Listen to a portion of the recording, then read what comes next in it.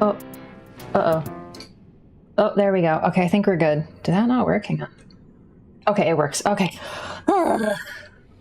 Sorry, gamers. I just gotta set YouTube back up. It's very frustrating when that happens. I don't know why it's so prevalent. Oh, sorry about that, everyone. Just gotta reset YouTube. No, not stream finished. We're back.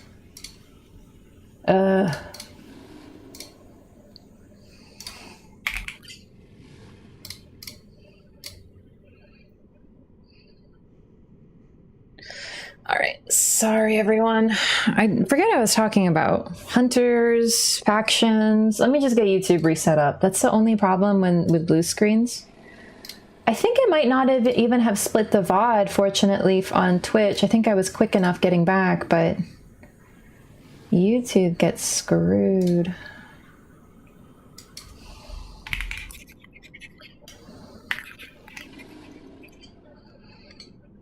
What happened? Blue screen. Every single time I vanish, I blue screen. It sucks. I think it's something with my cap card. Okay, we should be back. Sorry about that, YouTube gamers. You guys have to find a new live every time. Splits the VOD on Twitch. There's reconnect protection that if I manage to come back within 2 minutes, it should reconnect. Just depends on how quick I get.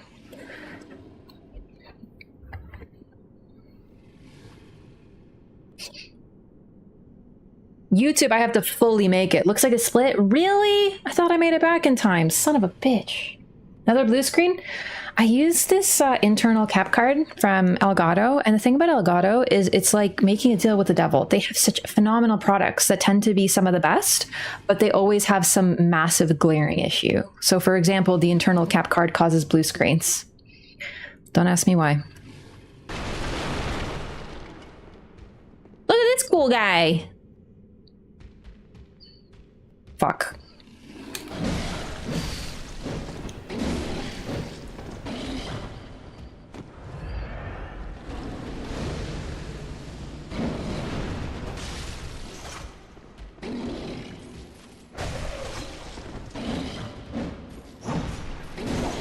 Oh, he's a freaking hornsem, bro. He's got freaking horns for real.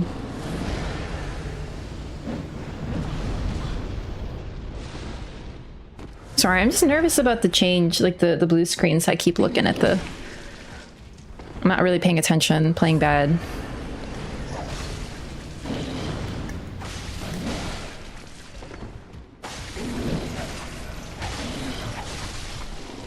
So I wanted to let this guy do some fire moves because it's really weird.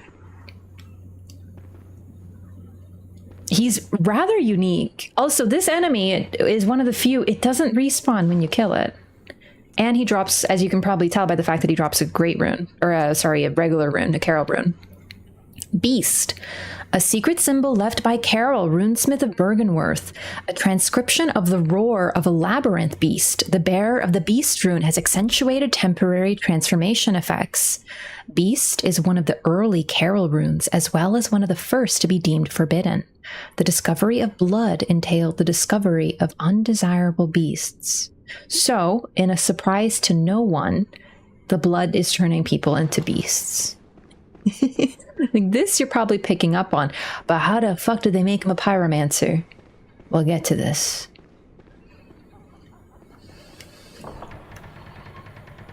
Favorite weapon? Threaded cane. I'm very simple. I love the threaded cane. I actually also really love the burial blade. That's probably second on my list. Did you play Eliza P? I sure did. Sounds like they're having a party in there. A night of curses. A night to remember. Will you say, friend?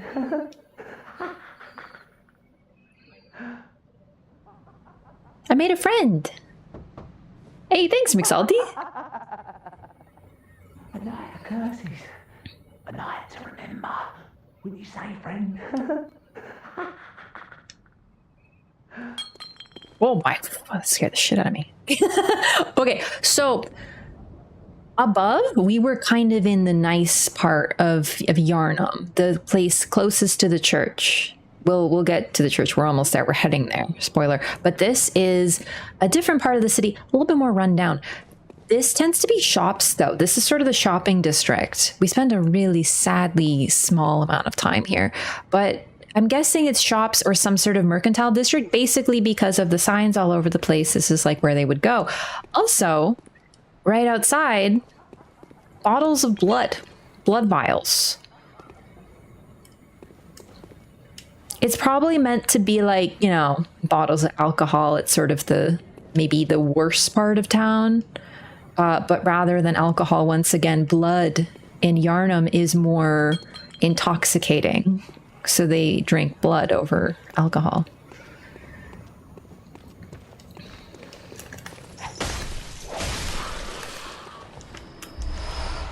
Sweaty clothes?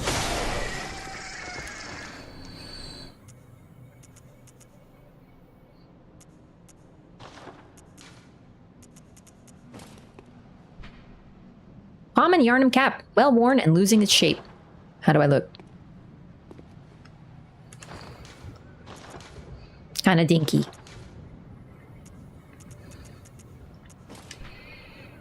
Well worn and damp with sweat.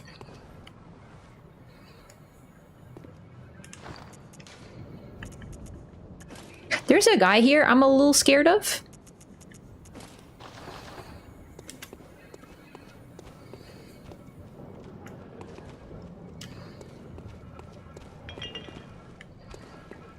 But it's not these nerds, let me tell you. These guys also wear garb that, as far as I remember, is unique. They don't, like, no one else wears it in the game. Similar, but not exactly like this. This, like, weird green garb. They're, like, patrolling down here. So there's patrols elsewhere, but down here it's a little different. Also, I'm gonna see if I can get a shot of him. But I'm genuinely scared of him right now. There. Nope. That bitch will jump you. A butcher's apron. Do butcher's aprons have it from the back? Oh my fucking god.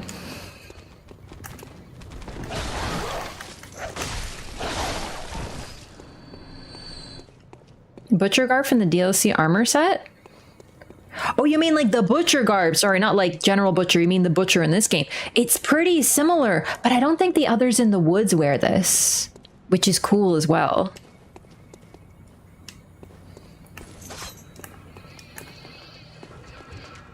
Oh, look at the symbols. It almost looks like Eldering perfumer garb down there, doesn't it? Also, look at the masks.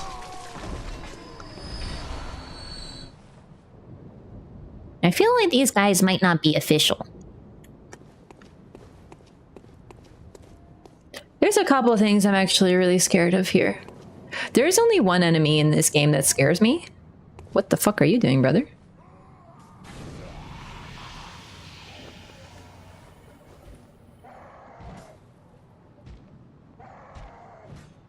Is he stuck on something?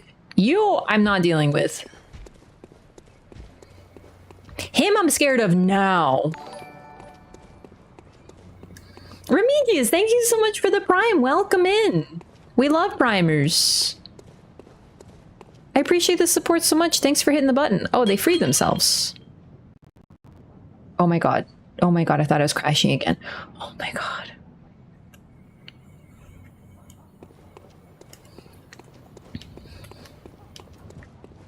The brain suckers? It's the brain suckers. I hate brain suckers. Yeah, a bit of a crackle. I don't know what the heck's going on. But yeah, Remigius, enjoy your butterfly and emotes. I need to... Okay, fine. I'll take care of you. Don't even think about it, brother. I'm not scared of you, tall ass bitch. I'm scared of you. Kick this.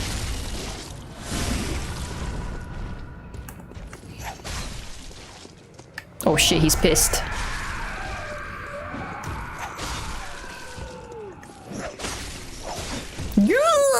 And this is why I love the threaded cane for the use of distance.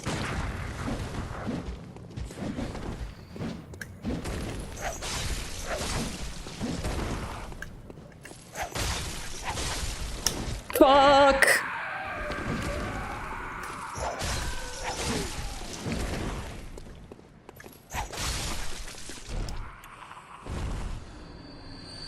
As you might imagine, I spent a lot of time using the threaded cane. One of the main difficulty aspects of this weapon, it staggers, but one of the main difficulty aspects is that it doesn't, you have to learn the distance. The amount of time that I spent on my first playthrough whiffing every hit because I was too far.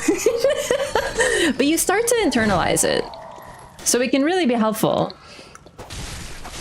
I do have to do something with that guy. I just didn't want to do it right now. Healing up to full for no reason in particular at all. There's some sort of gentleman over here. Now this, as discussed, there's more to this game. And if you are not familiar with it, this might be the moment where you're like, what the fuck?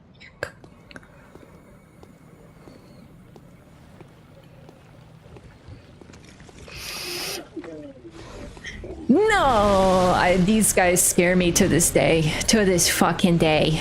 Okay, okay. Don't touch me. Don't, you fucking freak. Okay, I'm panicking, dude. It's still no. Fuck! No!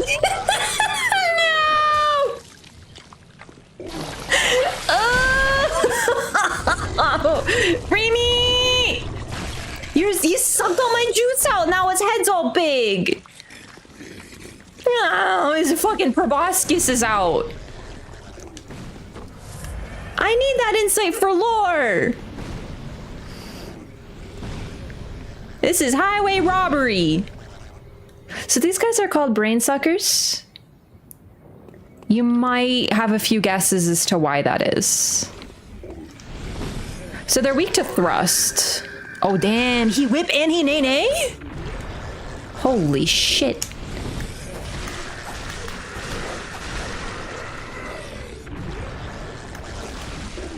Why did I dodge back? Why did I dodge back? Am I an amateur? These guys literally suck my brain out. They scare the shit out of me. I am horrified of them. No matter how many hours I have in this game, I absolutely lose my fucking shit. No, no, no, no. No, no, no, no. He's taking all my character out. And we've died. We had 8 insight. We have 2 left. We're never, the Loreathon's over, dude. We're never getting it back. It's over. We can't open the thing. We're not gonna have 60 insight. We have been robbed because of a single brain suck. I didn't even get the item. Oh no. That actually sucks though. We lost fucking 6. So that's why I'm scared of them. They steal insight and they don't give it back when they die. It's gone. They eat it. So if you have insight, it's gone. It scares the shit out of me. It's like, it's the worst curse because I need that. Welcome to London. Oh man, we might have to do some like boss co-op or something to try to get some back.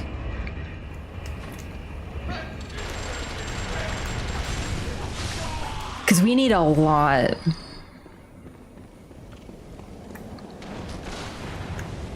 I knew I should have opened the shortcut, but I trusted myself. I shouldn't have done that.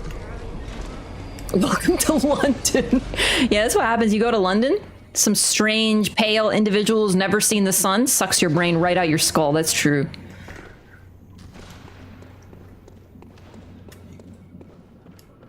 Can I, like, fall from here? I feel like I can.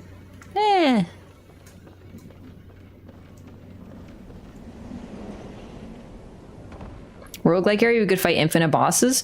I don't want to get lost right now. I don't. I really don't. I'm not emotionally ready for chalices. Like, maybe physically, but not emotionally. You know what I'm saying?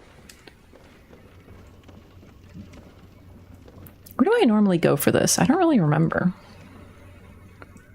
Oh. Nervous.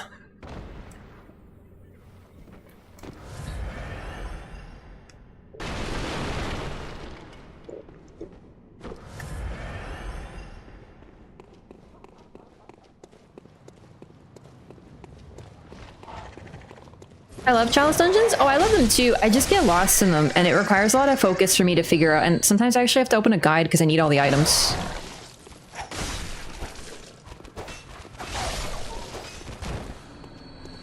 Also, they're really scary. Sometimes it's that easy. Like, they scare me so much, like in a good way, but still. All right, listen, bitch. You listen here.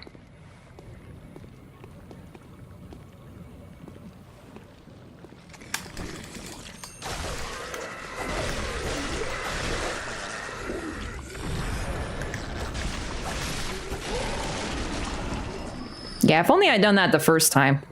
But at least we got to show off what happens when they suck your brain out, which is they get that big old proboscis.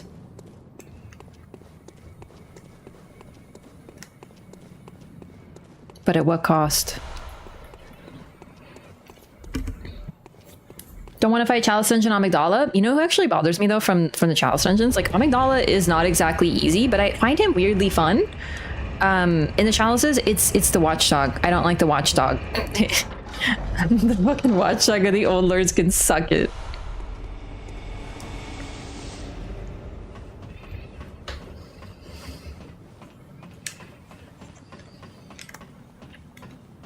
I should open this before something goes horribly wrong and I gotta do that again. So because that door opens after you acquire the rune, or sorry, the chalice in the Chalice dungeons, the chalice for the Chalice dungeons.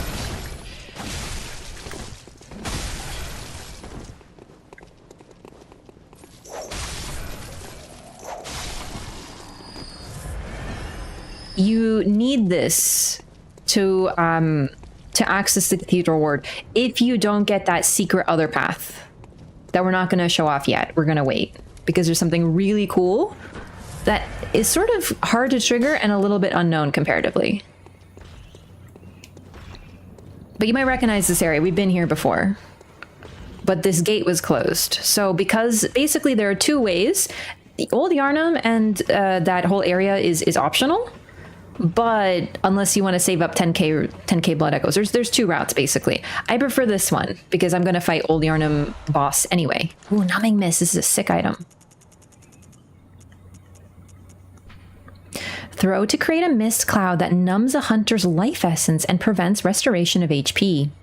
Said to be used by the blood hunters of Canehurst, its recipe is a secret closely guarded by the line of nobles inhabiting the castle. It's so gothic. This is our first time hearing about Canehurst, but remember them for now. They hunt people. They hunt hunters. Which is why they have a means of stopping them from healing. Dark Beast is not enjoyable? Really? I love Parl and the other one. I actually like the other one because he's meaner. Lloyd's Talisman, basically? Yeah, same function. But the lore is different because, of course, different game.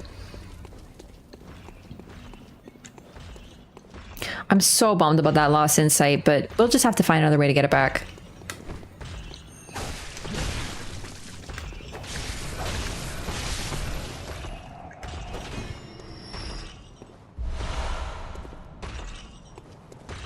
Hello. You coming?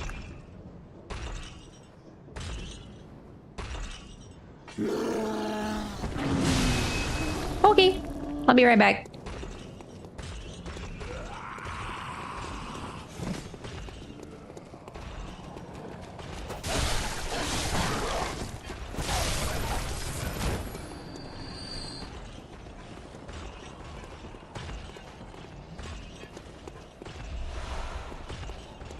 So I want to grab this note up here.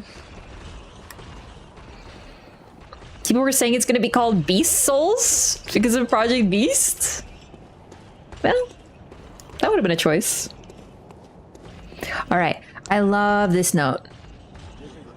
A watchman of Bergenworth guards the gate with a password, the sacred adage of the Grand Cathedral. So the next area the next required area has some weird stuff going on. We've already heard from Alfred, actually. We've been introduced to this concept. We talked to him. He told us that Bergenworth is forbidden.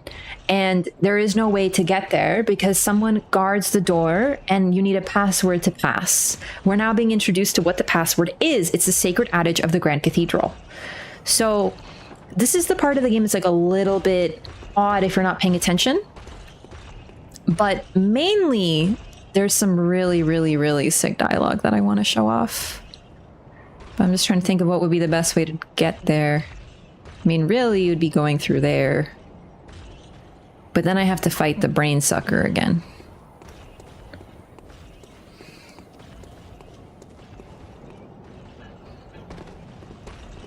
So we don't have the password, which is actually why I'm doing this now. Because I don't want to make a misclick. But we're going to see what happens if we talk to the guy without the password. Hello.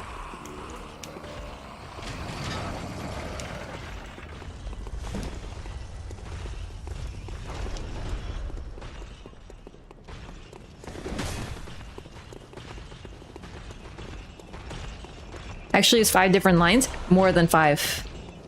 Also, I'm pretty sure everything here is madman's knowledge, which is lovely. So I'm going to pick these up because I'm going to freaking need them. So that door over there is the other one that we can open. We can now open it from this side easy, but we're not going to do it because of something very important I want to show off, which I need 50 insight for, which is going to be rough if I keep screwing up with brain suckers.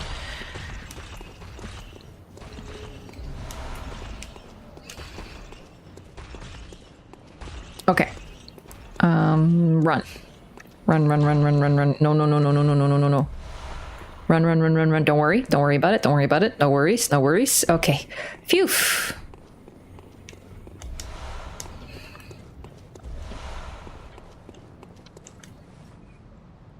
God, this is such a pretty view. I just want to take a second to show off this vista. We're gonna come here, but we will come here a little later, and as you can probably tell, time of day is changing. So I just want to show off how cool this looks. These old windmills that no longer turn, overgrown, the natural beauty, some weird shit over there.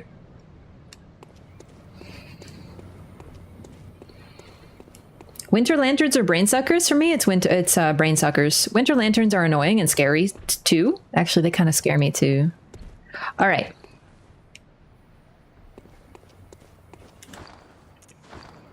I think he counts as sound effects.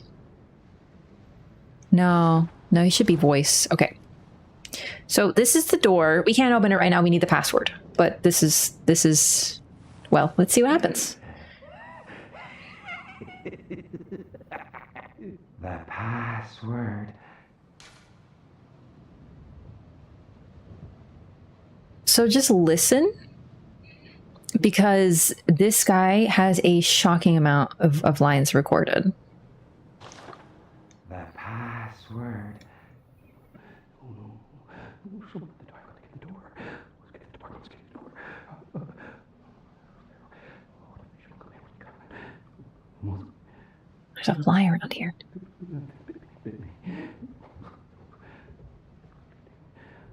Oh, he was bleeding. What? What was it? No, not like that, no.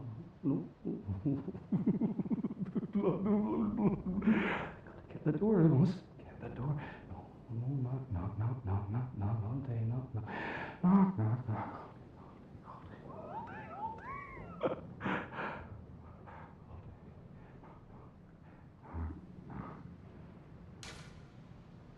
That was one voice line. I've never seen this. It's not surprising. Very few people have just taken the time to talk to him more than once.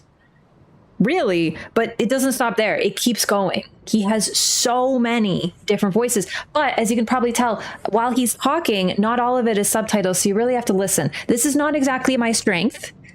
But a couple of things that you can hear him say, got to close the door. Not like that. I also hear bit me. No, not today. Something like that. but he tells sort of like this weird, creepy, rambling story. He's clearly insane, first of all, like clearly insane. But beyond that, he sort of is deeply desperate to close the door, but the door is closed. So, you know, a few more things. Oh shit. Elden Ring moment.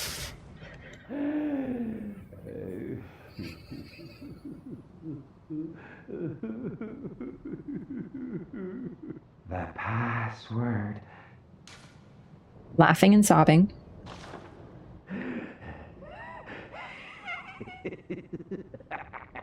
The password. Same one.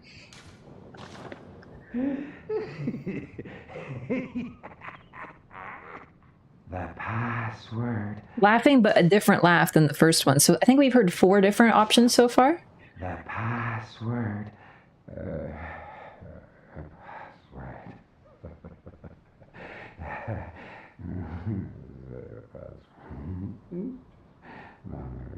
I'm at the door and got to close the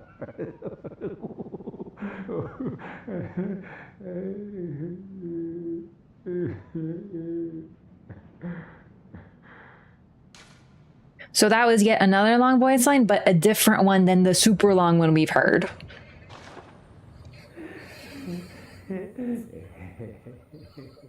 The password. I don't remember if we heard that laugh before. That might be another one, or it might have been the other one. The password. Give me the super long one again. Huh. The password. The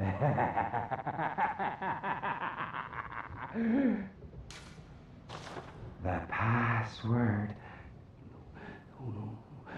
Someone at the door. I gotta get the door. Let's get the door. Let's get the door. Oh, they should come in when you come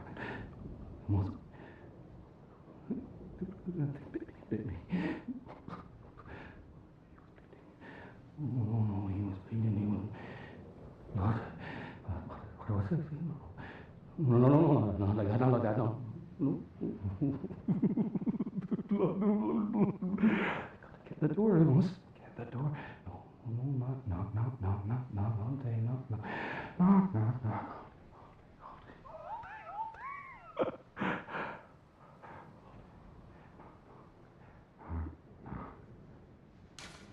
Okay, so that one, he says knock. Like, I think he says like knock all day or something like that. I actually never heard that before. I'm not the best at parsing voices, but I think I've actually heard a couple different things. Like I've heard these lines before, but I've never like picked up on them. But he says like knock all day, something like that. Presumably at this point, Yharnam's kind of lost it, but what he might be sort of depicting, because he's been there for a while, it's possible that he's talking about the knocking of people trying to get in for a long time, but it's also, he talks about getting bitten for sure. It bit me or something like that. Talks about got to close the door, got to get to the door. And then he talks about someone knocking on the door and knocking all day. So it sort of gives us some background on what's going on, but this character is largely mysterious. We'll get to him later. I just want to show that off. I like to do this now when I don't have the password in case I misclick.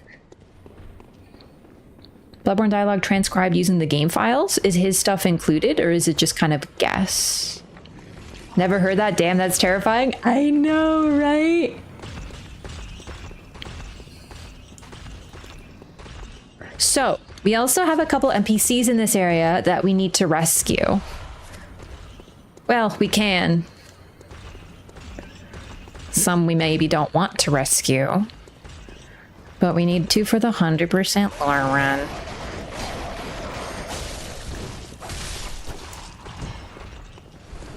The dude's ramblings transcribed? Yeah. I just like to try to hear myself, but if you heard anything else, feel free to add it to the chat. Hey, Flamebait, what's up? Oh shit, you're here.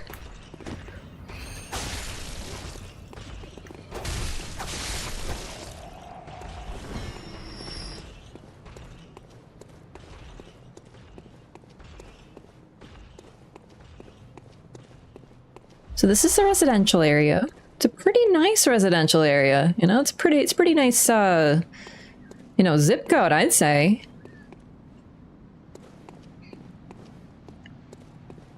Look at this, looks like a freaking castle. Some sort of manse.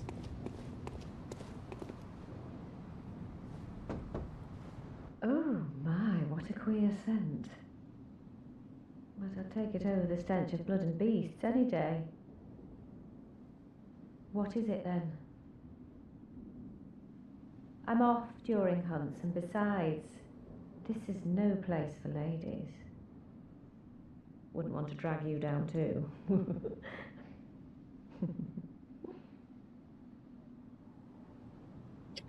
This is Arianna. We'll meet her shortly, fully. But in the meantime, she has a different dialogue depending on if you're playing as a male or female character, because she is a prostitute. So when she says, you know, this is not a place for ladies, I'll drag you down too, she's referring to the fact that she is largely called and, you know, societally considered a fallen woman.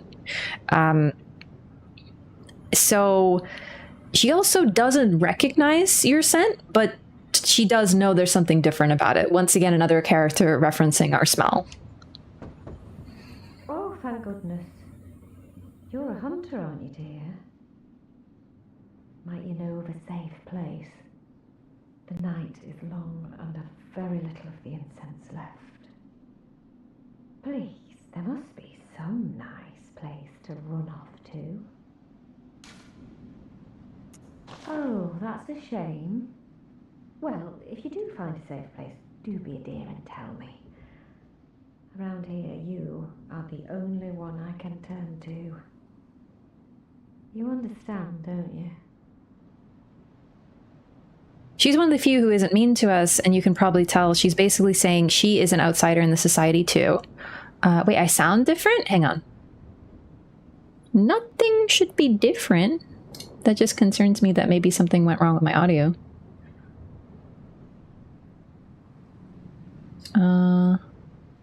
No. You're the second person to mention that. That's why I'm a bit worried. Same mic, everything should be fine. Sounds the same to me. Sometimes I move my mic because it's hard to see. FromSoft's world building is amazing. They don't get enough credit. Everyone talks about Elden Ring now because of George R. R. Martin, but seriously, the world building has always been top tier.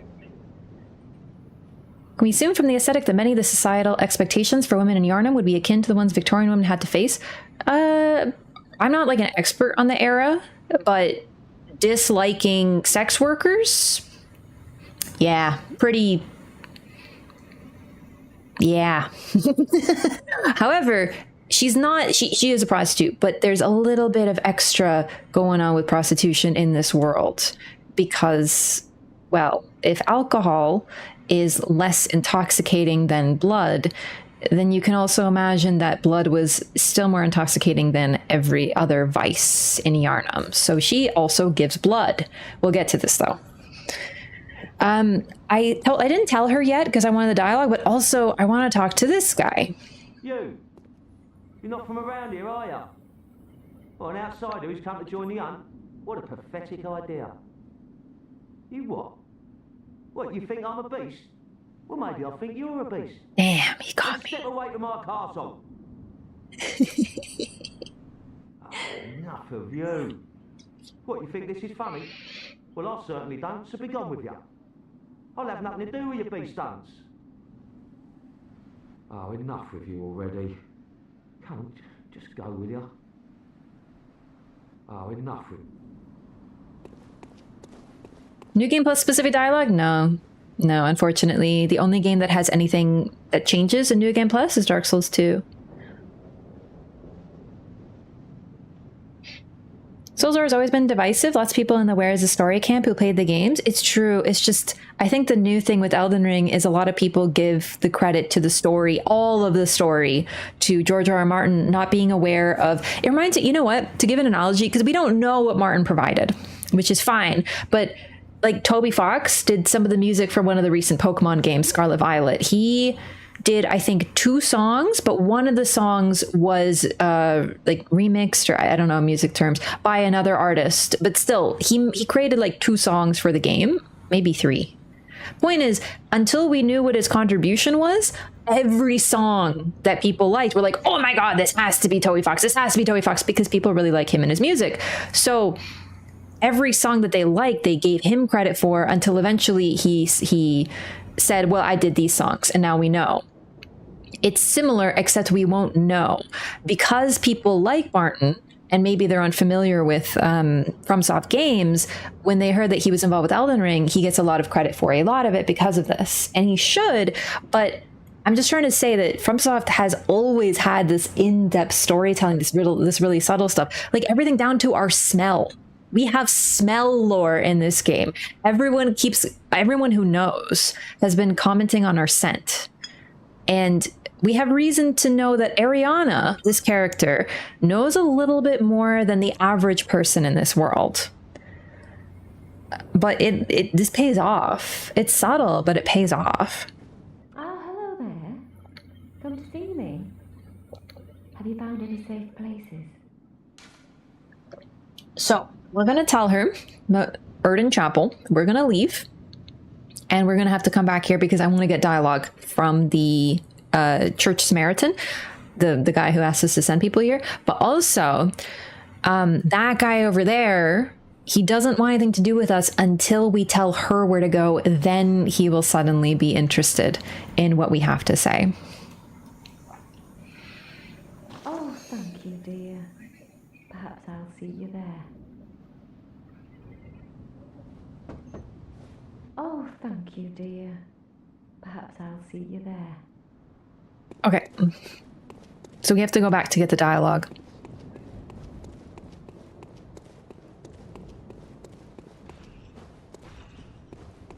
Bro, most of the characters as humans, that pretty much tracks with his style.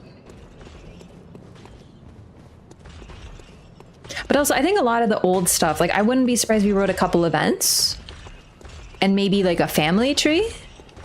But everything that was done with that family tree and generally like the story that we actually experience is very FromSoft.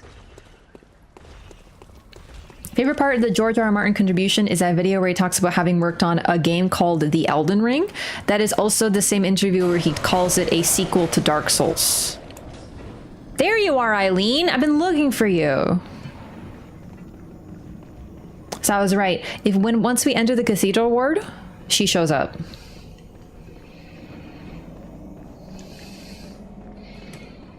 Everyone want a sniff of us? Only the knowledgeable want a sniff. Can you go home? Like, I'm trying to talk to my girl over here and you're freaking interrupting. Ew.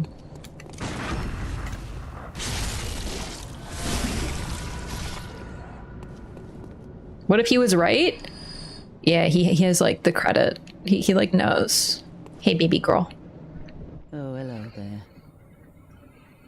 Perfect timing. I must warn you not to go near the tomb below Erden Chapel in the Cathedral ward. Henryk, an old hunter, has gone mad. And he's my mark. Don't go near the tomb below Erden Chapel in the Cathedral ward. I have business there first.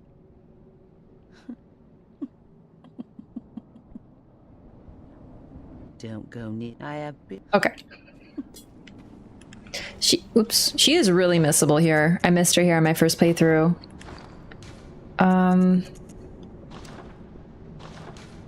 There we go.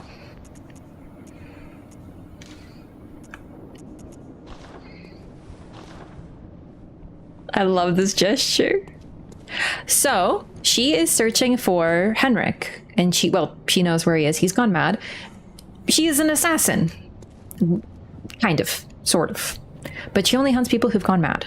This is sort of our introduction to who she is and what she does. Don't go. I have.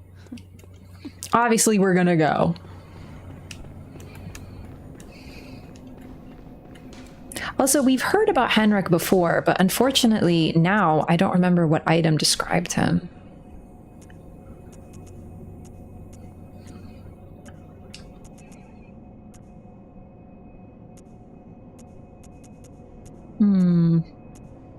I remember seeing it.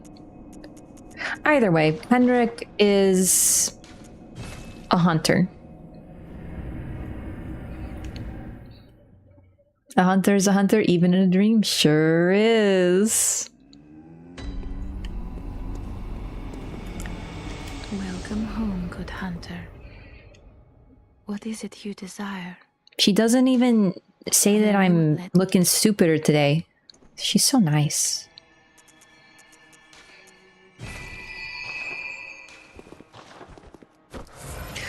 I gotta stop clicking buttons.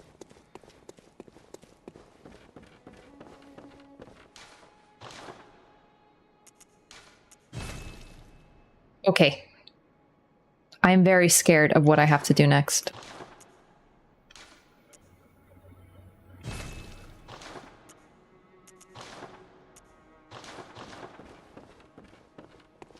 Oh, I should show that off. Good call. Yeah, the doll gesture is back.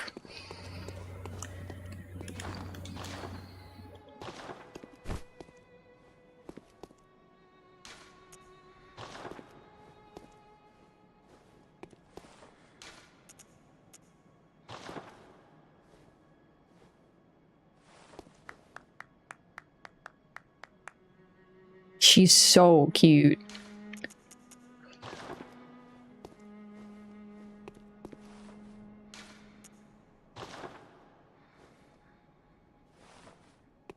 So I think she has three options: the clap, the head tilt to side, and the bow.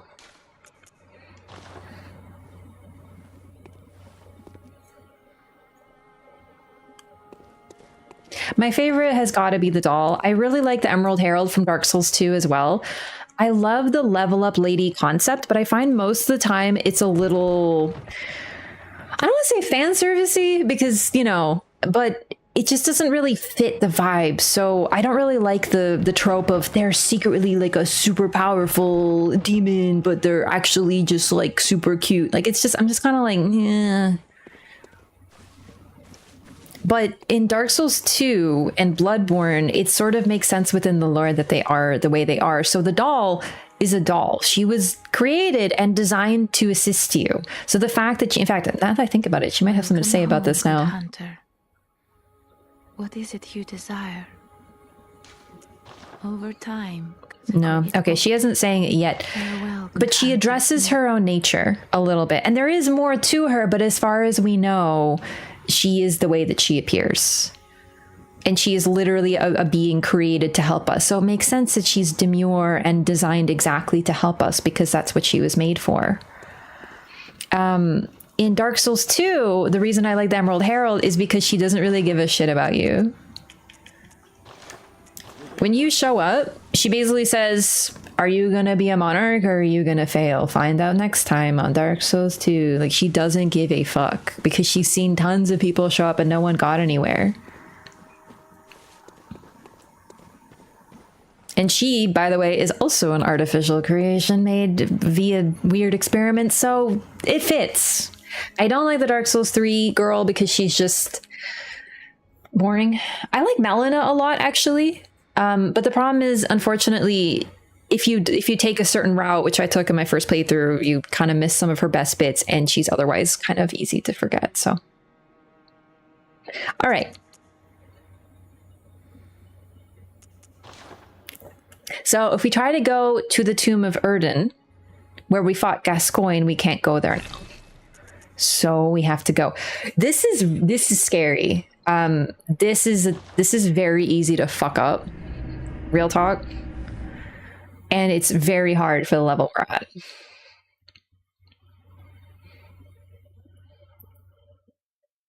Give her the Firekeeper eyes? Yeah.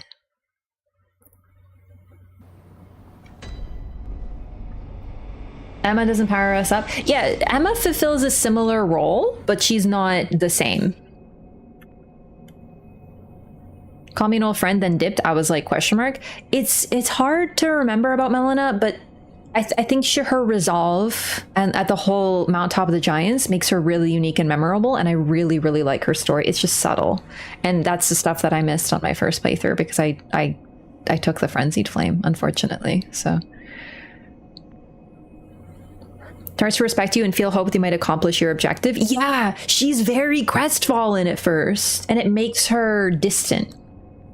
But yeah, Emma is not the same. She's similar, but she's not. Also, you might notice someone new is here. Oh, hello, dear. You weren't lying. This is a safe place. Thank you. I am in your debt. I'd like to tender my thanks, but I can't imagine what to offer. All I can give is my blood. But would you even take a whore's blood? Oh, good. Come close, dear. Don't worry, I've done this before. She's so funny. So this is how we know her name. Blood of Arianna, blood taken from Arianna, Cathedral Ward, Woman of Pleasure. The sweet blood of Arianna restores HP and temporarily speeds stamina recovery. A member of the old healing church would know that her blood is similar indeed to precisely what was once forbidden. Remember this. Her blood is very special, and there's multiple signs of this, down to her outfit. But yeah. Oh, also, it is one of the greatest. Yeah, it heals you and temporarily boosts stamina recovery speed. It is genuinely like it's the best blood item in the game. It's really good. Oh, kind hunter. Thank you. So, that lady, you told her about this place. Well, she actually talks to me.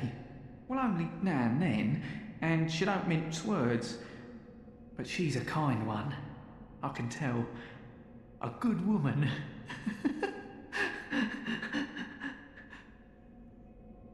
If you find any saints, send them on.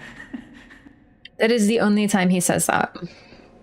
Slight spoiler, but we don't have too many people to save. Hey, what up? You. Stay away from me. I know all your tricks. Wow. Everyone is so nice here. Doesn't it feel the same? I agree. Wait. You're here? Don't go. I have. Well, I was gonna go there now, but I get okay. Please kill her? No, I want the whole lore thing.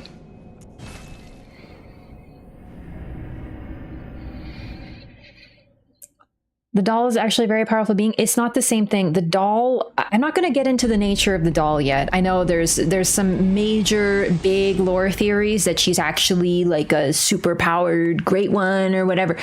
I don't think that, but there is something special about her for sure.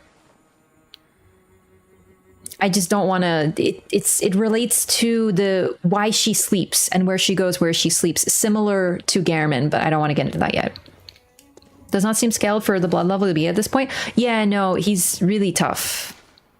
He doesn't scale.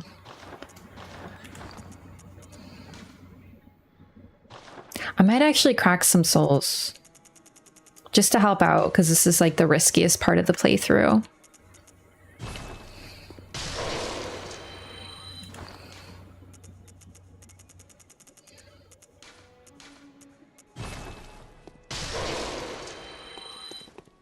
Welcome. What? Very well.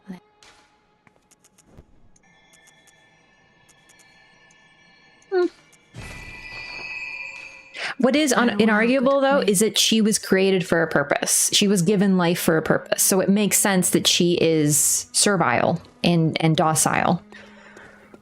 And she wants to help us because that is what she was made for. That's basically what I'm saying. I don't mind the soft, servile characters.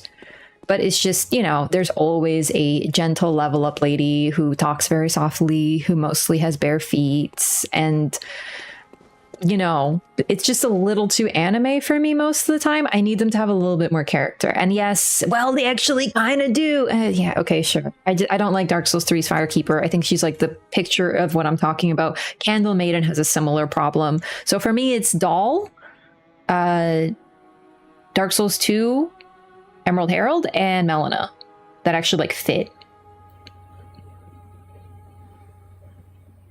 Okay. Let's risk it.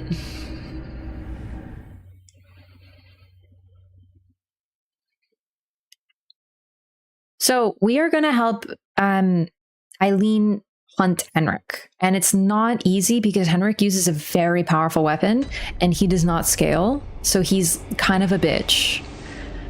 Also, we have to be really careful not to hit Eileen, which is really great because I'm using the fucking threaded cane. So we're going to be using the cane form, not the whip form, because we don't want to hit her too. Because if we hit her too much, she will get pissed and aggro onto us. So we have to kill him while not hitting her. Can you cloud save? You know, that's probably a good idea.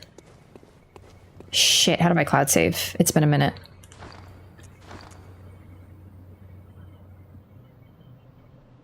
Fuck it. If I fuck it, I fuck it. That's too much effort for me.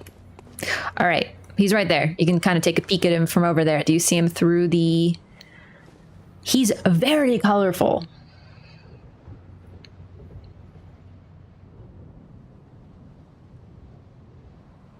Does show some personality. Oh, no. It's not that. It's the rest of it that bothers me, to be honest. I know she does do some stuff. Hey, baby. All right, I'm going to see if I can't get like a cheeky couple hits on him. There's his fucking sock lever. Oh!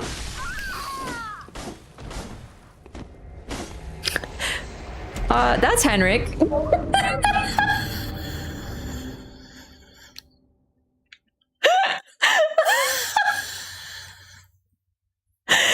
So that's a good example of what he has the capability to do. I don't think he's ever quite disrespected me that much.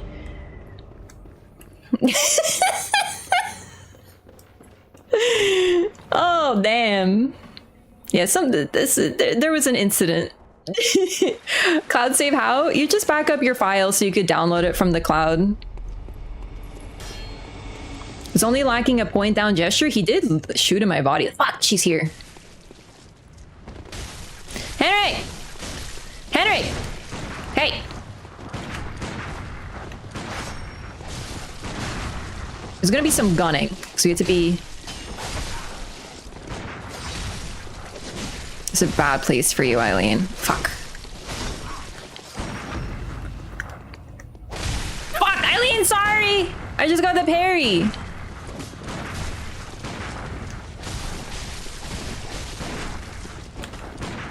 I'm shooting to keep him stunned and on me.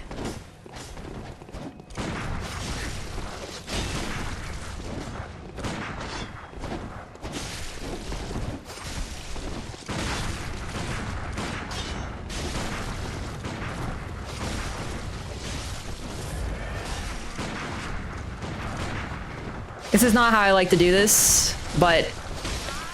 Oh!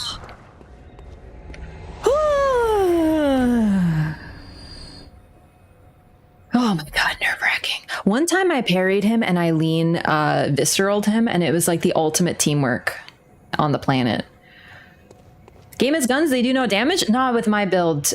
You can make guns do a lot of damage with tinge, blood tinge, but I don't have any tinge, so it doesn't do anything. So, normally I like to fight a little bit more, but you just, this is about survival. If she aggroes on you or she dies, there's no way to undo it.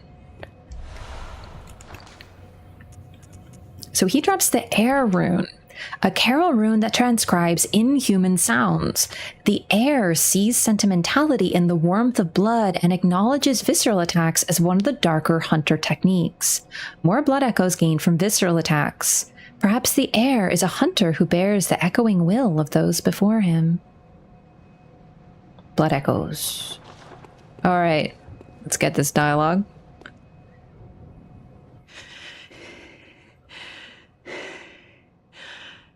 That wasn't necessary of you, but you have my thanks.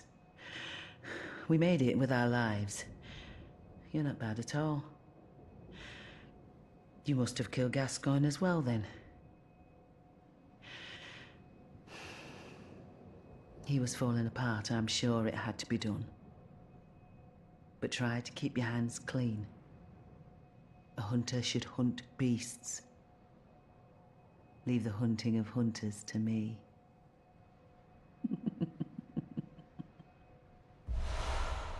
I love the smile in her voice when she says that. It's so ominous.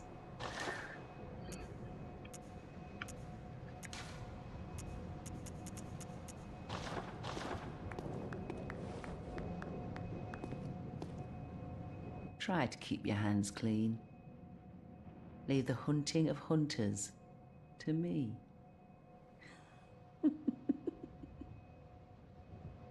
Okay, so we now know what Eileen does. She is a hunter of hunters. When someone loses it, which seems to be an inevitability with, you know, hunting and becoming a beast, she's the one who takes them out. We'll get into her a little bit more later, but this isn't a good introduction of what she does. However, you know, keep your hands clean. A hunter should hunt beasts. She's a different type of hunter. And she's also starting to crack just a little too. I mean, you know, the ominous laughter, any sort of blood drunkenness starts to affect you in this world.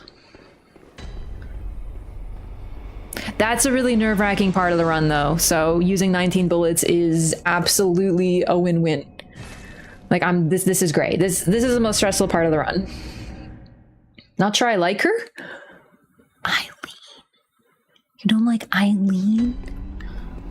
She's, you know what?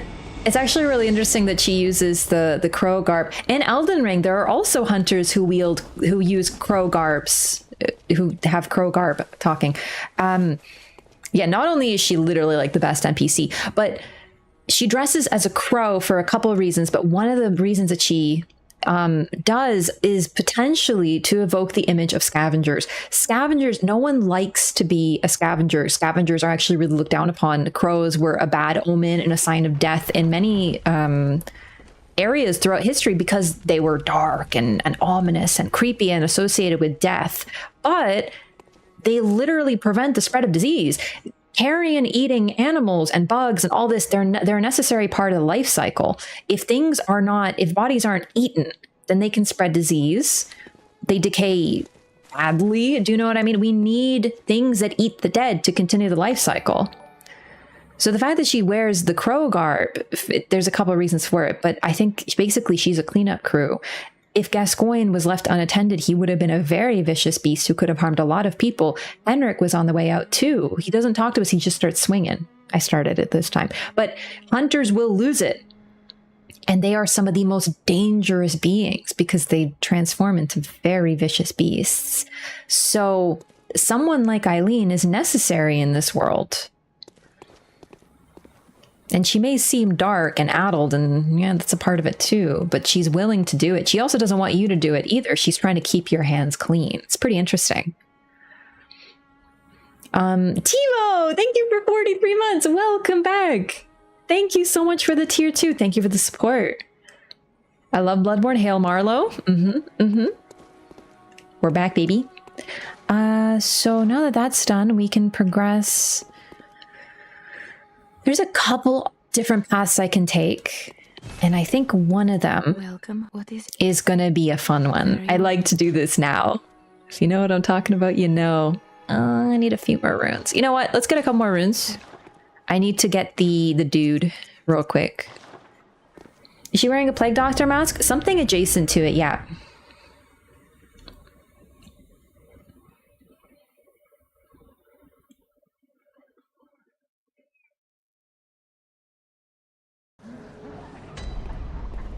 Why did I come here? Don't you worry about me. I went to the wrong place. Like something in my brain, the wires got crossed, but this actually works out because I can show something off while I'm here. Oh wait, I closed the gate. Never mind. Is this enough to level? I forgot what the number was.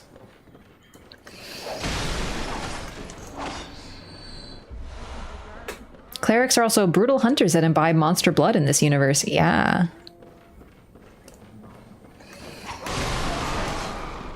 But even the ones that don't hunt, you weren't far off though, because even the ones that don't hunt do become horrific beasts. Like Vicar Amelia, she's not a hunter, but she, you know, it's about access to blood. Hunters do be imbibing a lot of blood. I think the thing about hunters though, because hunters seem to be resistant to the beast plague, they also consume more of the blood over time. So if you consume blood one time, become a beast immediately, that's pretty watered down. But if you resist for a year and you consume and imbibe and imbibe and imbibe, then, you know. So it's a mix. It could be the amount of time, the viral load, so to speak. It could be the purity of the blood, could be all the above. All right, so I'm getting rid of all my blood echoes for a reason. Workshop done.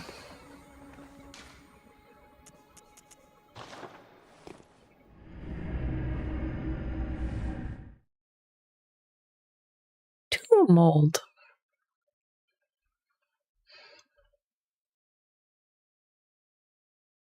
Remember what Jura says to you? Seems like a requirement the hunters consume a lot of blood. Yeah, I mean, every time you heal, you are consuming blood. Do you know where the resistance comes from? Is it an exceptional biological characteristic, the result of church experiments? I think it depends. It could also be how much insight you have, which can be something that you acquire over time. It can be something, I don't want to say inherent, but the opening cutscene of this game, as I mentioned earlier, I think it suggests that you do actually, hunters do have some sort of biological resistance, but it could be a multifaceted thing.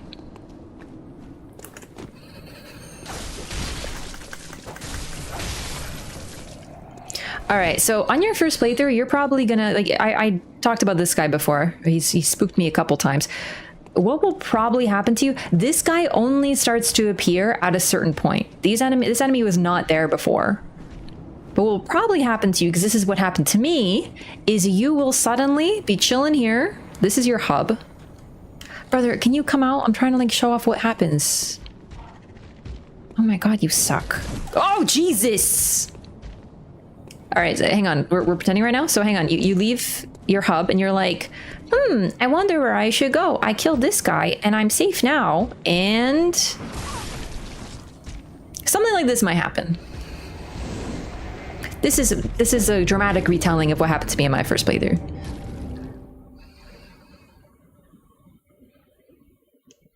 Weirdly long load screen for just respawning at the Grace, huh? Lantern, I mean.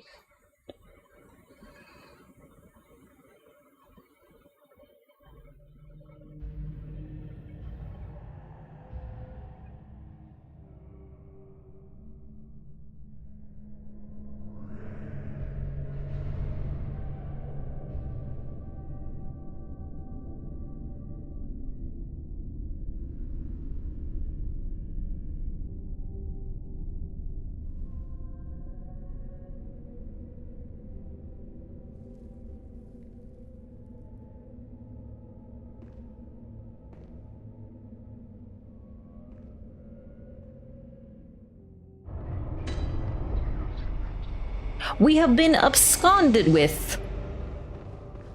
We're in freaking prison. Worst prison ever, though. So yeah, we've been kidnapped. He put us in the bag and took us here. Madmen toil surreptitiously in rituals to beckon the moon, uncover their secrets. We've heard about beckoning the moon before. The third umbilical cord precipitated the encounter with the pale moon, which beckoned the hunters and conceived the hunter's dream. Actually, this was the reverse. The moon beckoned the hunters.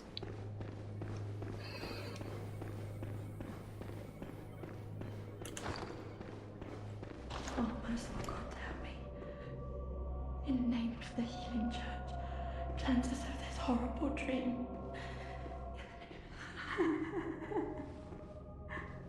Also, you might notice there's music here. This is one of the few areas that has background music, so I'm going to talk a little soft so we can hear it, because it's kind of subtle.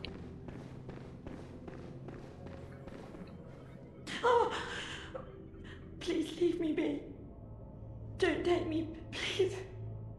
Oh, please, dear gods.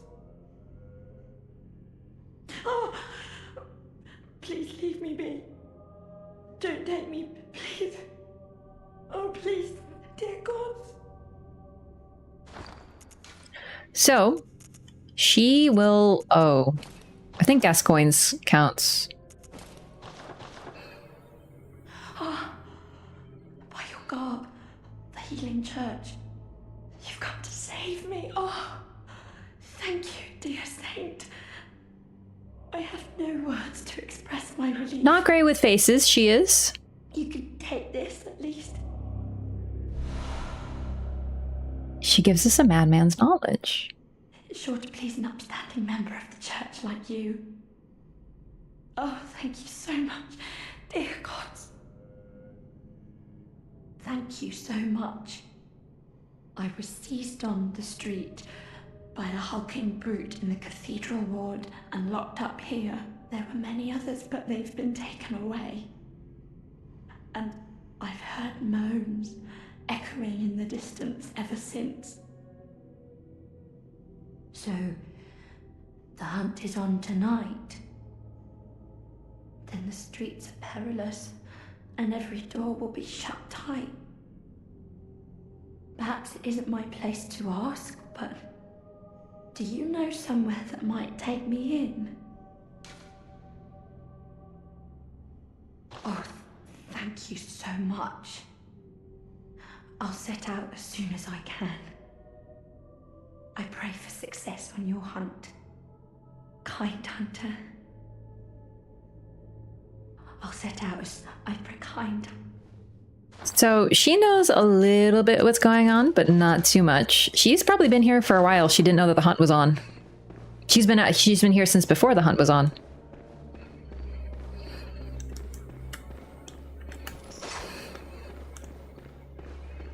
That is a nun, and we're going to meet her in Erden Chapel pretty quickly again.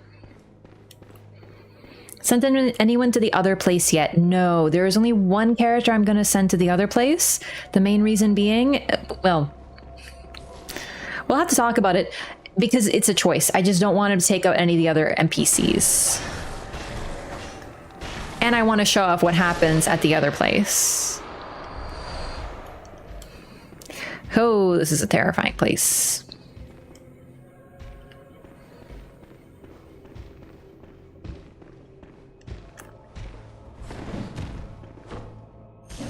Oh god, they hit so hard. Okay, a little late, not my best parry of all time. Okay.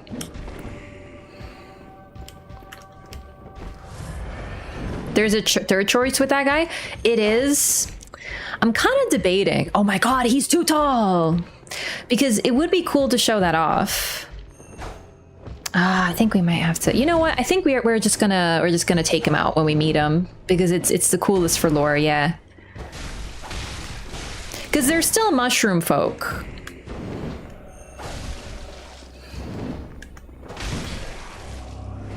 These guys hit really fucking hard.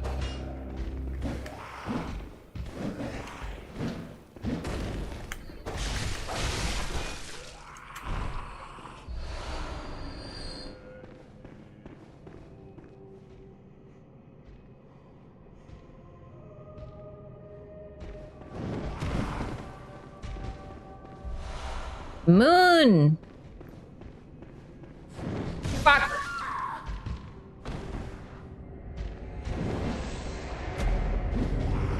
It's actually okay. I wasn't healing because I wanted to show off what happens when you die here, just because it's cool.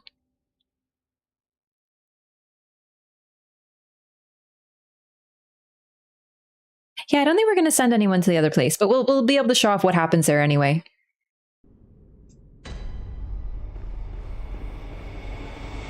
You're trapped. It's a little unfortunate how quickly you can get out of here, to be honest. But this is such a cool thing. I wish they did this more. Holy shit.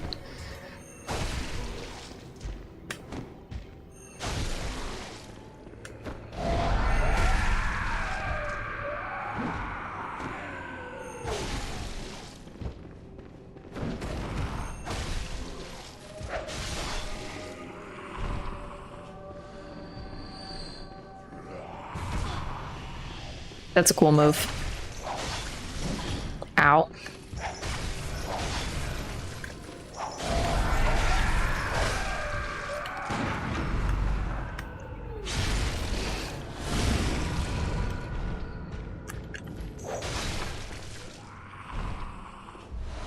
Ooh, a Twin Bloodstone Shard. That's going to be very helpful. And then you're running and... What the fuck?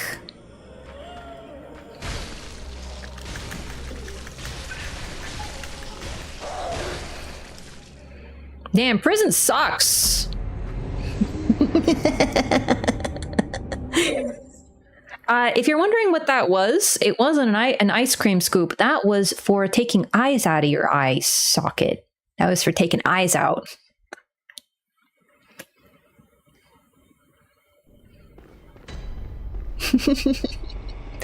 It's fun to show off how stuff was supposed to work. Do you know what I mean? Like, yeah, I remembered she was there, but I wanted to show it off. An ice cream scoop based. Mm-hmm. Which one of you bitches has my souls, huh? I'll take you both out again, huh? Too early.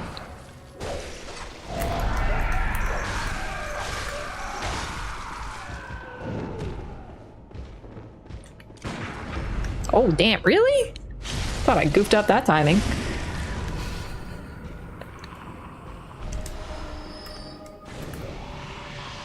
Ew, no suckies.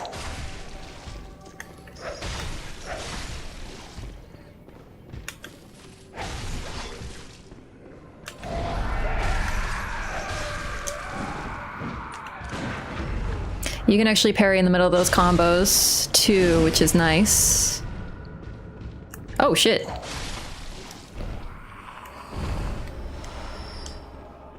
She's got my souls, that witch.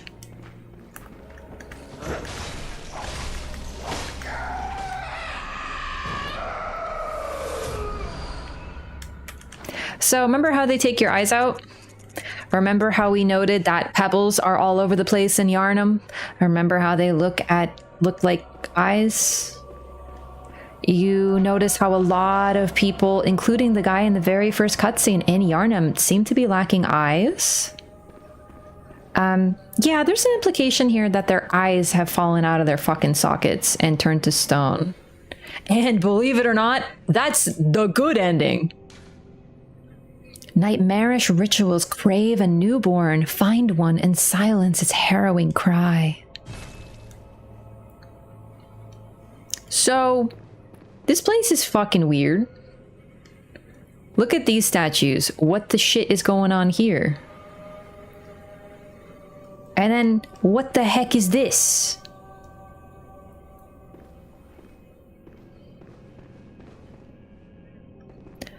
Try to remember this design. And try to remember this design, because if they aren't familiar to you, you might be noticing them later. However, we're free.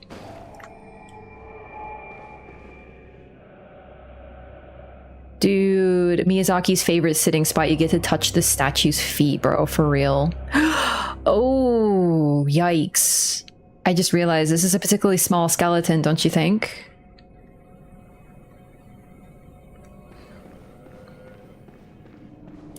With these guys too? Yikes. Oh, that's so blatantly fucked up. God, I love it here.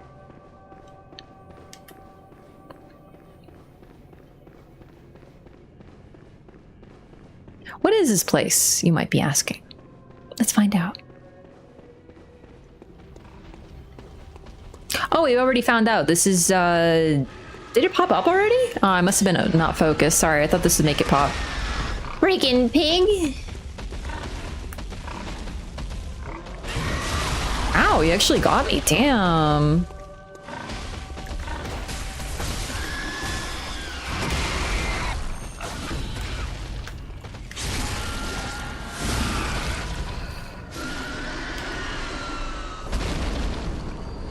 So this might be the first time, honestly for me it was, that I got a hint into what was coming with this game. Because it's a total tonal shift. We go from beasts and wolves to really, really, really, really weird shit.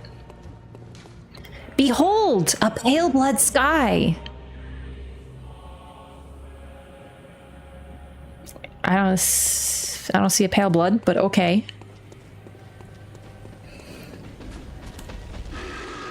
Pale blood mentioned, by the way.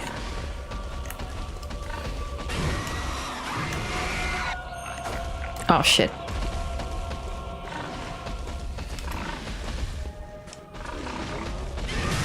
Also, it's so cool to see how music is used here.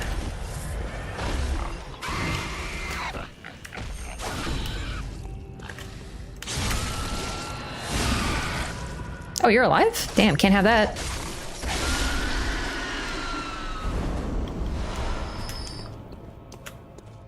I guess we got the Yharnam pop-up already? That's my bad that I missed it. Oh, wallpaper! My favorite! Coarse paper that applies bolt to weapons when rubbed, invented by Archibald, the infamous eccentric of the Healing Church Workshop. Artificially recreates the blue sparks that are said to surround dark beasts. Unlike the other strange weapons created by Archibald, this one was favored by many hunters, in particular those who had even once laid eyes on a dark beast.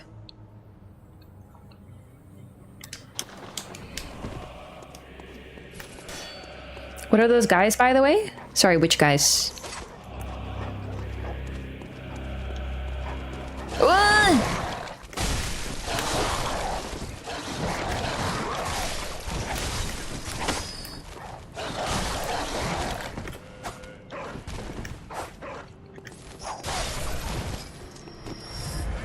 I love how passive aggressively the game is like, Archibald was kind of an idiot and no one liked his shit.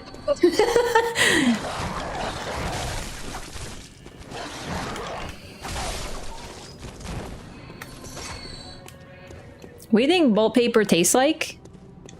Pain. Probably tastes like your own tongue burning.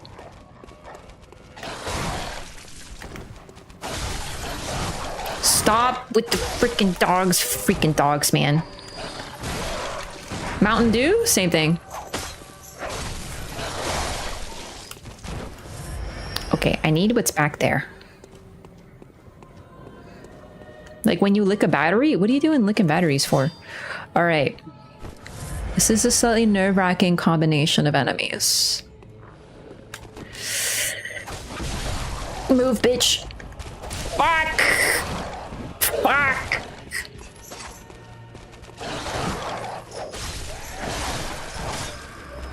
Dude, he's literally having a fucking shit fit over there. Are you good? Wait. I don't think I've done this before. He straight up got pissed, didn't move.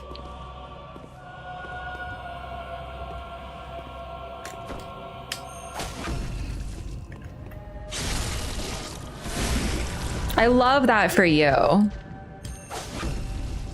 Dude, fucking chain him. Easy. Easy video game. Must have been the wind. So we got a new weapon. I always call it the Tonitrus. I don't know how to say weird words. So, Tonitrus? Tonitrus? A unique trick weapon contrived by Archibald, the infamous eccentric of the Healing Church Workshop. Striking this peculiar iron morning star flail like a match generates the same blue sparks that blanket a dark beast. Unfortunately, for reasons untold, the hunters of Archibald's time did not fully take to the device. Yo, Archibald is Tesla for real? Is freaking electricity.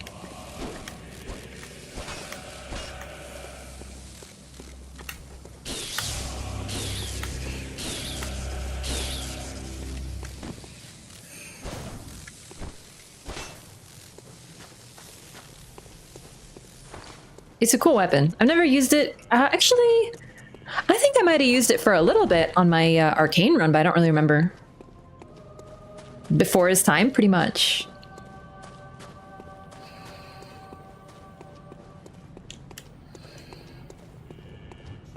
Needs more moveset? Yeah, unfortunately, half of the moveset is taken up with his charge, so it's not the most complicated weapon.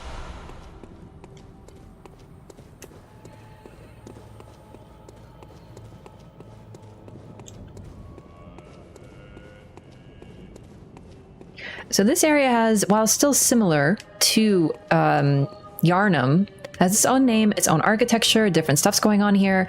Also, the growth of plants suggests this place has been unattended for longer. The only beings here are pigs and these strange kidnappers. We don't know what they're kidnapping for either. Device is not currently operable. The boom hammer? Yeah, similar issue.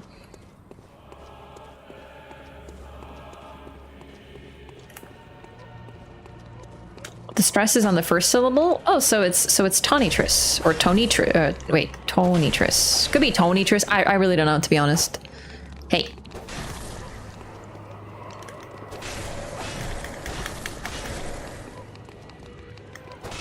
Boomhammer has alternate charge moves when it's active? Oh, I see. Yeah, honestly, I've never used that weapon. It's not really my usual style, so...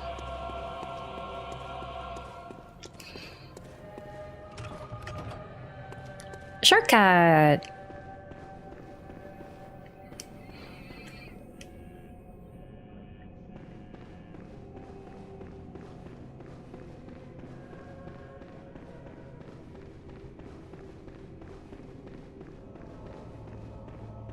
Rumstop made a lot more from Scholar the tree.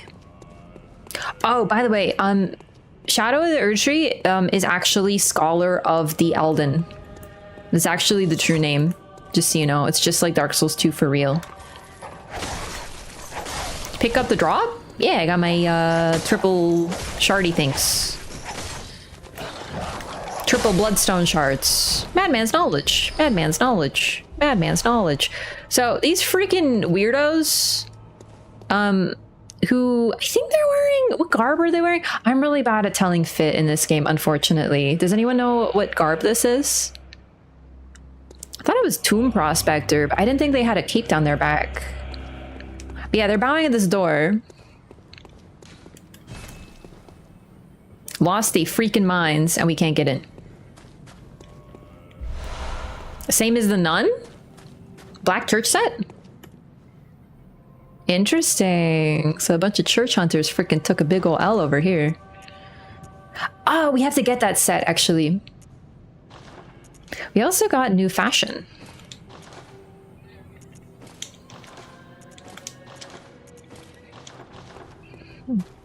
Pretty cool, huh? Iron helmet worn by hunters of the Unseen Village. The hunters of Yahar'gul answer to the village's founders, the School of Mensis. Hunters in name only, these kidnappers wear their black hoods low to shadow their eyes. This helm is made of metal, a rarity for hunter garb, and has high defense, but only against physical attacks. Thick black pullover worn by hunters of the Unseen Village. The hunters of Yahar'gul answer to the village's founders, the School of Mensis. Hunters in name only, these kidnappers blend into the night wearing this attire.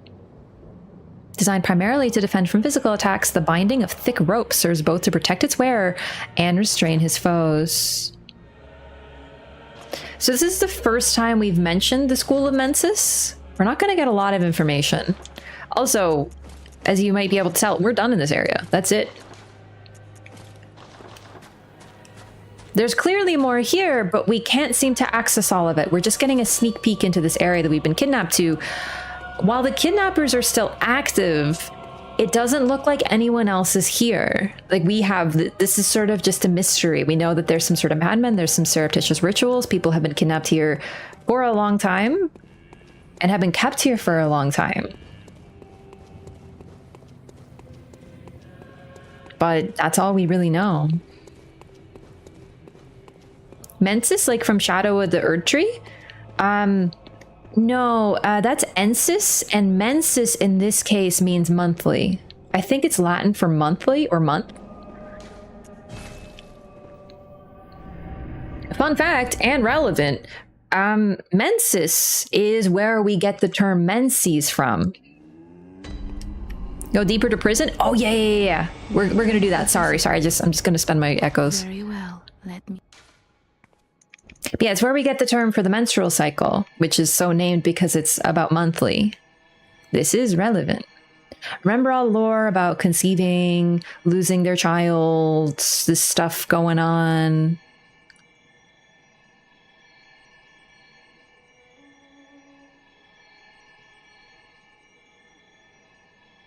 Yeah, no.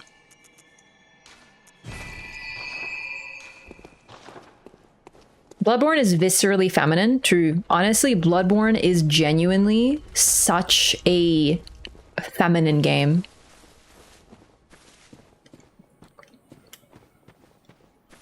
One of the most important themes of the game is, oh, Henryk's garb. I wanted to read that. I knew there was something I was forgetting. Is motherhood and everything tied to it. Both the bond and the visceral nature of it, of pregnancy, childbirth, all these things. It's all tied inherently into the core of the game. And yeah, it's really neat. It sounds like a joke, but it really isn't. If someone doesn't know this, it's probably because they just haven't like looked into lore. But if anyone denies it and anyone goes, no, then you can pretty much write them off as someone who stopped thinking the moment Gehrman told them at the very start of the game, oh, don't think about it too much. Just go hunt some beasts for your own good. And they never got any further than that. Miyazaki actually talks about it during the during an interview. He mentioned how well this relates to his experience of fatherhood in a way. Yeah.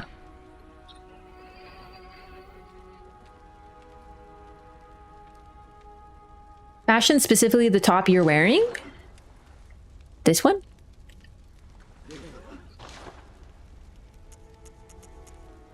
Not everyone has critical thinking skills. Yeah, I don't begrudge anyone for not knowing lore. It's just if the people, because I've seen some people get really upset when this is talked about, and it's like, no, it's not about motherhood, it's about hunting beasts. If you're that person, you clearly didn't look very far in, and that's. So now that we've defeated Henryk, we get his garb at the insight shop. Henryk's hunter cap. Hunter's hat worn by Henryk, the old hunter. The taciturn old hunter Henryk was once partners with Father Gascoigne, and though they were a fierce and gallant duo, their partnership led to Henryk's tragically long life. Henryk's unique yellow garb is resistant to bolt and will be of great help to any hunter who has inherited the onus of the hunt. He's got a really cool hat. I'm not going to buy it right now. It might actually... Genuinely, it will help with what I have to do next, though, but, like, it's okay.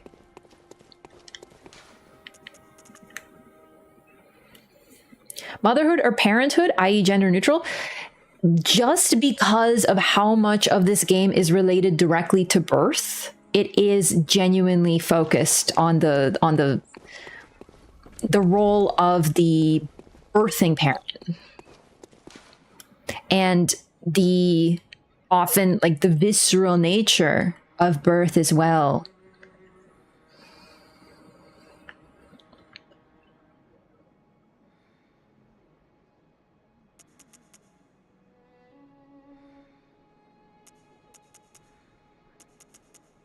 Ah, we're gonna go save that guy.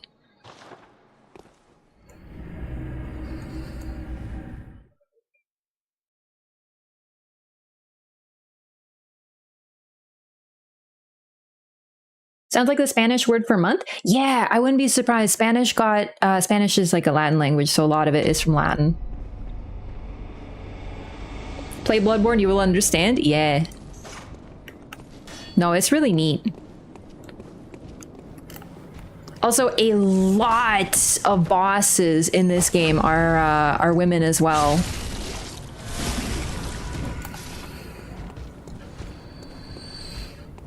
Most metal thing I've ever seen. Yeah, it probably relates to that as well. Because the thing about, you know, femininity, it's very multifaceted. But, you know, everyone's like, oh, motherhood, it's so soft and gentle and caring, and it is. But giving birth is also an incredibly difficult thing and very dangerous. And, can you just, like, get out of my way? Pregnancy itself is very traumatic to the body and the mind.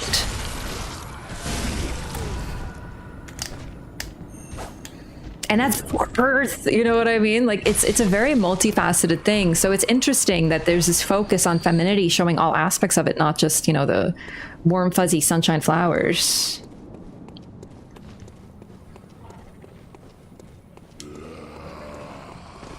1/3 of her blood? Jeez Louise.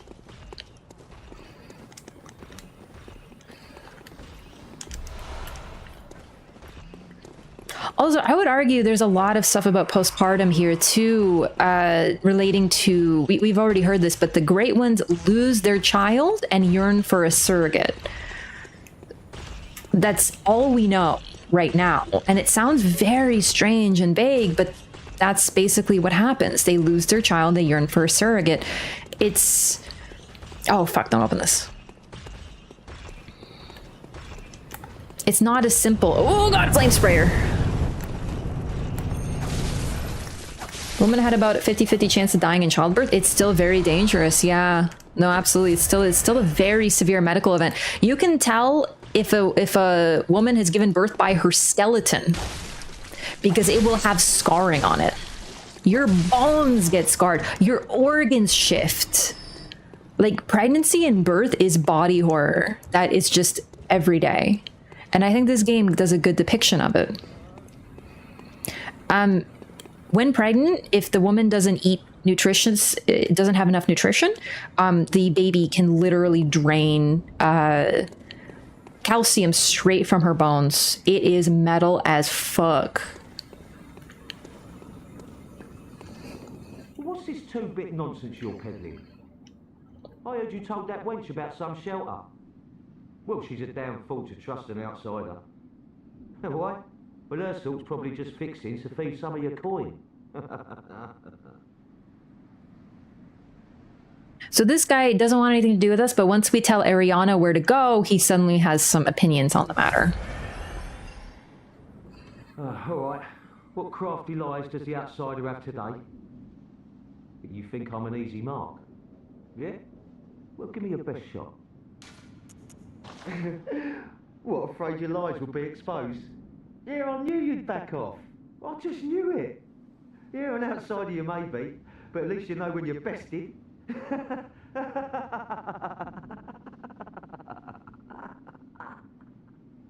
This guy's basically like a troll on the internet. You just can't help yourself, can you? Go on then, fine. Go on, tell me all about it, your little safe haven. What, afraid your lies will... Yeah, all right. So he's interesting. You just can't help yourself, can you? Go on then, fine. Where I say then postpartum. The only thing I'll say is, by the nature of this world, when the moon descends, every woman in the game who is not menopausal is preggo. Like, there is that aspect, but it's just what happens. That's just what Erden do.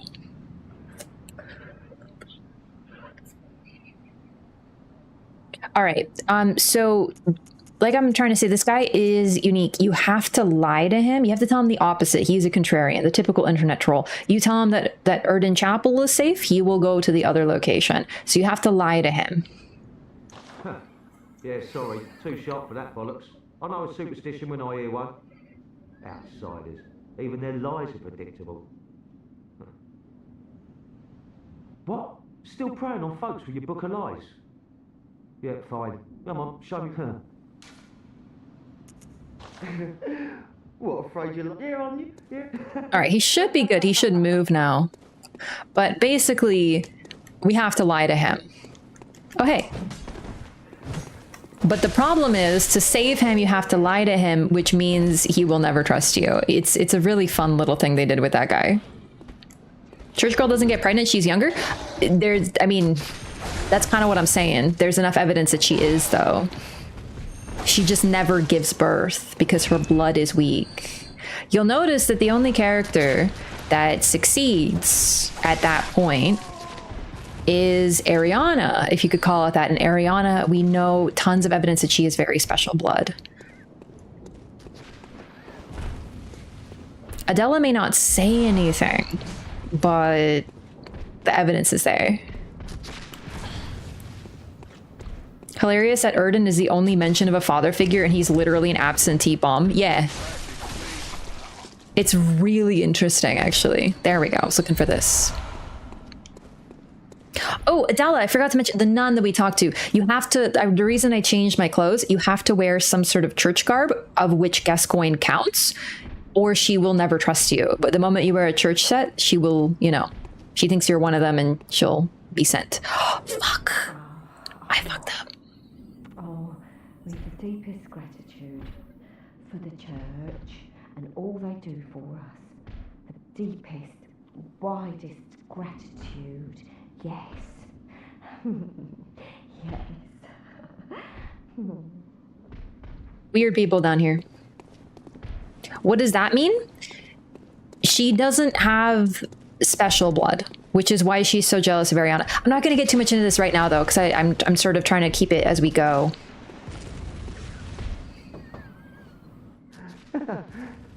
Praise you. Praise the old damn church. And best of luck hunting. Best luck of all. Drunky. I talk to you?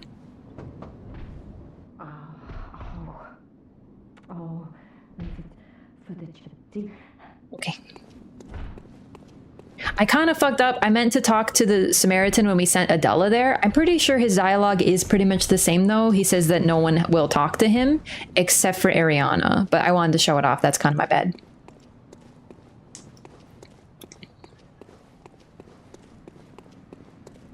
I don't need to do this right now.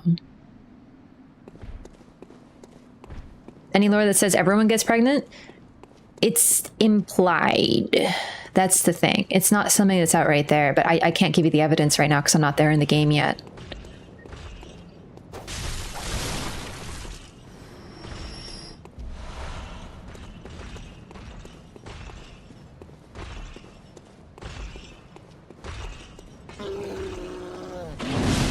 Except, I guess, Annalise, but I think her whole thing is that she's trying to get pregnant.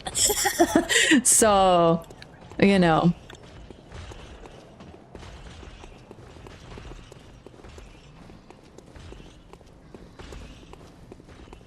All right, so let's go talk. Actually, no, we should be able to pull this off because he won't move yet. So we can talk to Samaritan, get the dialogue, and then reload and get the dialogue again. Bloodstar Beast is female too.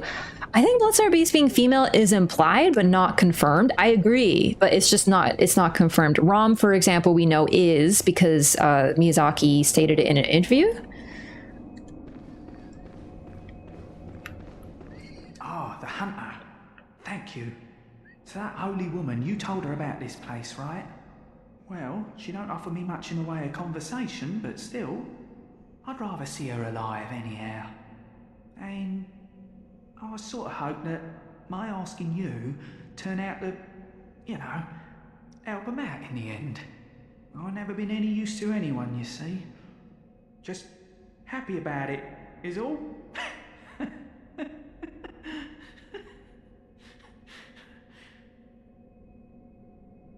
Hang on. Yeah, I just saw that too. It's a cool way to talk about motherhood without being feminist woke. Troubling? What do you mean? I'm very troubled by anyone who says the word woke unironically in 2024 because it's one of those words that means nothing. It just... It's one of those words that when someone says it, it says more about the person than what they're talking about. Do you know what I mean? This is a very feminist game. You cannot deny all these aspects in it. It's just, it's literally about birth and motherhood and all facets of femininity. And by the way, transformation. Because at the end, you become something other than what you are. Yeah, it's a dog whistle.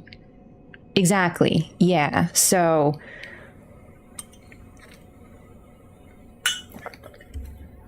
it's beyond our bodies, it's beyond gender. It's about, oh, it's really interesting. I don't want to talk about all the big stuff yet. Why did I even choose woke? I'm not sure. Because it's co-opted and has now lost all meaning.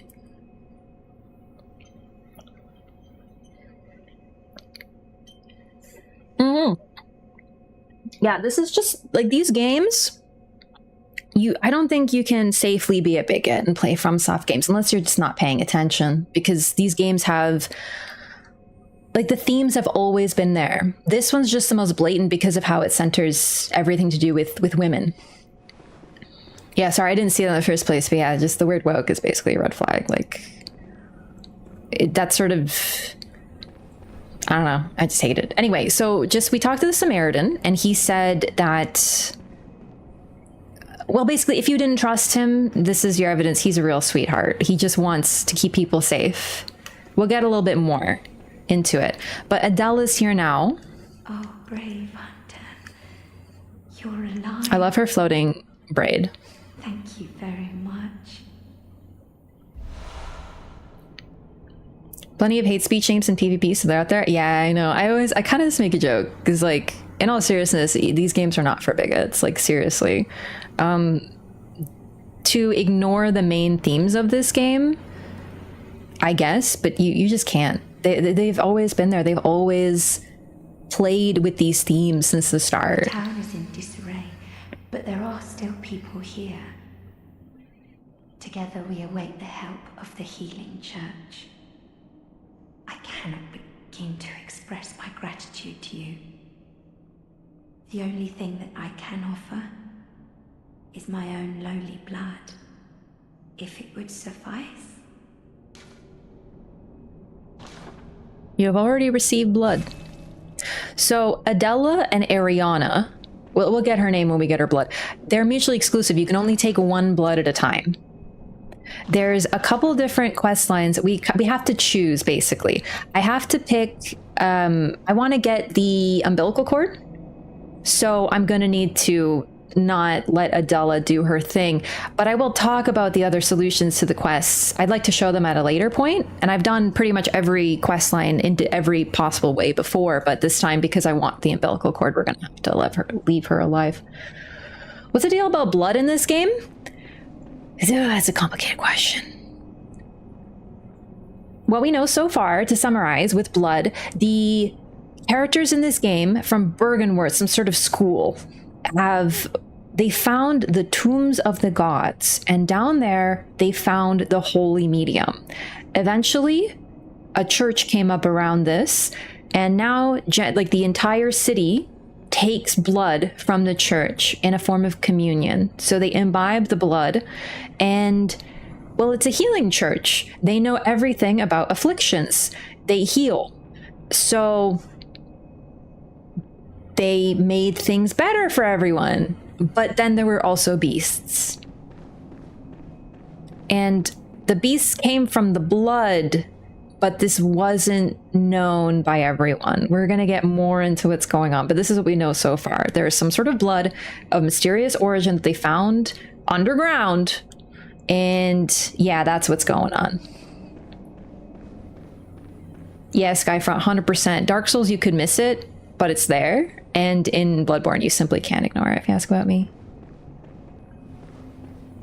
All right. Adela. Brave hunter. What is it? Have you renewed thoughts on this matter? Forgive me, I should have known better. What would a brave hunter do with lowly blood like mine? Please, forget I even asked. It's called Bloodborne, so a pathogen spread by blood contact. Even the name itself is slightly... yeah. For now. Okay, I wonder... hang on. I don't know if she does anything if I use this in front of her.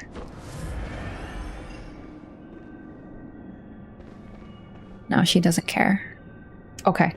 We're gonna do a couple things. So, one is we're gonna watch her in the background as I accept blood from Arianna. Oh, hello. Sorry, dear. You're much too eager.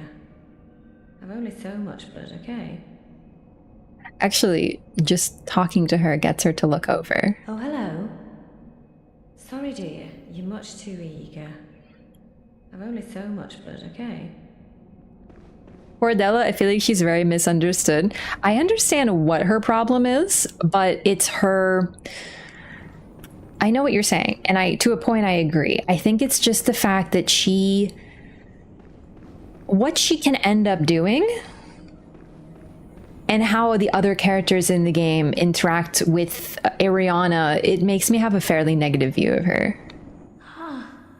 Brave hunter, have you... Yes, of course. Coming close. Now. Take my blood. Brave hunter, please give me a little more time. There are others in need of my blood. Blood taken from Adela, nun of the Healing Church. Restores an amount of HP, then continues to gradually restore HP for a short time. The Healing Church nuns are chosen for their merit as vessels for blood and groomed as blood saints. The mere chance of being treated with their blood lends legitimacy to the Healing Church and communion. So, what they do, and this is sort of hinted at, we'll expand upon this, but just to sort of address. Because she knows something other characters know. I don't want to say much, but I hope it makes sense. We'll come back to that because I'm curious about your thoughts on this, because I never read it as that. I read it as pure jealousy, and the fact that, okay, Adela is jealous of Arianna. We know this. We can get some hints of this already. She talks about her lowly blood and, oh, I'm so humble. But the moment that you ask for blood again, she says, oh, many people need my blood. Her entire identity is revolving around the fact that she is a blood saint. And blood saints are created by the Healing Church, and they have very powerful blood. But yet, Arianna's is different. But frankly, the effect, way better. Oh my god, the stamina regen over time? Like, it's subjective, but I think it's pretty inarguable that this is some of the... If you talk about people who actually use this blood regularly, Arianna is probably the most popular. It's really strong. So, Arianna has no training. She's not chosen. She's literally considered the bottom of society because she's a prostitute and sex workers are looked down upon very heavily. Yet her blood is so powerful. Yet... she doesn't care. Like, it's a part of her identity. She's like, yeah, sure, like, have some blood, you know. But for Adela, her entire identity is wrapped around in it. So when she sees someone getting more attention, she cannot stand it. And eventually it leads to what's going on. Not to mention that this whole, the moon being close is driving people crazy, you know, stuff like that.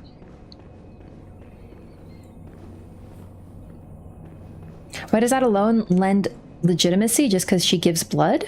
Oh, you mean this? The mere chance of being treated with their blood lends legitimacy to the Healing Church and communion because their blood has a strong effect. It's good blood. And it is. It has a special effect. There are only 3 sources of special blood in this series. One of them is Adela, one of them is Arianna, and one of them is Yosefka. But we're not getting it anymore because, well, Yosefka's been replaced. So it's really difficult to get some sort of refined blood. And not to mention, this isn't even Yosefka's blood. This is like her science experiment, effectively. Jealousy, I think it's more of a religious thing. Could be both. But I think it's just the fact... it's like typical female competition here, like being depicted, right? Her identity is that she is a blood saint, and here she is being threatened with, her status is threatened by someone that should be below her.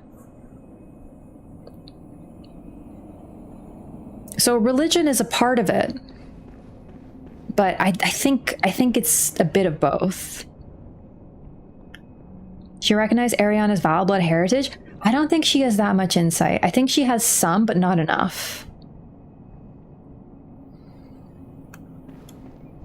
Also, what they do to make blood saints, from what we can tell, it's like they're...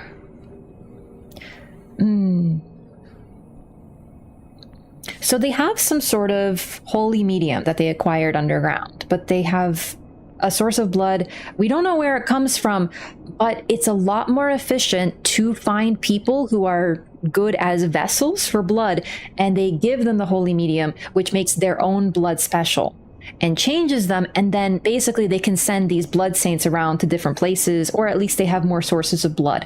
So they kind of become like, well, vessels. They are now going to be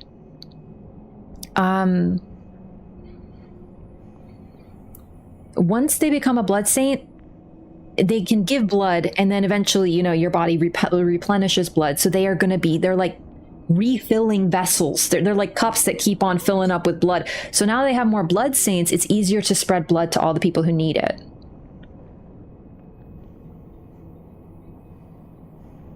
Scared that Arianna will turn you into something evil.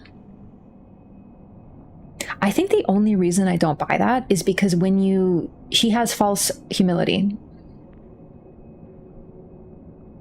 And while I do believe she becomes pregnant, it's not viable. So she has less insight than the average. She knows enough to know about Madman's knowledge and to be a blood saint, but I just don't think she has the knowledge of the vile blood ancestry, because apparently now that none of her clients did either. Apparently the church didn't either. Or they would have probably done something about her, but they didn't. I honestly wonder if even she knows. So I don't think that she's doing this because of any sort of, like, the religion is inherent, but I think it's simply jealousy. When you talk to her, she's like, oh, you wouldn't accept my lowly blood, despite the fact that I'm a blood saint, by the way.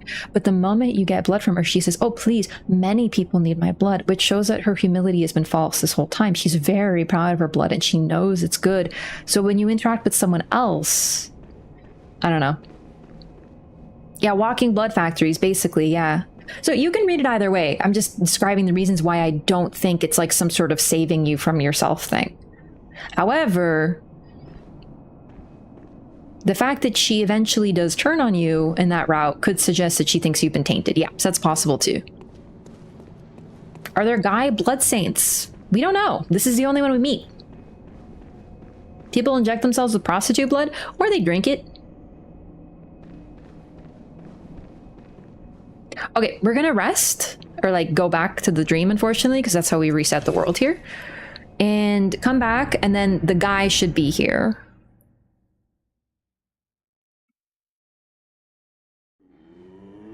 Hey, I'm glad you're enjoying Vitamin IQ. It means a lot.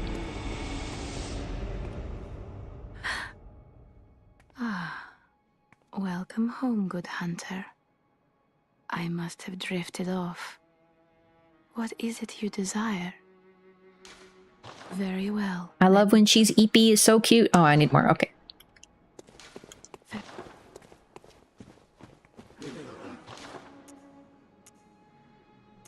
I really do not have that many blood vials right now.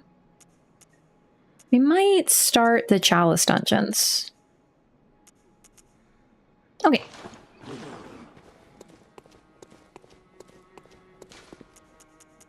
Info in the instruction booklet? Instruction booklet? Where is it? Oh, there it is.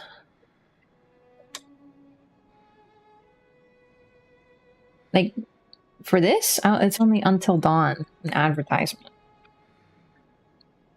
Sag.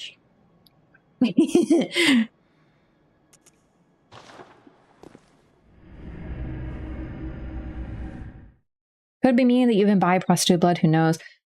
I don't know. I think it could be... I don't think she knows enough about being a vile blood. But you could argue that for sure. I think it's just the fact that you accepted blood that isn't hers. And she, like I said, her entire identity is wrapped in the blood.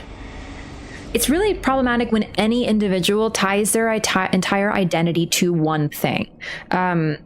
It can cause problems psychologically. So for example, if your whole identity is your job, just as a random example, in her case, you could argue that's kind of what it is. But if your entire identity is your job and you identify with, it's like the first thing you talk about, if you're like a total workaholic and you get fired, or you lose your job or whatever, it absolutely wreaks havoc, because that massive aspect of your identity is that gifted children, really intelligent kids, or kids who get really good grades at school, a lot of the time they are a big fish in a small pond. And then when they go to college or university or whatever, they find you are not the super talented, super genius. And there are a lot of people who are just as clever as you, and it can cause a huge identity crisis. So the fact that her entire identity revolves around the church and her blood, and she's really eager, isn't she? Suggests that when that identity is threatened as having this ideal blood that people thirst for, right? Like, I think that's why I read it more as a personal thing, because she is clearly quite corrupt. Although the religion is corrupt, so I think either way.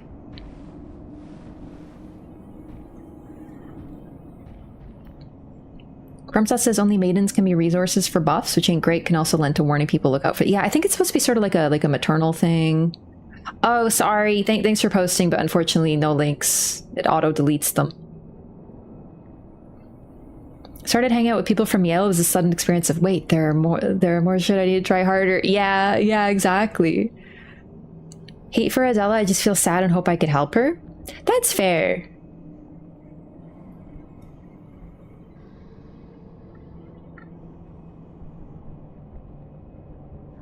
Doesn't Adela start to stare at Arianna after a certain point? I don't know if she stares at Arianna all the time. I actually forget every tell with her. She definitely does some suspicious things, though. Okay. Ah, you. The swindling off-comer. Did you really think that'd work? There's no fooling me. Now, off with you. You heard me. Go away. I can't stand the stench of your lying breath. I'll spare you one nugget of advice. Beware the Lady of the Night. I can see it in her eyes. She deeply resents the young saint. She hears people whisper. She knows what people think of her. Yes. She despises the saint for having what she doesn't. Bloody wench, they should have moved her on ages ago. So, I actually forgot about this until now. This is perfect timing. This is another reason that I think Adela fucking sucks. You might be able to tell. He lies. Everything he says is wrong. He doesn't lie. He thinks he's telling the truth, but he's wrong about everything. It's actually comical. Literally everything he says, the opposite is true. It's really funny. Complete misinformation. Yeah. So what he says, flip it. Arianna does not resent Adela. Adela resents and despises Arianna for having what she doesn't, basically. I'll spare you one nugget of advice. Beware the blind man. There the beggar sits at the bottom of the bloody food chain, and then he's here acting like he owns the place. He's not to be trusted. What's he want with all those people anyway? That little weasel has a murky past, I'm telling you. Yeah, the blind man, the beggar. This guy who literally gives everyone a safe place and begs you to go help people because he wants them to have somewhere safe. So yeah, he's trustworthy.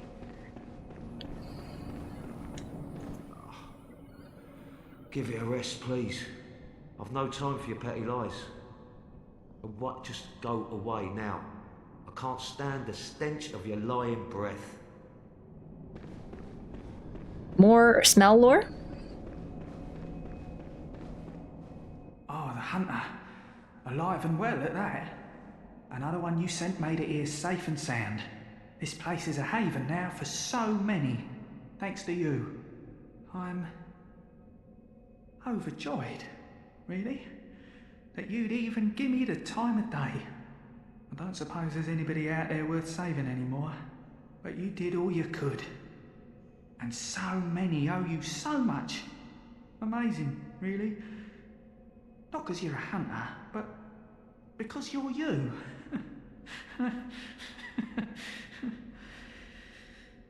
Oh, makes me think. Once dawn breaks, maybe I can just, start over. Makes it easier to bear all of this, you see. You've made life easier. Thank you. If you please, kind hunter, when the night of the hunt passes, suppose we could be friends? Maybe? Now, I know I hardly deserve it, but, well, I had to just ask, you know. Out of line. Yes. Perhaps so. He's so sweet. Well, give it a thought. If you wouldn't mind, of course. This is basically why I always save people, for lore, but also to make him happy. Once the night of the hunt passed, give it a thought. Reminds me of Bach? Yeah, actually. That's actually what I was going to say. He's very reminiscent of Bach, very humble, hates himself. Really humble, he despises himself. So yeah, someone earlier in the chat said, oh, I didn't read that as this guy, because there's another character who's referred to as a beggar, but he isn't here, so no one would know about him. Also, yeah, he's talking about him because, yeah, he basically moved in here to find a safe place, figured out it was safe, and then tells you to help people. So, of course, this guy, who's just a selfish douche, can't conceive of the idea of someone who's the bottom of the food chain in society actually just being genuinely kind. So he thinks that there's some sort of suspicious meaning here. So he's talking about this guy. It's like that person who always has the most negative read on everything because they're projecting. Because if this guy was the first to find the chapel and found it was safe here, he would probably have barred the doors to prevent anyone else from getting in because he's a prick. You. Stay away from me. I know all your tricks. Freaking Yharnam. Alright, so we probably got from the dialogue, we have saved everyone. There is one more person we can choose to send here, but it's a bad idea. I'll talk about him when we get there. But for now, we're set to actually continue the game. Kenneth Height, yeah. I'll knight you. We'll have time, I swear. Okay, so...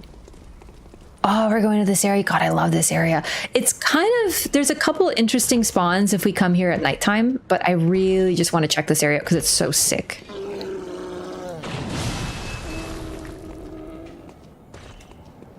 These guys with their freaking sticks.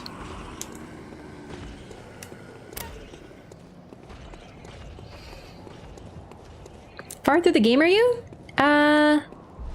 We pretty much just got to the Cathedral ward, running around that area. Pretty early on, all things considered, but it's a lot of time to talk about lore and talk to everyone. So in terms of area, we are in the Cathedral ward. We've saved all the NPCs, gotten most of like the items and stuff, talked to the doorman, and now we're heading over to this area.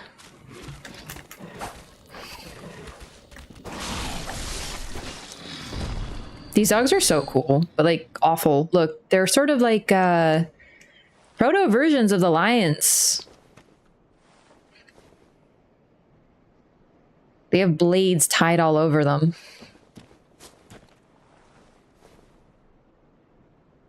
A sword in their mouth. They're covered in like barbed wire and stuff. These were not well treated creatures. This area is slightly terrifying. It's hard to see them, but it's full of nothing but enemies who shoot and dogs.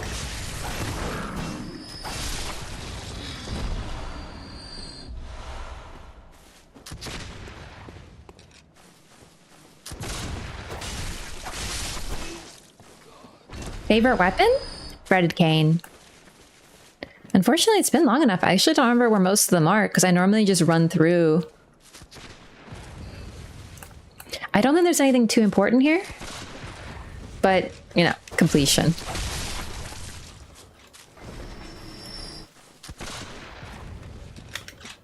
I love how they camouflage, too.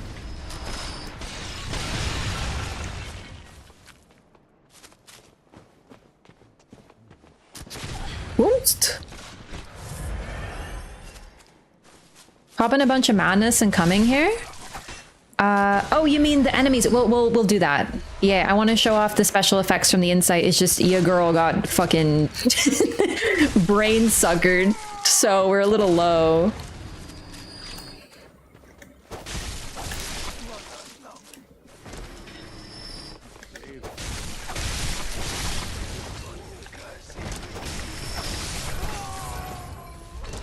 Hey, Truth Hurts, appreciate that. Glad you're enjoying yourself. Welcome.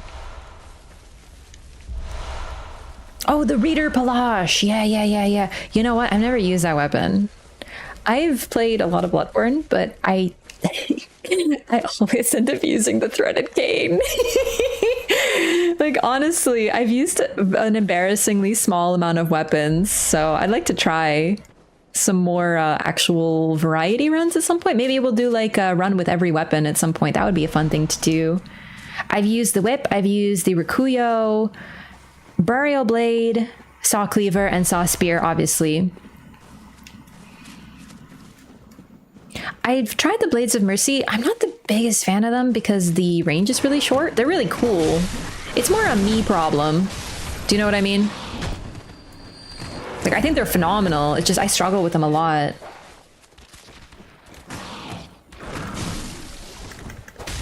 Whip obsessed. I have been a whip gamer since the get-go, yeah. Beast Cutter? Oh, the Beast Cutter's really cool as well. I've never used it myself, though. Stake Driver? I think I did a run on stream with the Stake Driver once. I don't remember. Oh, the Amygdalin Arm. Oh, I haven't used that. I also did the Cost Parasite because I was doing Arcane.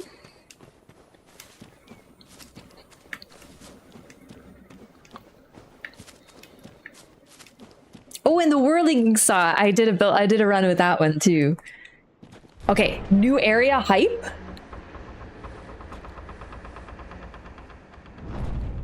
Oh. Like even this, just this moment right here where you walk in, like FromSoft has looked at, they planned everything here. Do you know what I mean? Like I love this. You just open the door and you get this shot. It's so perfectly framed. And then as you step forward, the crows fly. Welcome to Hemwick Charnel Lane. So I forget what Charnel Lane means, but this is basically like fucked up village land.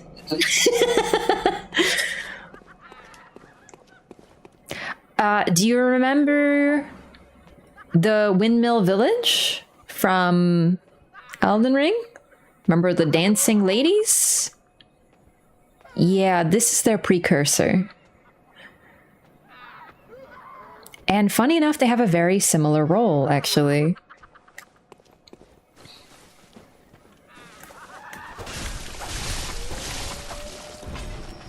So largely only ladies live here. This is a women-only zone.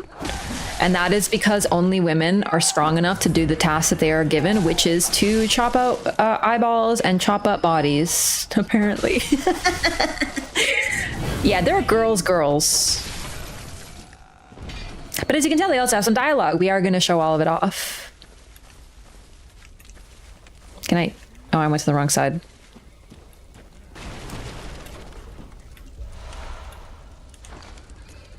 Bloodshot eyeball. Material used in a holy chalice ritual.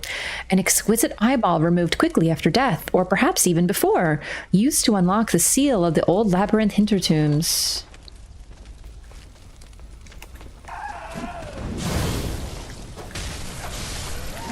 They are no joke.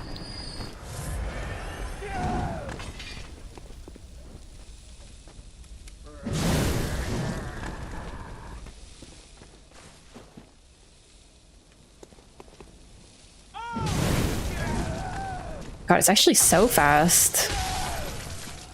There's one wheelchair guy? That's true. This is basically Corpse Street. That is basically what it is, yeah. Charnel House is a house where you keep corpses. Yeah, I was thinking like awful, but it's not quite awful like OFFAL. But it's not quite it. So there's a lot of gravestones here. There were in the forest before.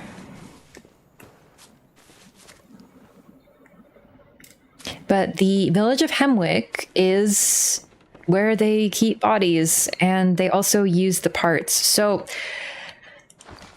they actually, I think we'll do, I don't know if I should do Charnel and then a Chalice dungeon, but maybe we'll delve into the Chalice dungeon. Basically, I made one before. You use these special items to create it, and as you get deeper and deeper, you need more ritual items. So they needed bodies. The people who were going into these tombs, they needed corpses, body parts. They needed to do, they needed them for rituals, and this is where they got them. Do you hear the graveyard murmurs? Then it's almost time. Oh, I can't wait. I just can't wait.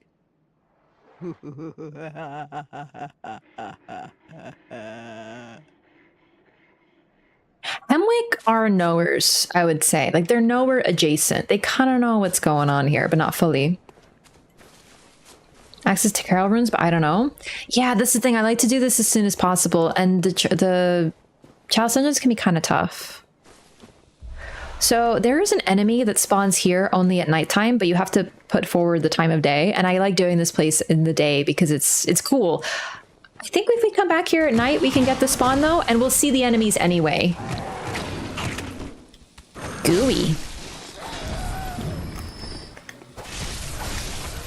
Oh, right. These guys are really light because they're just wearing dresses. So if you roll into them, you can like kind of stun them a little. It's pretty strong. Game is day-night cycles. It doesn't. I should clarify. Sorry. The time moves forward in one direction based on progress. So there's one boss that makes it nighttime.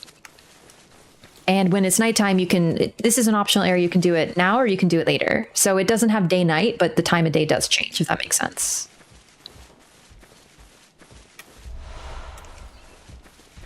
Hey, nerd. Oh, no, I'm the nerd.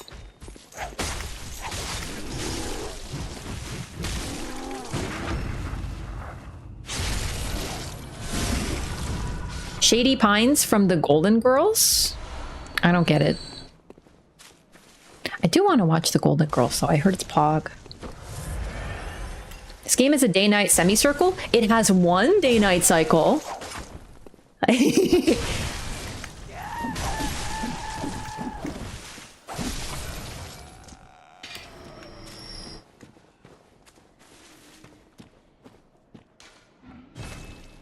God, I love this place. It's a really cool area.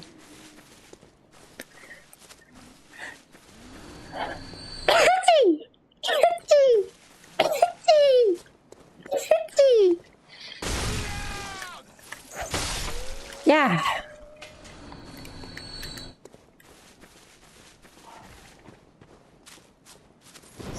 Thank you for the bless.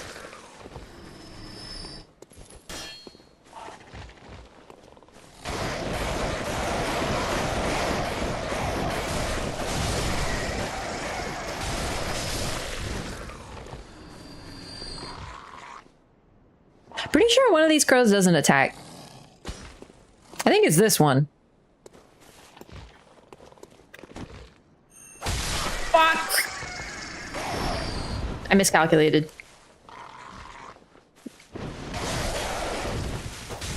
My risk was calculated, but boy, am I bad at math. Whoopsie! Well, we're gonna reload and save Crowfriend. My bad. There was an accident. There was an incident!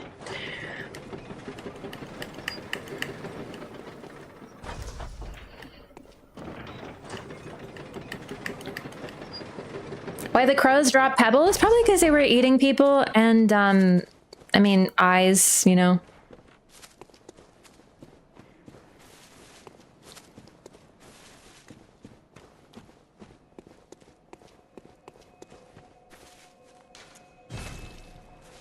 Rip crow, yes.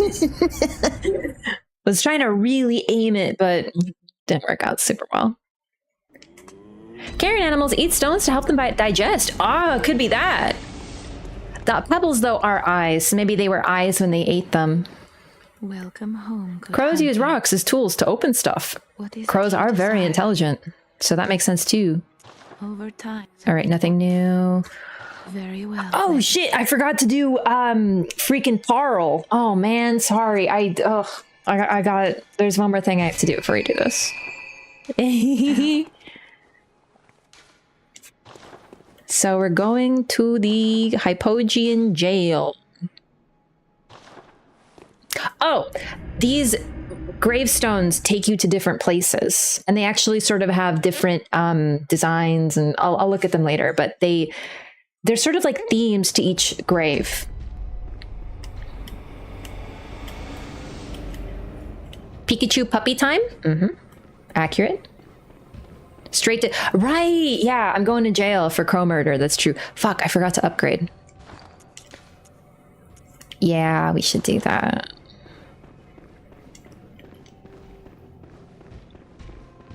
Suboptimal, I know, but I don't want to... Parl is a cool fight. I actually really like him, but he doesn't scale very well. So he's going to be fairly tough now, but he might not be later. So I'd like to not have him be too hard.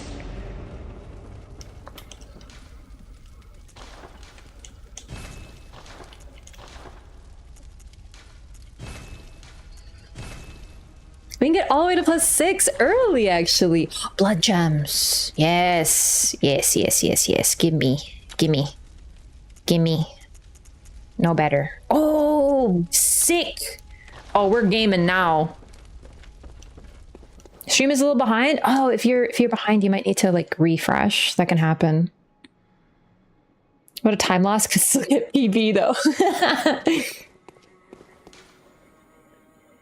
You know what? Before we go back though, I'm gonna use the restroom, and then we will clear the rest of this area that I almost forgot about. I'll be right back.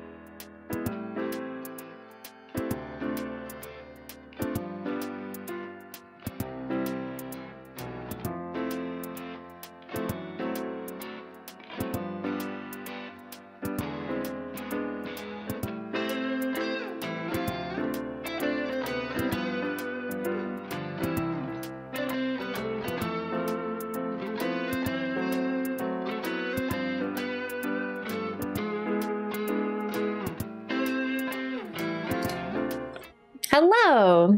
I'm back. I had my watermelon snack. All right. Try on PC, see if that's better. Yeah, you know what? I'm not a big fan of the app either, to be honest. Whenever I open it, it's so jarring. It's like it's almost like TikTok. It like forces the stream on you, which is fine, but I like to see and not be like, here's a huge video right in my face.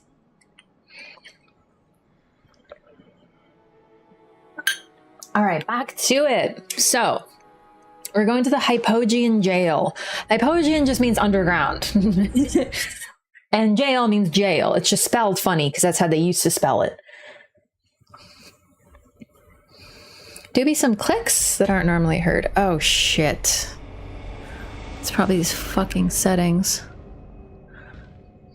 Hang on a second.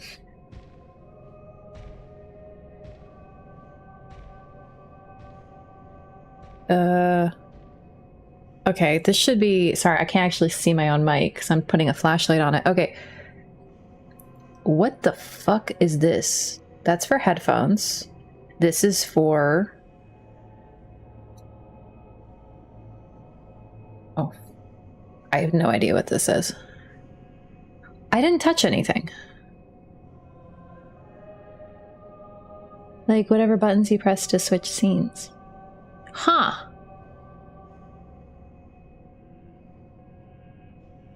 I didn't change anything with the mic. Maybe it's too sensitive? I don't know what that symbol is.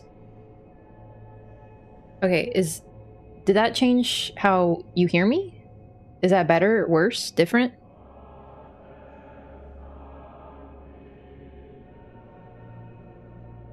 Tell me what changed, if anything.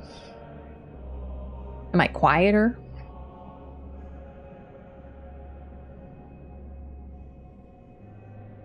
Click your scene thing again?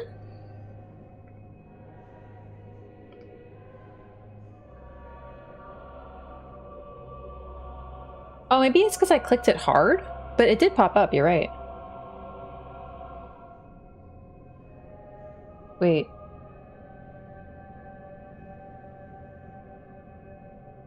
Broken, can't hear anything, don't hear clicks? It sounded more sensitive than usual today. A tone change? That's very strange. I didn't do anything. Like, I literally didn't touch my mic, so I don't know why it would be different. But a few people have mentioned it. Oh, man. Well... I don't know what I did. Well, is it like... Is it any different now? Sounds normal? Seems back to normal? Okay, maybe I raised the sensitivity or whatever it's called? That's so strange. Thanks for letting me know, though. A few people have, so thank you to anyone who mentioned anything. Because seriously, I can't hear what you guys hear, so it's really key. If there's something different, you guys tell me, because God knows when I'll notice. Thanks so much, everyone. Seriously. Okay.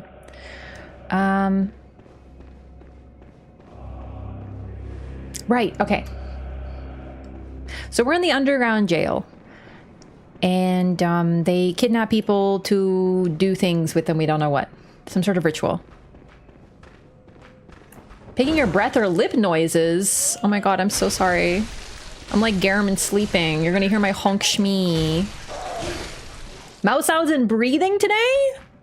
Okay, please, if you hear breathing, always tell me. I didn't know. Practicing for your ASMR arc? I don't know. I don't know, maybe some people like that. No.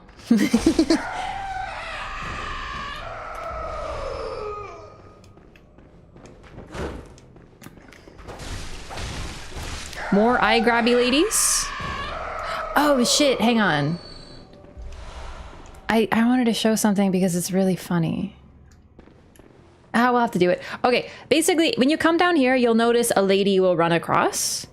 So if you try to go for her, there's a second lady who will grab you. This is like the ultimate troll, basically, is what I'm trying to say. But I wasn't paying attention. Maybe it did happen. I didn't notice. Yeah, she like she scurries across. Like she's like late for hide and seek or something. And all these guys are alive, by the way. Except for that one. Whoopsie.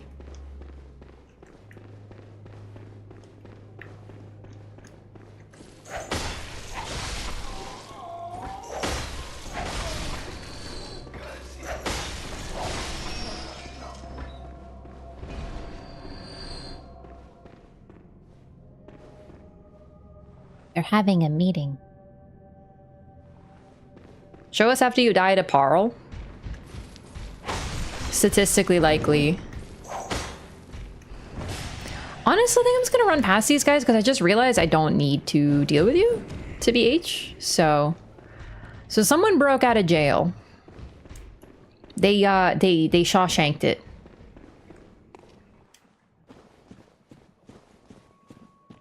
Summon Defector Antal.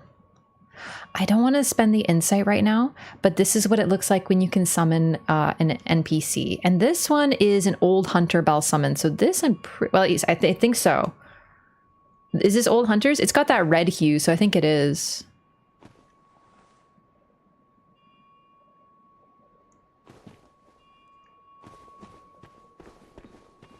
They can conclude their meeting. Yeah, I freed them. So this is one way, by the way. Like, you can't go back. Never went back after the DLC. Oh yeah, there's quite a few NPCs. I think I looked at them at a lore playthrough at some point, but for now I'm a little low on insight, so suspicious.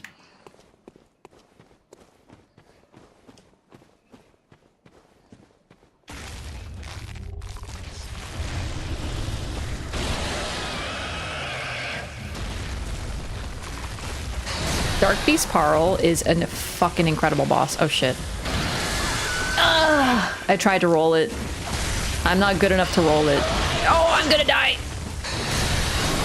Holy shit. Parl, baby!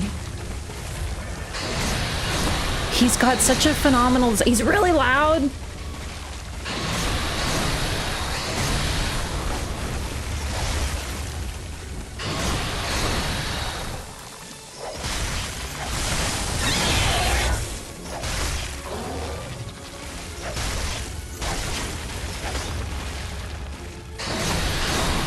Oh, he's still pissed.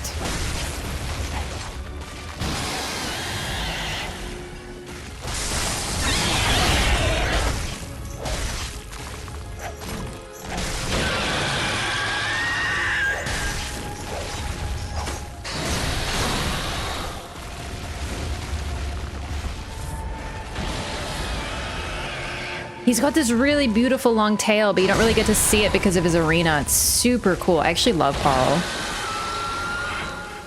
Yo, Lightning! What's up? Thank you for 2 years. Welcome back.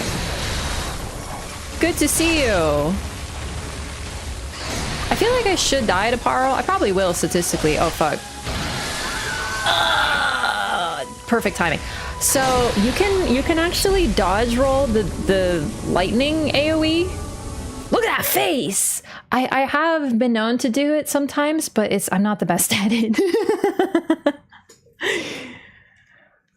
Bosses in this game are among FromSoft's best. Yeah, it's incredible. Yeah, welcome back, Lightning. Thanks so much. Bloodborne is so hard. Bloodborne can be very punishing for sure.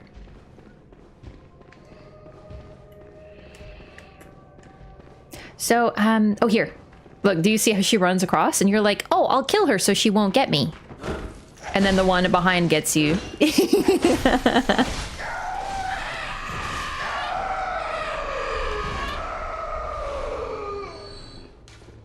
Oh, it's not open from this side. What?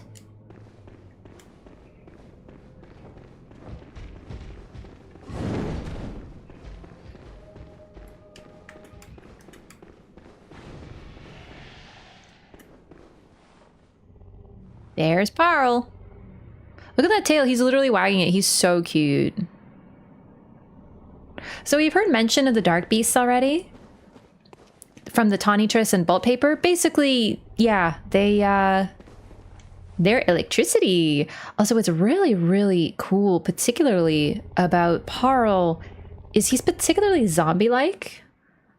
Because he's very skeletal. Like, you can see his bones sticking out. very long, drained body, but it's like he's kept alive by the electricity. It's a cool design. He's one of my favorites, actually. The thing about Parl is he's totally optional. And for his level, he's actually pretty tough. Like, he's not an easy fight. But the problem is, you might come back later to this area, or maybe you missed him, maybe you never went this way. I want to break his arms and legs.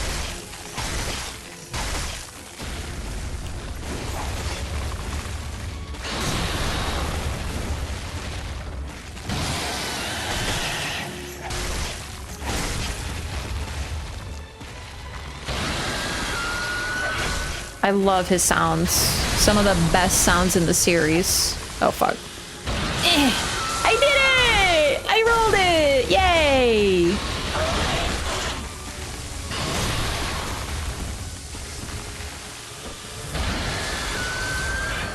It's big. Break. Leg. Break leg. Break leg. Break leg?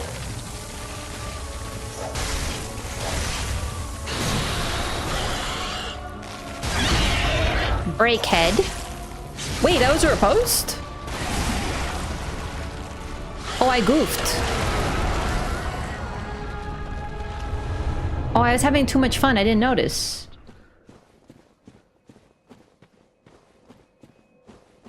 Bro, I'm actually so Elden Ring brained that I was expecting it to light up gold. That's why I didn't know there was a visceral there. I heard the sound. I kind of forgot you could visceral Parl, actually. Do you miss anything if you never visit this area via Bagman, only get here later? Presume Parl is still there. Yeah, but he's way easier because, you know, the scaling. So you kind of trivialize him. In terms of missable, I wouldn't say that I don't think there's anything missable. Like, I don't think anything like despawns, but the changes lead to you missing things. And it's just cool to see before and after. I think it's one of the sickest things that they do.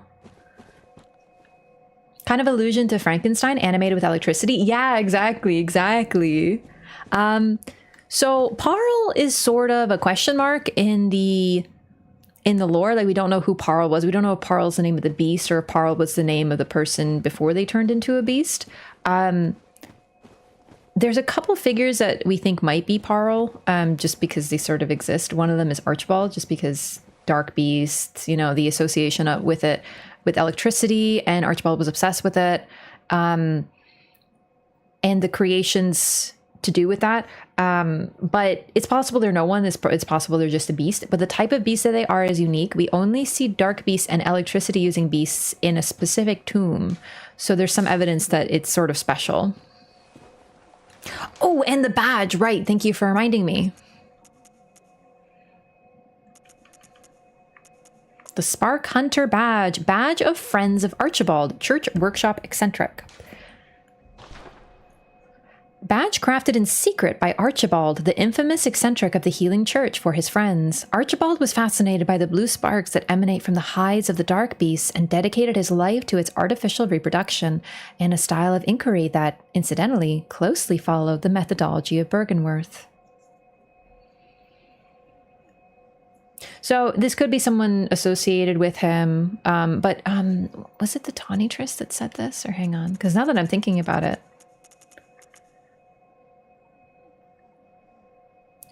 Unlike the other strange weapons created by Archibald, this one was favored by many hunters, in particular those who had even once laid eyes on a dark beast. So something that you might have picked up on that I sort of touched upon but didn't go into outright, there appear to be like different strains of the beast plague. That's sort of what leads to the transformation of different enemies. Basically, where they imbibed blood or what kind of blood they imbibed can potentially lead to a different type of transformation. So it's not just the character, like the clerics transform to cleric beasts. There's a little bit more complexity. So one of the signs of this is perhaps that one of the people who saw a dark beast, because we see another one in the Chalice dungeons eventually. So maybe they were a thing. There isn't just one dark beast, or not unique. Maybe someone saw one, became obsessed with it, and then eventually became one. So it could be Archibald, it could be one of his friends. We never know. The thing is, usually when a beast is transformed, it keeps its name if we knew it. But then again, Parl's kind of unique. Like, there's Rom, but Rom's different. There's Vicar Amelia, but Amelia is also different. So we have no information about Parl. Dark beasts were a lab experiment. The thing is, we find them naturally. So they occurred, but others were trying to recreate them. So that's where the Tonitrus came from. Tonitrus. Lauren Silver Beast used lightning too, but that's for later. Lauren is basically what I'm saying here. The only other dark beast we find is in Lauren. So it's possible that that's where they came from. So I'm going to do something real quick, actually. We're going to go back. We're going to spend these blood echoes. But now that we've defeated Parl, we can do something really cool to get some lore and get some dialogue. Vicar Amelia? No, I wait until I do every optional... Sorry, area until I defeat Vicar. I like it to be daytime as much as possible. It's pretty cool. Vampires, Frankenbeast. I still think that that Parl is sort of like a reference to Frankenstein, but not directly, with the eccentric who is obsessed with something and all this.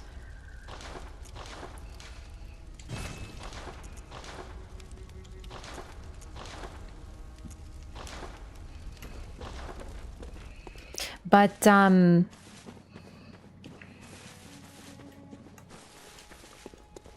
I mean, there's Dracula too, for that matter. Everything's sort of referenced here before it starts to shift.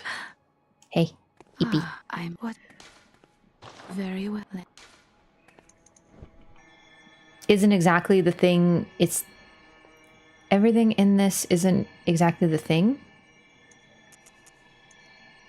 Oh, yeah, it's never, like, perfectly one-to-one. All right, let's go. So, how many Madman's knowledges do I have? 16, huh? Really wish I hadn't lost so many to the brain suckers. I just don't want to use it because I want to get as much insight as I can. Oh, we should get the new stuff. Sorry, I forgot. With the... We can now purchase bolt paper. Oh, and bone marrow ash. We haven't read this one yet. Additional medium that strengthens quicksilver bullets. According to the workshop, this is a special bone marrow ash collected from Hemwick Charnel Lane. Invaluable to hunters with weak blood tinge who require the use of stronger firearms. This makes your guns better. And it's made of bone marrow. Jesus Christ. I kind of forgot about that, actually. Sometimes there's things that you forget when you, you know, you play, but you don't remember everything. And then you get reminded by doing a lore playthrough. So you can only buy the Tonitrus, but we can get one anyway, so.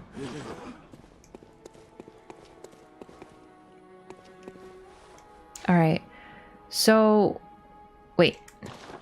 Oh my god, did I not grab the lantern? Oh no. Wait, I did. Oh! It's not, it's a set. Okay, no, that's my bad. Base threaded cane player, let's go. You know it.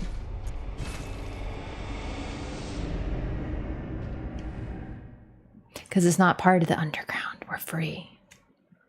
If I had a nickel for every time FromSoft has a doll-based character who is EP, I'd have 2, which isn't much, but it's weird that it's happened twice. That's true. She's very EP indeed. Graveyard of the Dark Beast. So, this location, while optional, remember Jura, the hunter at the top who was shooting us with a machine gun, kind of being really unbased? Well, we can go talk to him now. So just to sort of remind you of what's up with him, he says that no one here, there's no humans left, they're not hurting anyone, so fuck off, basically. Like, leave them alone.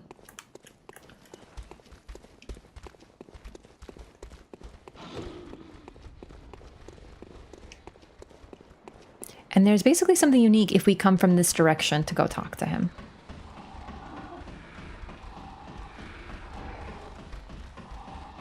I did forget to kill the hunter, though.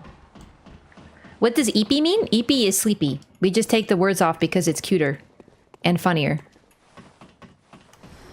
Someone there died, and that better not have fucked up my chances, Jura. Because it wasn't me. It was nature. Natural selection. You might as well call up Darwin.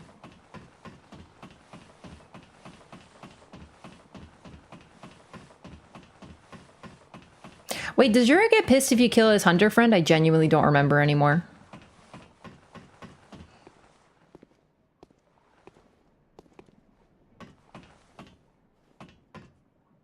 We're cool. Well, well. How did you get in here? It's no matter.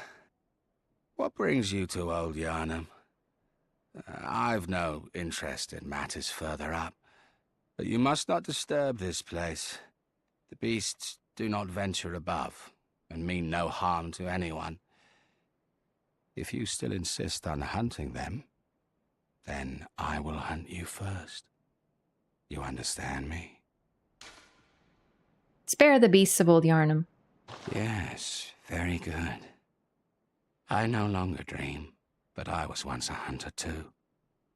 There's nothing more horrific than a hunt. In case you fail to realize, the things you hunt, they're not beasts. They're people.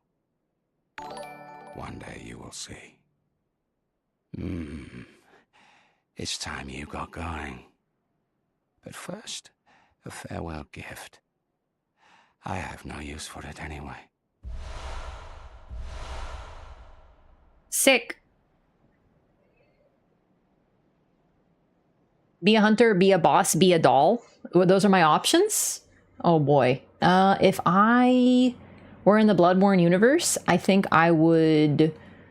I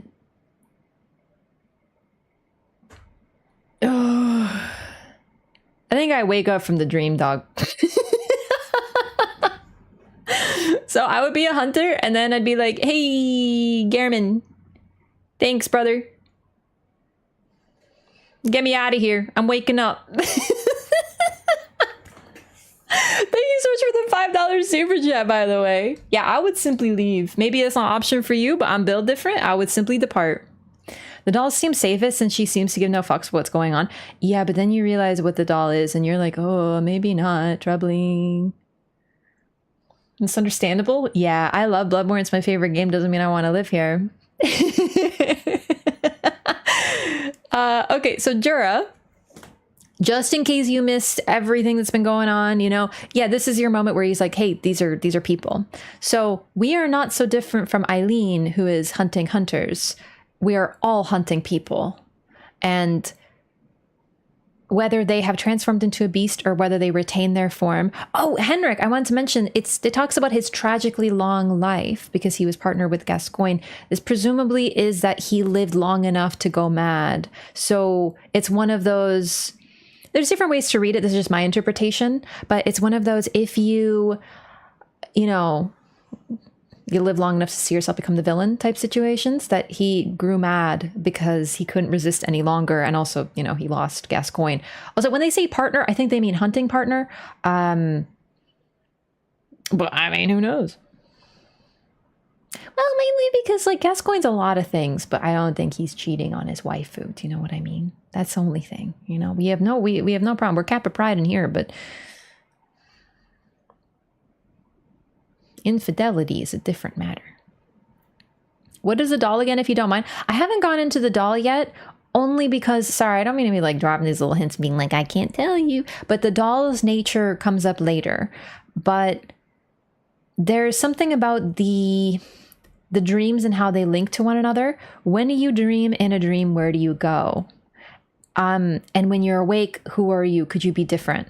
It's sort of like, that whole thing, you know, I dreamt I was a butterfly, that concept, but imagine it twisted and horrific. So the doll is the doll, and she, you know, she is the way that she is, but there's evidence that when she is asleep, she might be someone else in a different dream, and that her form as the doll, her inability to retain any humanity or being who she is sort of like a punishment. But I'll get into this. I'll explain this more later. If you know Bloodborne, then you probably know what I'm talking about. But if not, this will all be addressed. So maybe they're poly?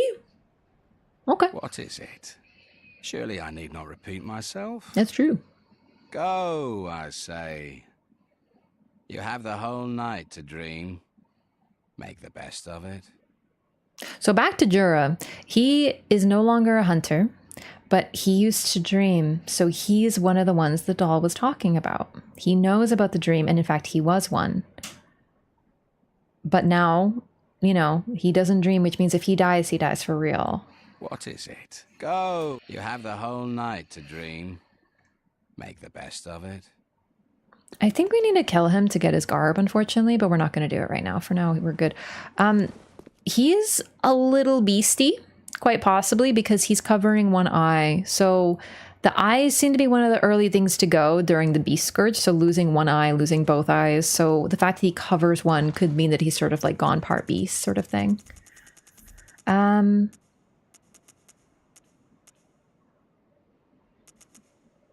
Is there anything else I want to talk about with him? I think I forgot what I was going to talk about with him. Just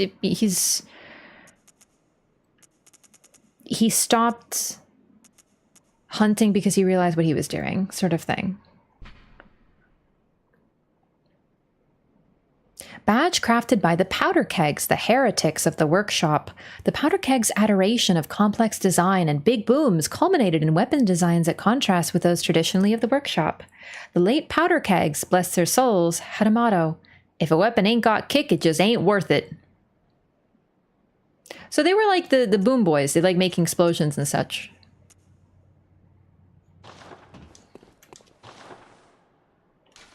Alfred is also turning. No one is immune. I gotta look at Alfred though. You saying you can see it in his design? That I never noticed. He gave us that gesture as well. So hopefully you're cool, but I'm gonna go take out your friend, okay? I don't remember if this pisses him off. Normally I take out this guy early. There is an item and a whole like little area that I didn't get while I was here, because admittedly this area at the level you go here first can be pretty tough.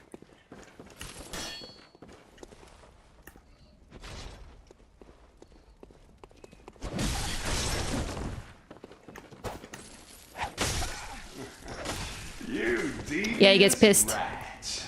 The makings of a true hunter, this lass. Thanks, Boo. Well, then there's no need to hold back. The beast will feast tonight. Yeah, he's a little beastie himself, you know what I mean?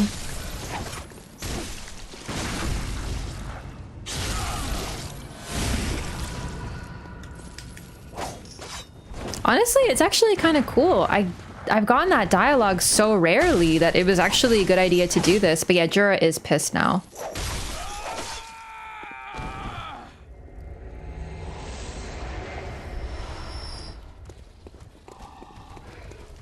Okay, I don't remember exactly where this is. All right, time to go. Jura's already pissed at me, so it's fine. But I want his outfit, so... Oh, shit! We're gonna have to take him out anyway. This area has some really sick lore, so we're gonna pretty much get through here quickly to grab the stuff. Because there's also a shit ton of enemies in here.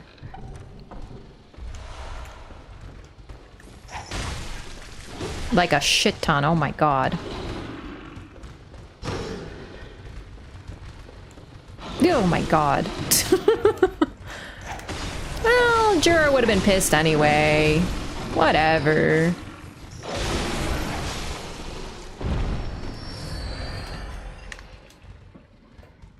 Bluetooth mode.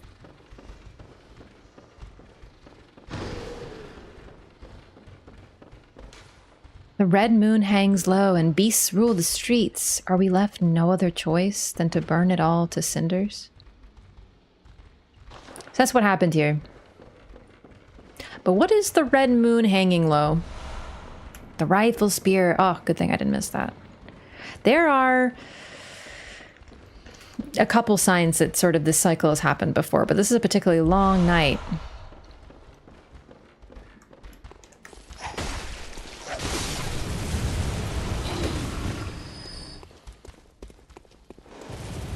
Don't agree with his rabid zoo. I also like that if you come here, he considers it you being hostile, so he can take you out. But then, you know, this sort of sinister nature comes out. The beasts will feast tonight, you know?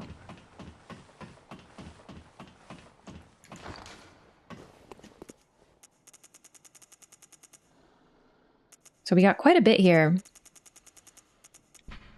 One of the staple articles of hunter attire fashioned at the workshop, a product of the scourge of the beast that once plagued old Yharnam and culminated in the town's fiery cleansing. The cape's dampness makes it highly resistant to fire. Wearers of this attire hunted down victims of the scourge who survived the raging flames and stench of singed blood.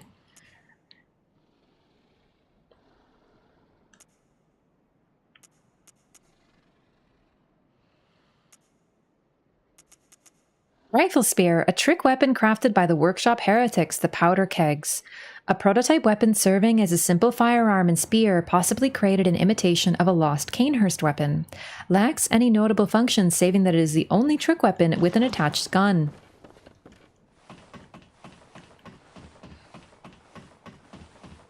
If I didn't know from other lore that the church was keeping the blood turns people to beasts quite, I would have thought he was just insane. Yeah, I mean, we've learned what's going on, but also you have to wonder where does the beast just show up one day? That's basically what they were told, but they basically made a whole nation that was imbibing and hooked on blood. Yeah, he's no joke. We have to be careful with him.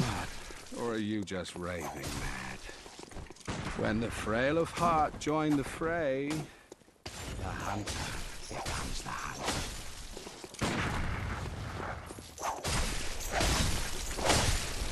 He hits really hard, but he is short range.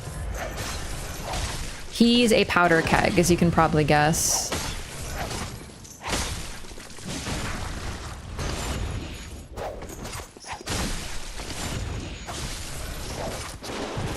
And this isn't the best arena to fight him.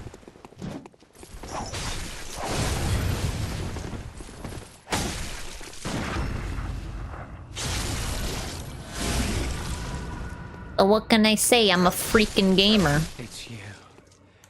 You're the beast. Just think about what you're doing. It's utter madness. I don't think he has a drop now. Hang on. I think we can just purchase. We have to kill him in order to purchase his gear. It's a little twisted, I know, but I don't think it shows up otherwise. Oh, fuck, I forgot about that dialogue. My bad.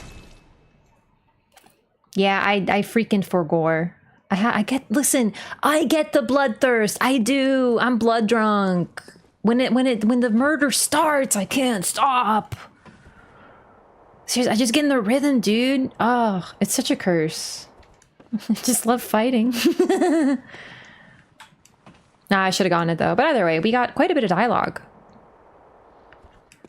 It was the blood after all. Can't stop being a gamer. Exactly, you understand me. We can read his garb though. It's the invader talk. I've been like this even before the invasions. Bloodborne started it all.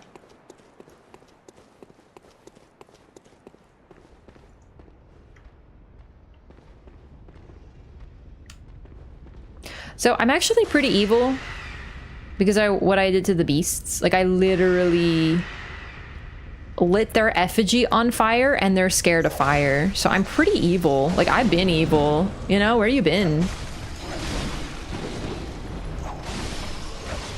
When those ladies scream, they buff these guys with red eyes and they do poison and they hit like fucking trucks. So this is actually a really threatening area.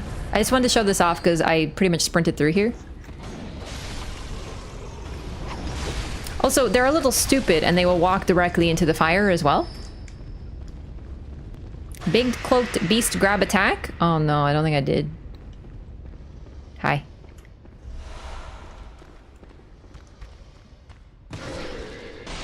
Hey, can you grab me? Is this one big enough? Oh my god. I think you're too small. We doing a Whip Enjoyer run? All my runs are Whip Enjoyer runs.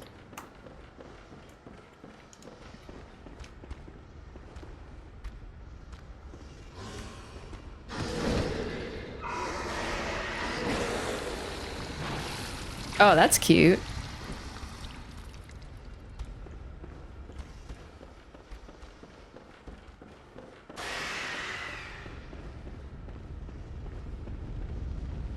I don't think I've actually gotten grabbed by that before. Alright, we should be able to make it back to Dark Beast Parl's arena. Didn't know you could light that on fire? It's a really weird interaction. You have to break something up above. I never knew it was breakable until someone in chat told me when I was playing Bloodborne on stream for the very first time.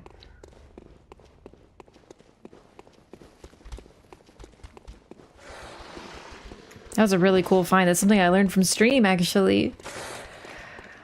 Okay, so next, Jura's done. I do feel bad about killing him. Normally I leave him alive. He's a good dude, but I mean, dialogue, baby.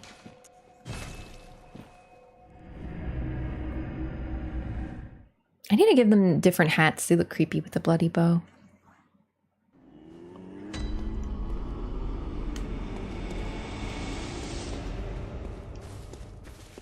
Oh, I was hoping for the prayer. Like the prayer.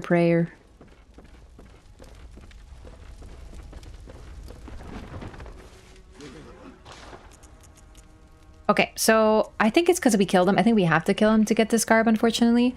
The Grey Wolf set, or the Ashen Hunter garb. Attire of the retired hunter Jura. This worn wolf cap was his trademark. Jura is known through his contact with the powder kegs, the heretics of the workshop. He is said to have been both uncommonly kind and dreadfully foolish. Jura felt defeated by the state of old Yharnam and renounced his hunter's vows. Ashen Hunter garb, painted with ash in a ceremony to ward off blood. I forgot about that detail. He's basically freaking Kratos from God of War, dude. No, but in all seriousness, he uses the ash of those who burned in the cleansing of old Yharnam as like a charm, basically. All right, Charnel, Hemwick Charneling. Then Chalice Dungeon. Riz us up with that lore. Yeah, something like that. Sedatives. Oh, I can't wait to read that lore. There's lore in the item descriptions. It's just, dude, they just love their job. You know what they say? Do what you love, you'll never work a day in your life, you know? These ladies really live that. Also, they attack really, really fast. Don't sleep on the ladies, let me tell you.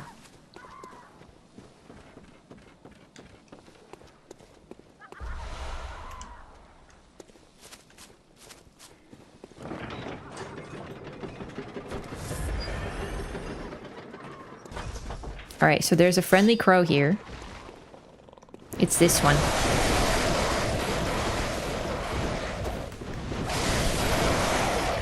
Eight-hit combo? Crazy long combo started with this game. Stop it, crows. I can't even hear myself freaking think. Yo, Cletus, thank you so much for the gifted sub. Appreciate the support. Thank you so much. So this one, yeah, he's chill.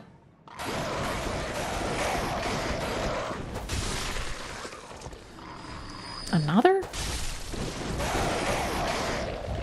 Yeah, it was probably an accident because, like, he's with a group. But, yeah, he doesn't hurt anyone. He's chill. Love to give this crow a shining coin.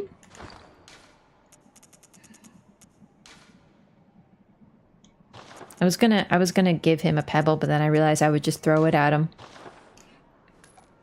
There you go. Have a present. Bye. People happy. And then she, whom pushes you and is like perfectly designed to shove you into this pit, by the way. Mean lady. I swear 90% of the time her first attack is a shove. It's really mean. And there's you.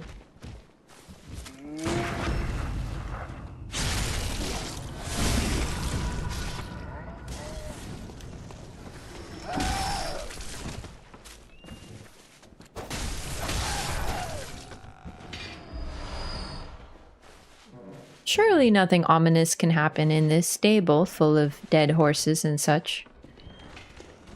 With lots of creaking. Creepy sounds. Surely not. Holy shit, I forgot. Not a horror game, by the way.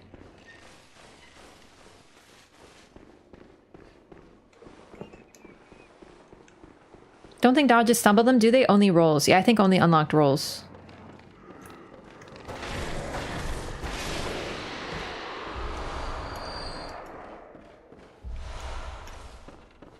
Lots of eyeballs.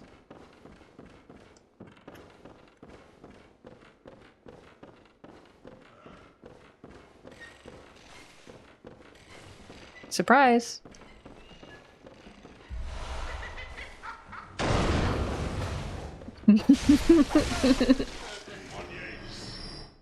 They're so gleeful about it. Like, they literally laugh maniacally before they unload. Dodges had different attacks depending on direction. Oh, yeah. I'm too much of an R1 gamer to notice such things half the time.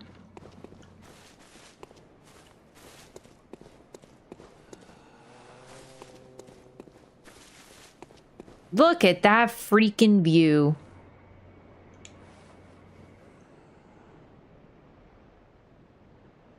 It's a castle.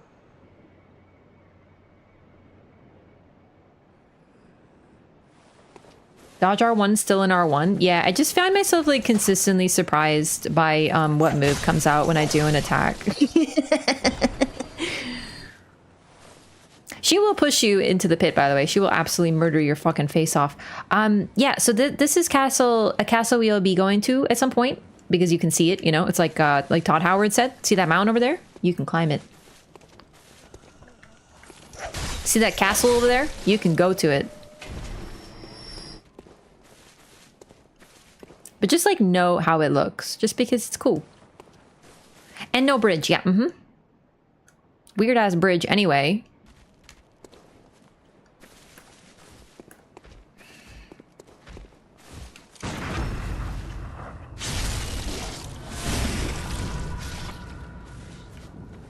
Honestly, it's not the easiest to get over here, so let's take some time to look at this view, because this is a unique angle. So, really just like the foggy, desaturated visuals in DS3? Me too. Yeah, it's very gray. It's still beautiful, but it's very gray compared to the others, and that's kind of... One thing I like about Bloodborne is that it doesn't shy away from color, especially red. Okay, castle over there, broken bridge, weird broken down castle adjacent looking thing over here, but there isn't any way to... Oh my god, it scared me. There's no connection as far as we can tell between these two locations. Like the bridge here is broken, here is broken. There's nothing that could lead from one place to the other.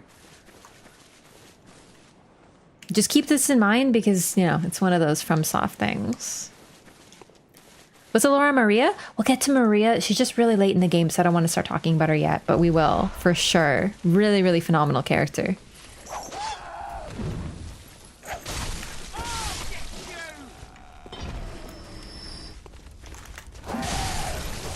You almost surprised me. It's been long enough that I kind of forgot this area.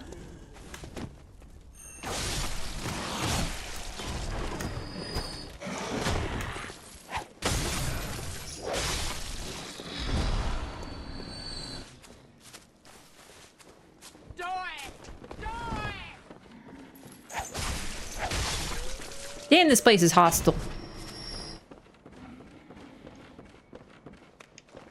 Gonna open up another new shortcut.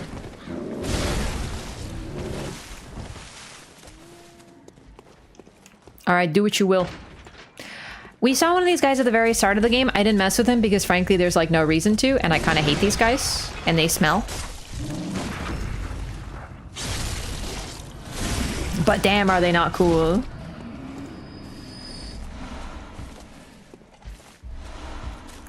Hi.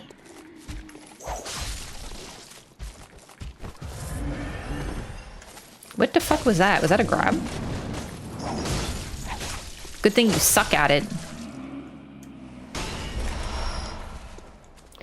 Okay. Oh, nice. Wow. What is this? The Lands Between? Limgrave?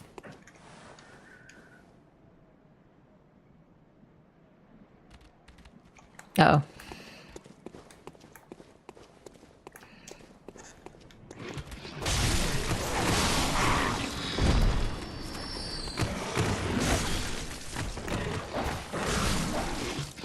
This is a lot of dogs.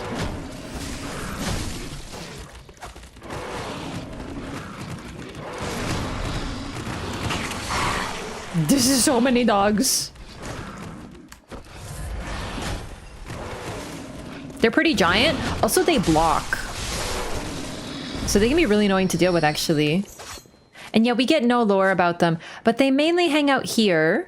And there's, I mean, the one in the woods. Or a couple in the... one or two in the woods. They're around Hemwick. They kill people. They chop them up here. They're probably associated with that. Gooey.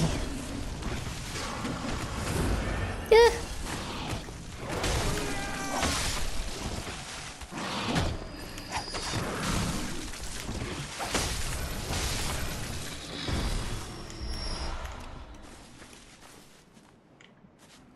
Okay, I think we're free. Is this lake? Lake. Could this be lake? A carol rune that transcribes inhuman sounds. This transcription of the Great One's inhuman voices ripples like a watery reflection. This rune means lake, and those who memorize it enjoy reduced physical damage. Great volumes of water serve as a bulwark for guarding sleep and an augur of the eldritch truth. Overcome this hindrance and seek what is yours.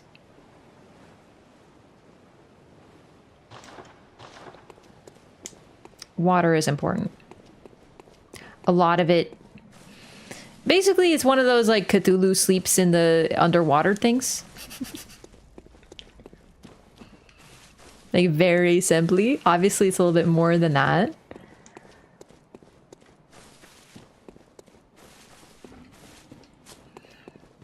But water is very key. Water, especially great bodies of it, has always been liminal. Okay, good. Good, good, good.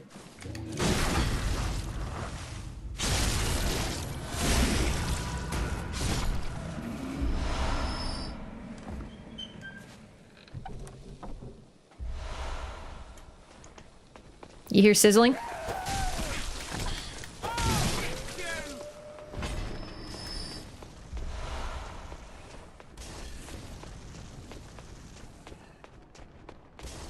She's having some pathing difficulty, I would say. You know, I've never taken a close look at these bodies. Some were hung upside down, arms tied behind their back, some right side up. But they're all bandaged. It makes you wonder, wow, she figured it out. Makes you wonder if they did what they did to them when they were alive, right? Like if the wounds were because of the beast scourge, or were they already infirm, or like what?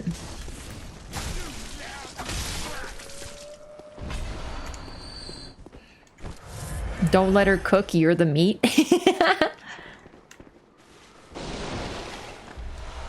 So breaking those barrels gets this guy to pop out. It's like a little puzzle. I have a lot of souls. Blood echoes, whatever. I'm gonna be careful. I'm gonna go back because, you know, there's a lot of stuff we need to buy. So I wanna maximize chances. The thing up ahead here is not the most challenging, but I have been known to goof it up, especially when I'm taking my time and trying to show stuff off. Probably from taking out their eyes. Their whole bodies are bandaged, so it suggests that they were doing more than just taking out their eyes, which we know for sure. Eyes are not the only thing that they remove for rituals. This is just one of the major ones. Oh, good. Oh, good. Getting freaking combo by these rude people.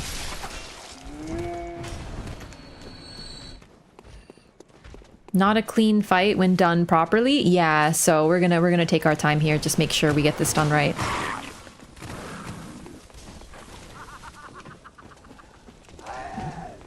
I actually like this fight. It's a neat one. It's got some cool stuff going on.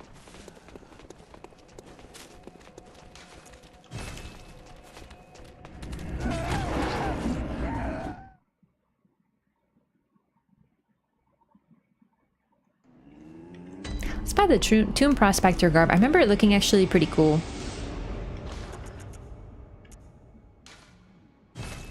Oh my god, it's so expensive. Holy shit, I should have bought that first. I didn't see. And let's buy some blood vials, just in case. If I really run out, we have the secret rune thing, but I don't want to use that unless I have to.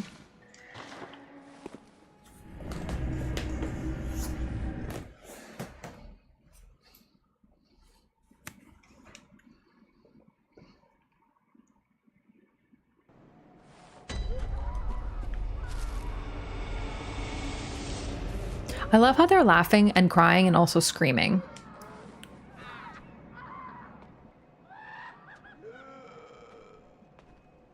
Like, this place is such a vibe.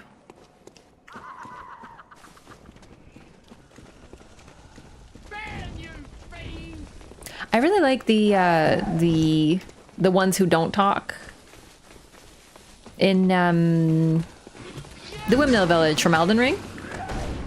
But I gotta say, I have a massive soft spot for these ladies. I really love Hemwick. It's a really cool, disturbing area.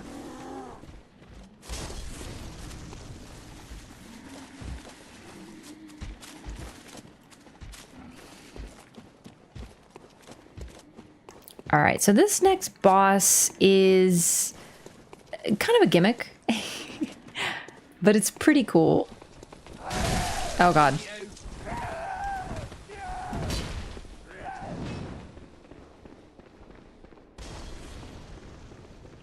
Also, it changes if you don't have insight. But you get insight for beating the boss. So if you're struggling with it, which isn't too likely, but you know, you can use all of your insight. The Witch of Hemwick. If it's nighttime when you come to Hemwick Charnel Lane, these guys will spawn at certain intervals, and it's really creepy.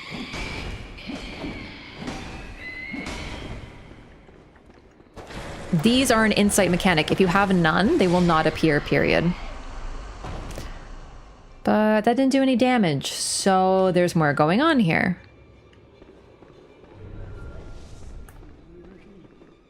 This is the boss. Yeah, see how she can fuck you up, actually? Like, no cap. Not very tanky, though, so it's okay. This place walks, so Windmill Village could run.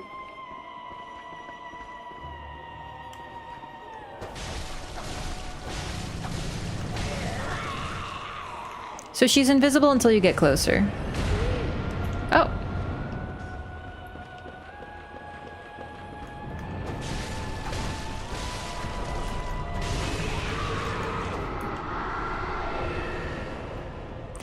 Now there's two of them. Not too bad. Wait, what?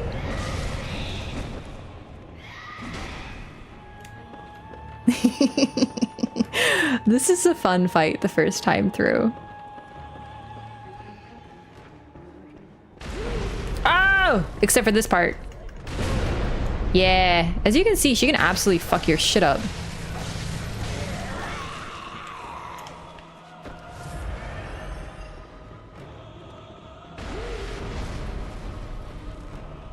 Wait.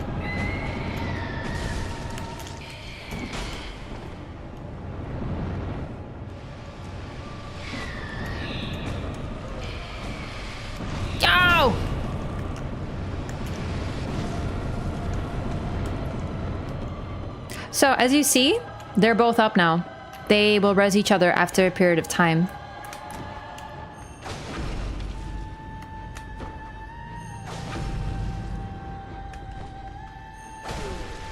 Oh shit. Fuck! What? I want to show off the full fight, but as you see, it's getting kind of chaotic.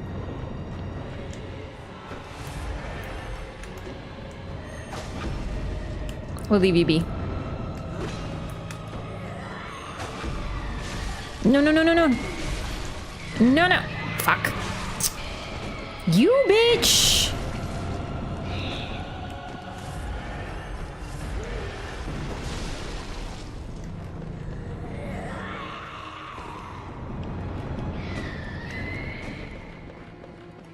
Where was it? I didn't see where it came from. Oh wait, there you are.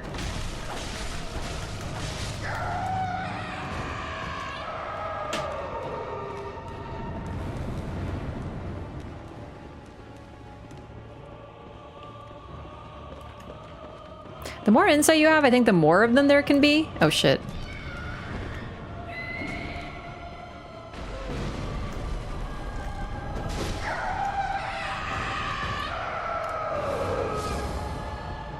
So they are literally the model of the women who take your eyes out, but they're covered in eyes. Just all over their bodies. And that's the Witches of Hemwick. Fun fight may differ. I really actually like this fight. I love every fight in Bloodborne. There's something good about all of them. This one's a little gimmicky for sure. It's not the most enjoyable in the world, but I don't know. I like how it's unique every single time because there's RNG dependent on where they teleport to. The strat for them, you saw me do it a little bit. It's easier if you do it from the start. You chain backstabs. You can do a visceral, but you don't really have to. You chain backstabs on them so they can never teleport because it stuns them. At the start, there should only be one of those little guys walking around or none. So you just keep chaining it and eventually you get it really low and then you run and look for the other one because from the start, both of them are there. You're just only probably going to run into one because you're only looking for one. See the witches who have more insight? I don't think so. Elden Ring used that same shadow enemy. It's similar. It's similar to those weird parasite guys.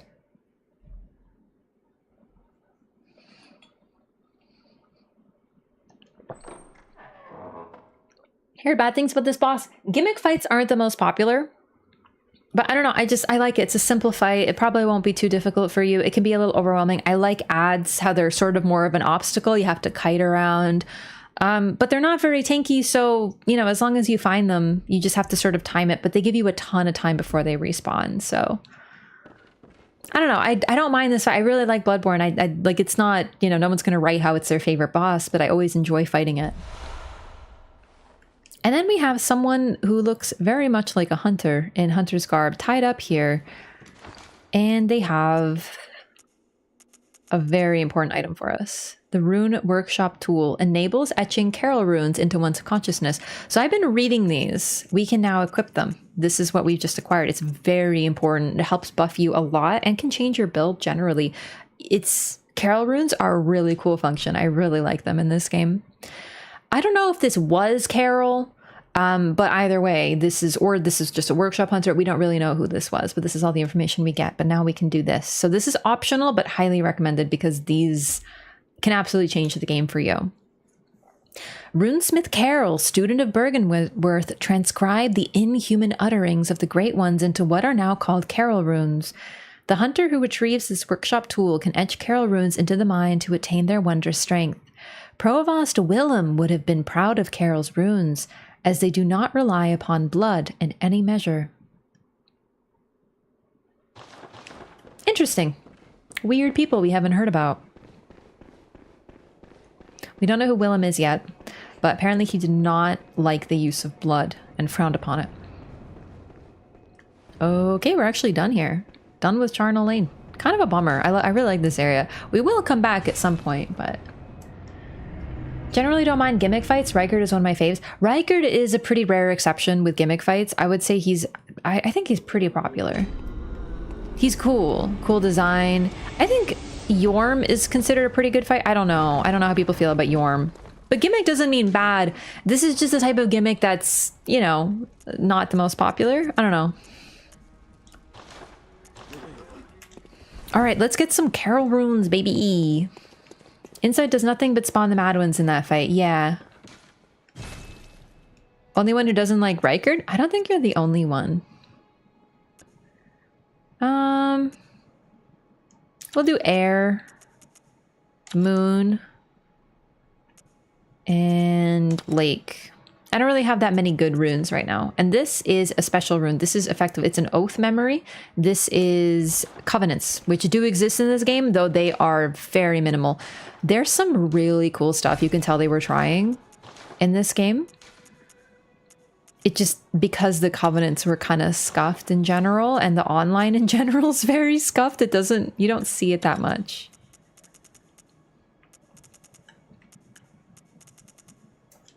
But we'll talk about them as we get them. Tower Knight? Oh, I don't like Tower Knight. Mainly because of his run-up. Mainly because of his run-up, to be completely fair. Consider Rykard a gimmick fight. You have to use a special weapon, so what? Well, what if you don't use that weapon? Is he still a good fight? Welcome home, good hunter. What is it you desire? There's different types of gimmicks, but usually you have to use one weapon for the fight. Type fights are, you know, considered one for sure. Farewell, good hunter.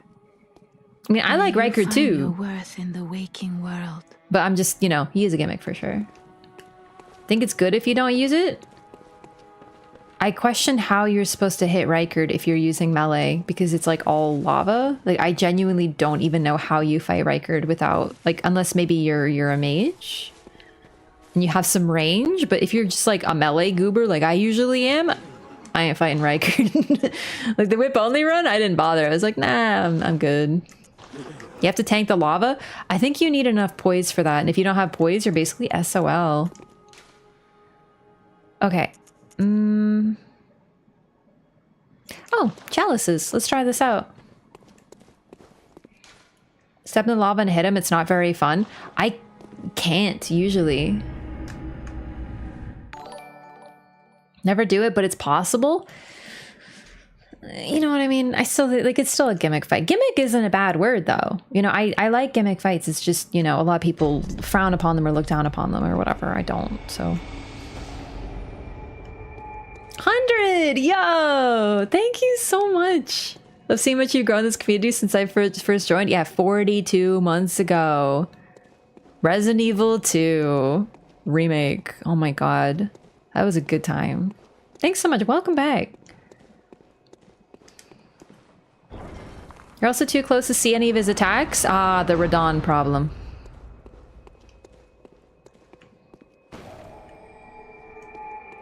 Dragon King? Yeah, I'm not a Dragon King enjoyer. I don't know why I did that. I know that I think I remember where all the illusory walls are.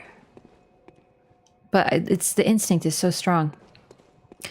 Alright, so the Chalice dungeons are really neat and weird, and they look like this. You're underground the whole time. It's terrifying. Far less variation in them, what can be done in most other fights. See, that's a good point, but then you might not consider the Witch of Hemwick to be a gimmick fight because there's tons of variability. It's always different because where she teleports, where the second one teleports, etc., all that. It's really cool.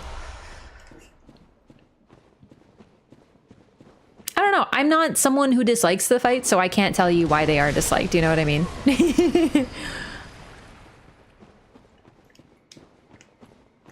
Don't think Rykard is a puzzle fight. Oh yeah, that's fair. Puzzle, I wouldn't say puzzle for yeah, you could argue Witch of Hemwick is puzzle for sure. Gimmick and puzzle are different, that's true.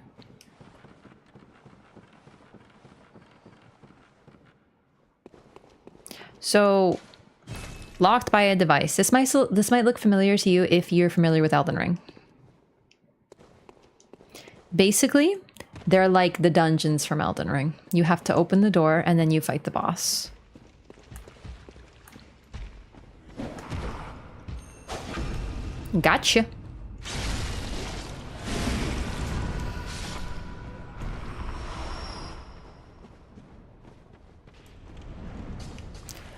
You know what? I'm not a Dragon God enjoyer. That one was really annoying for me because I tried breaking the things and it didn't work. And I was like, oh, maybe that's not what you do, but it is. Hi, Zoden. Hello, what's up? I don't know anyone who enjoys Dragon God. Yeah, like I tend to enjoy even Demon Souls bosses, but I think Dragon God's a bit too much even for me. Even for a boss enjoyer. Dragon God a gimmick, Witches does feel more like a puzzle. I think Dragon, if we're calling Witch not a gimmick but a puzzle, I think Dragon God's got to be a puzzle. Because it very much is the progression is centered around you solving certain things. And there's still skill involved because you have to time it, etc. Even worse in the remaster? Oh, yikes. I can't resist the call of the illusory wall. Like, I know in my head that there's nothing there, but I'm like, what if? You a Storm King enjoyer? I'm fine with the Storm King. I've only fought, I've only played the original, sorry, the remake. I want to go back and fight the original, but for now I'm only done the one. I'm already lost. I'm falling asleep. I'm very tired today. Wait, no, go up the ladder, and then yeah, here. Whomst? There's some sort of red individual, not poggers. Oh no, we got red boys.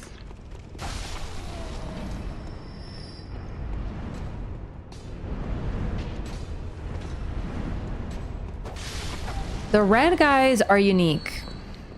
And I'm gonna show off why. See this mean looking lady over here? She's summoning them.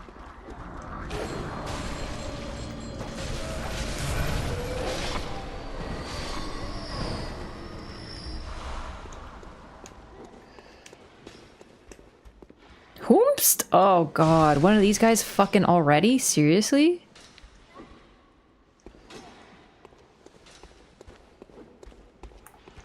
Bro, what the fuck? This is so evil for your first Chalice. A bunch of throwing knife individuals? A big naked, mostly naked rolling fat man? Sorry, spoilers.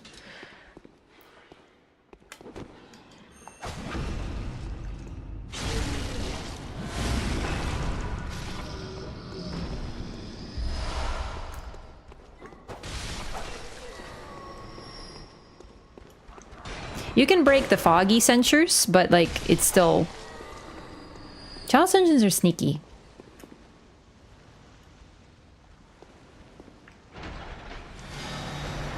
Unlocked. Somewhere a door to the old labyrinth has opened. Chalice engines are just evil, they make them so unfun. I actually mostly find them fun. My problem is I get fucking lost as shit. I'm gonna point out one really cool thing though. It took me way too long to notice this. Do you see these little lanterns with messengers behind them? This represents somewhere that you've been. When you pass through a door, they will light up the lamp, so that way you know you've been there. I think it's supposed to help you not get lost. I must tell you, it doesn't really help me. Unfortunately, like, I'm just built different, but like in a bad way. I never noticed. I don't blame you. I think chat told me way back when. I don't even remember if I noticed myself or not. Chalice engines are arguably the most important part of the lore in Bloodborne. In terms of lore, they are very key. Yes. I am a Chalice dungeon enjoyer, but also sometimes they make me want to cry. Do you know what I mean? It's like a mixed bag out here. I got lost in my own museum one time. You have a museum? Like in your house?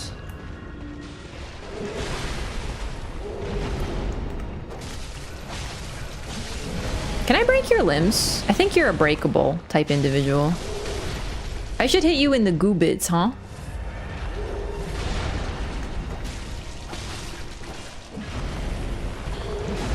Oh, balls. There we go. I broke his freaking pustule. You see that? He's got candles on his bag.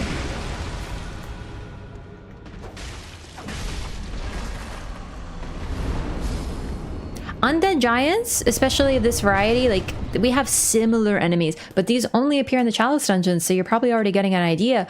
But Chalice dungeons have unique bosses.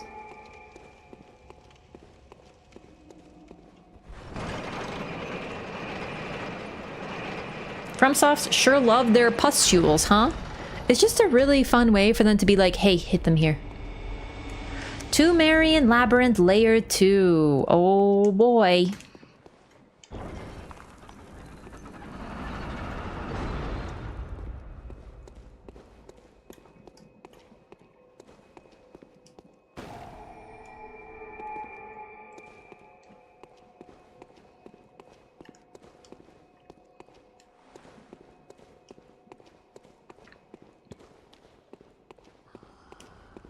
They're really stressful to do because they're always filled with traps and jump scares and such like that. Like, if you have memorized the Chalice dungeons, you must be more powerful than me. But the fact is, they are not randomized. There is a way to randomize them.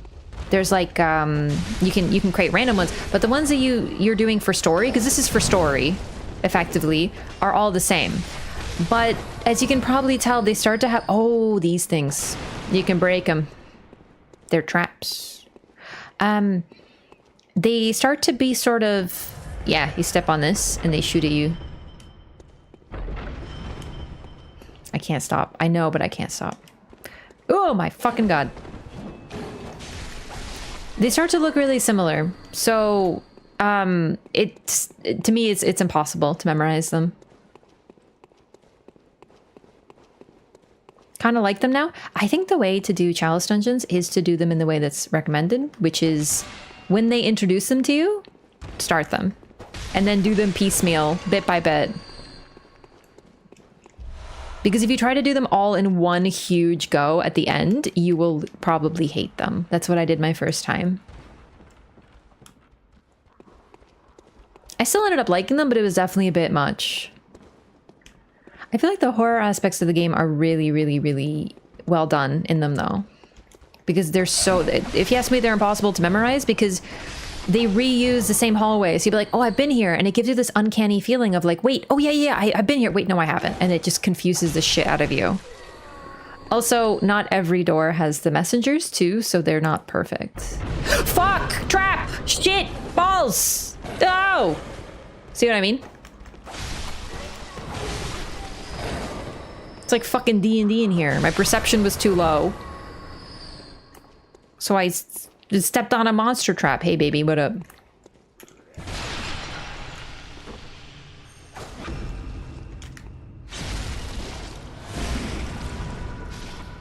Magic is actually pretty good against Storm King. I remember my first playthrough of Demon's Souls was a magic playthrough, and I heard it was really strong, and they were not kidding. It is very strong, but you're also so squishy, you die all the time. I feel like even from the start, as much as things like Firestorm were overpowered, it's still fairly balanced. Okay, so I haven't opened the thing yet, but I got Ritual Blood 2. Eventually, I'm going to need to make another chalice. This one will come to an end, and I'm going to need to make a new, like, dungeon. And when that happens, I'm going to need Ritual Blood 2. So this is not optional. You need to do this effectively to continue in the Chalice dungeons. And that's part of the problem is you need to be really thorough in every single level because there could be items that you're going to require for later.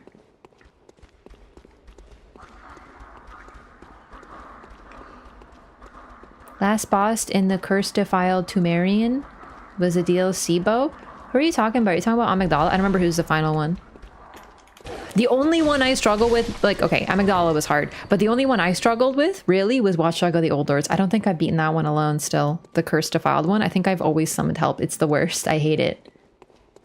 Magician or Royalty? Royalty because I like the crown. It's pretty. Amygdala? Am I weird that I like Cursed Defiled Amygdala? Like, genuinely?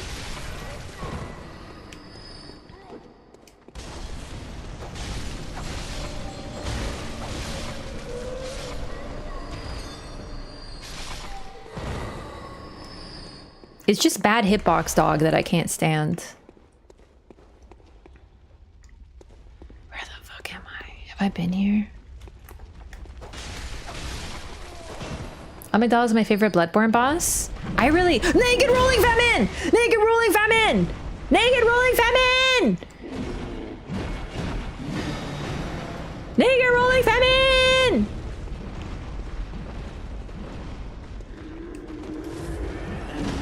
This is one of the most terrifying individuals in this entire fucking video game. Look at him go. Ah! Look at him roll! He's so good!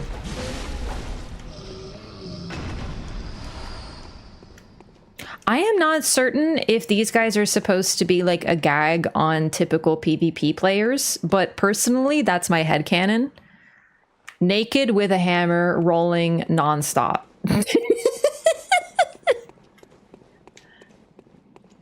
I'm not the only one who thinks this, but I just thought it was really funny.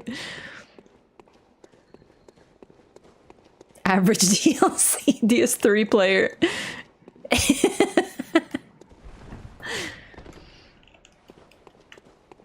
My favorite is Queen Yharnam. You know, Queen Yharnam has an attack that Estelle uses, but like Estelle does it less cool, sorry.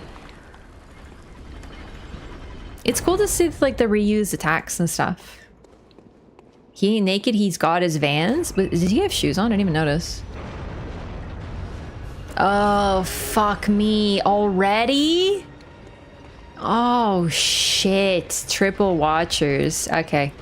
These guys are called Watchers. As you could probably guess. Fuck me. Alright, alright, alright. Fuck. Oh, balls. Good start. Oh, good shit. No hit speedrunners or challenge runners? They are also usually naked, it's true. What? But my visceral. What are they watching? In all seriousness, the Chalice dungeons. Enemy Mancer? Gossip Girl. They're really into it. They're a little late to the party, but...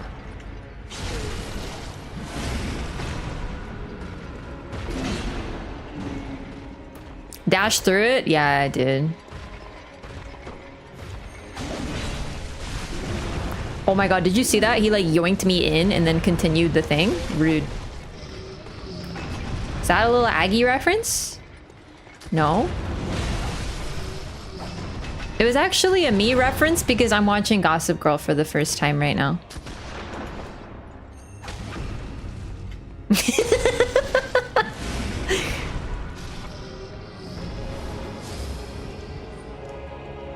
Prey slaughter, that's right. I love this arena so much though. It's pretty cool.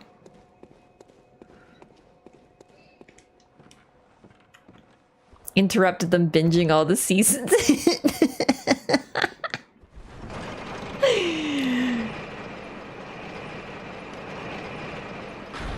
Said it just like Lil Aggie? I know what Lil Aggie is. I just didn't know the Gossip Girl thing.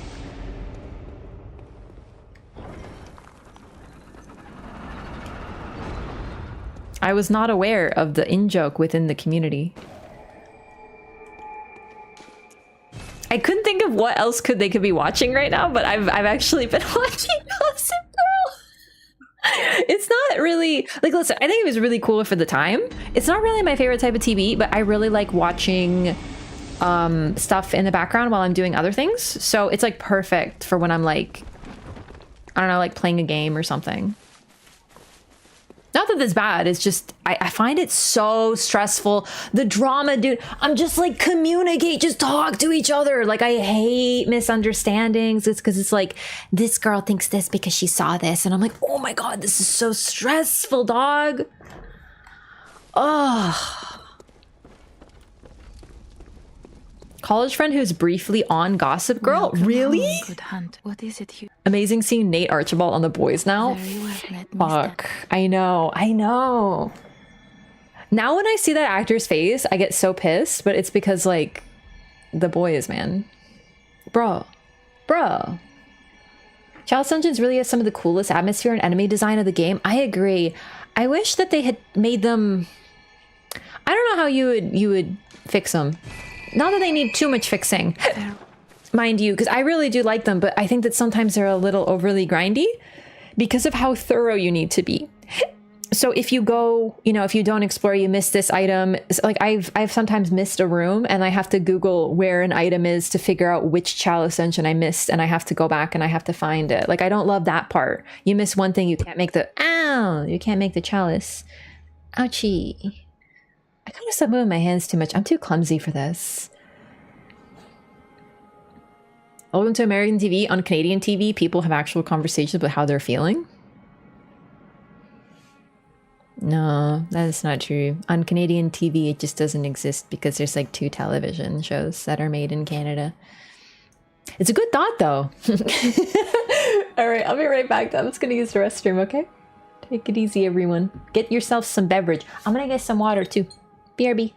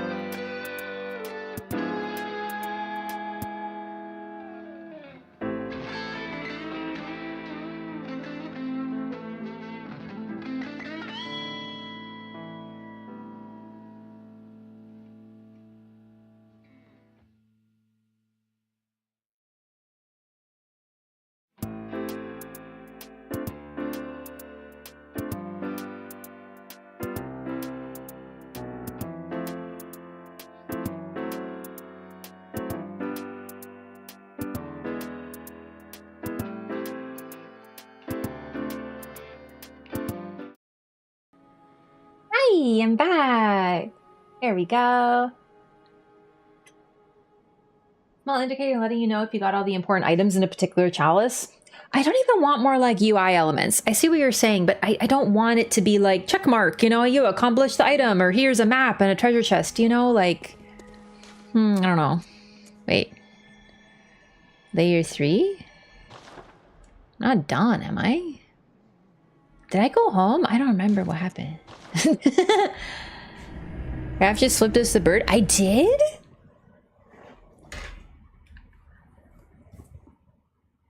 But, you know, I was, just to be clear, I was joking about the no Canadian TV thing. There are very few Canadian TV shows, but the thing about like Gossip Girl is it's a drama. It's supposed to be about, you know, teenagers who aren't very well adjusted doing stupid shit. Like it's not supposed to be like, and then they communicated and all problems were solved, because it's supposed to be like drama. You're supposed to have the misunderstandings. So I get it, but I was just more making a joke how there's no Canadian TV. There's like Schitt's Creek is really good though. That's a Canadian show. Love it. So good.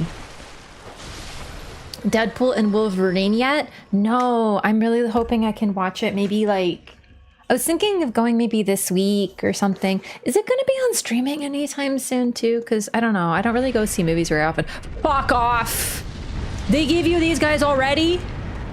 Holy balls.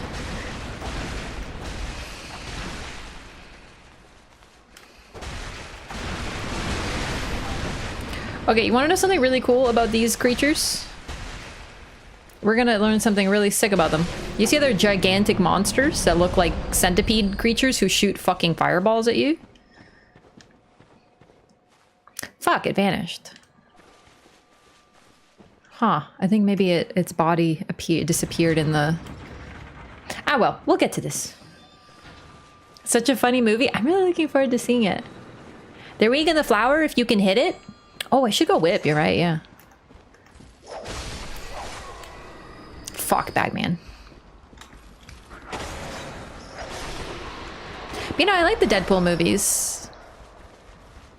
I was really hoping this one would be good. A lot of expectations on it. Might be a few months. Yeah, I'd like to see it in theaters because I really like watching movies like that in theaters.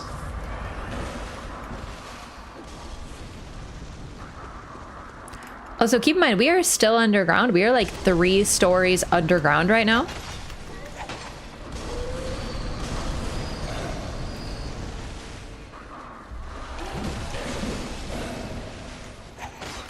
And there's plants. It's really cool. The environment here is cool. This is actually one of my favorite levels. Like when it looks like this. So big, open, flowers. I think this is the best of the 3 Deadpool movies. Wow, that's high praise.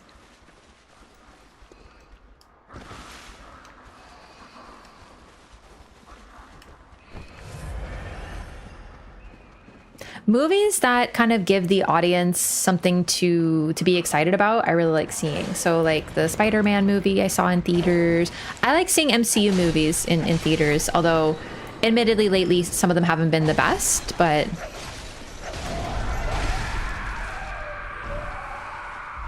You know, like seeing Endgame with everyone, like there, it's just cool.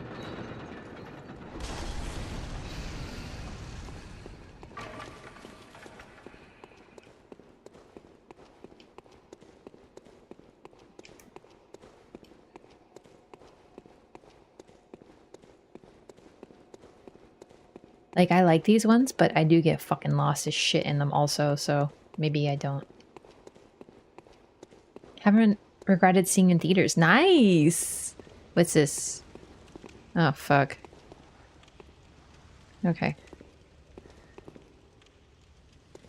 I knew it! I knew it! I knew it! I knew it! There's a freaking trap! Ah!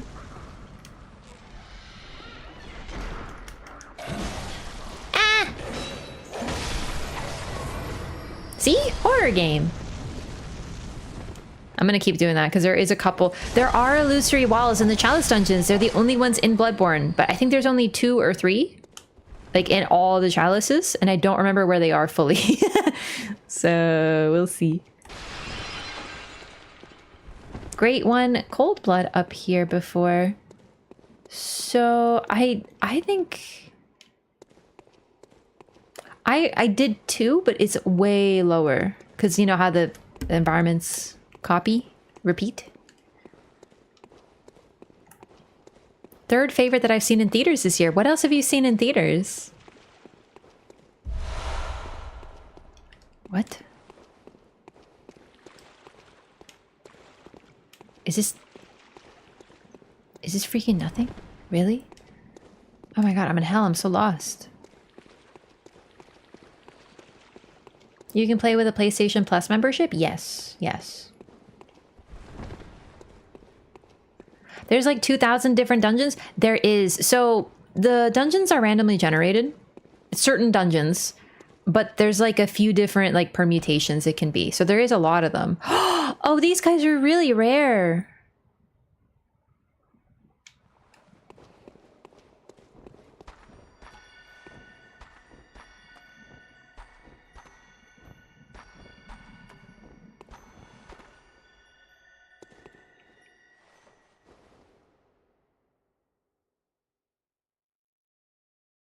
Albinarix before Albinarix. Very Tumerian face.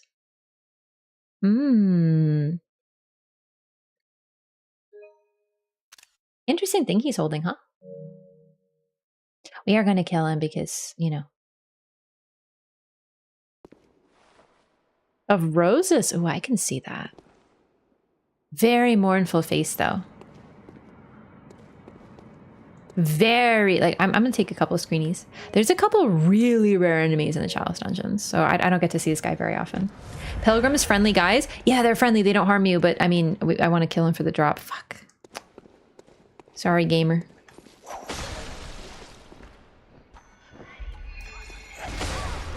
Interesting.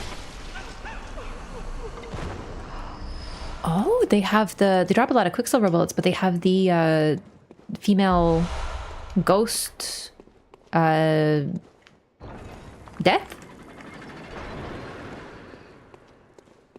Oh, shortcut. Okay, I'll remember this. Quiet place. Wait, Quiet Place? That didn't come out this year, did it?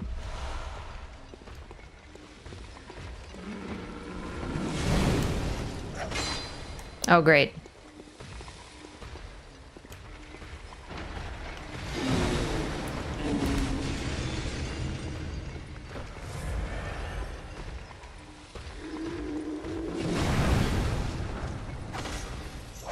It happened again.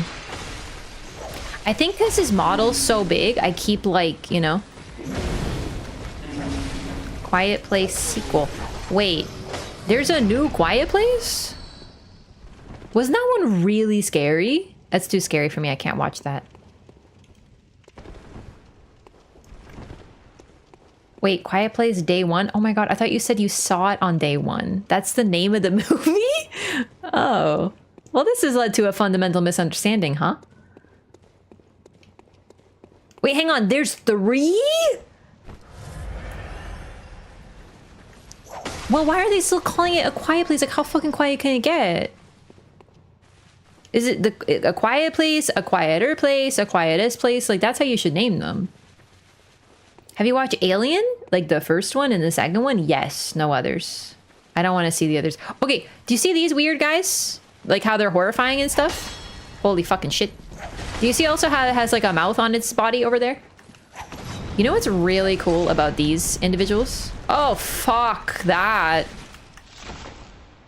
That's nice. Their real body is not what you think.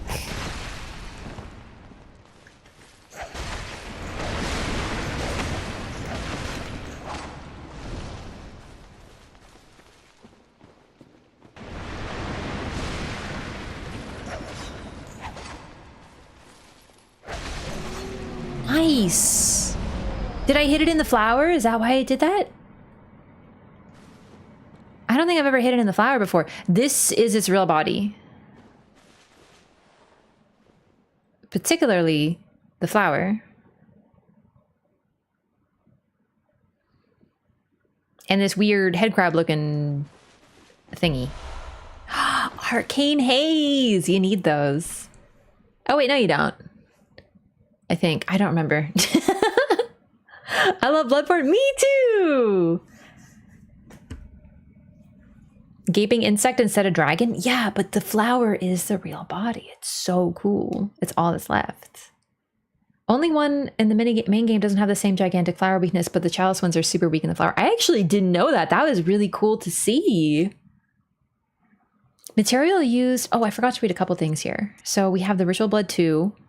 The Tomb Mold. Material used in a Holy Chalice ritual. Mold that grows from rotten flesh and blood inside the old labyrinth. Matures to bear giant spores. Material used in a Holy Chalice ritual. The tiny smatterings of haze that are found in certain ritual materials, sometimes required for special rites. The additional rite, Sinister Bell, makes the bell-ringing woman appear, and when she rings a sinister bell, hunters from other worlds will be beckoned as adversaries.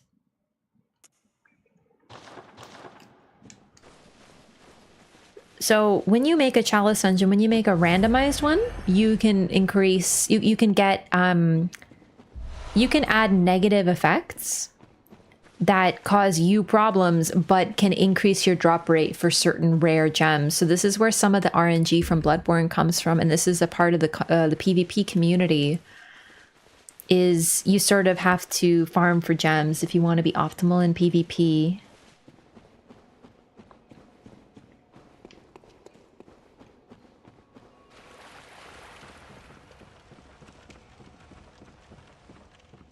Ah, I missed this. Prospector Oleg, my boy. He's some nerd that you can summon here. A lot, though. He's one of the tomb prospectors. And his name is Polish. It's neat. No, optional door, fuck. I hate it because I need to do it, but like, Bloodborne is the most MMO out of the From Software games. Yeah, there's like a cool randomized thing. As much as Chalices can be kind of stressful because, you know, there's a lot of traps and jump scares and ambushes and stuff, they're really cool also because of how much content there is.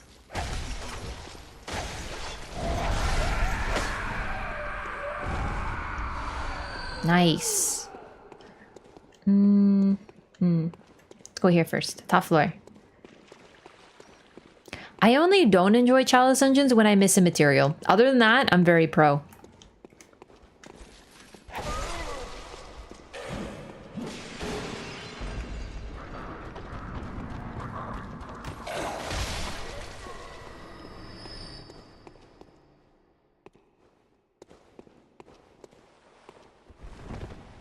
I know, I can't stop. I have a problem. When I see a very rollable wall, I want to headbutt it.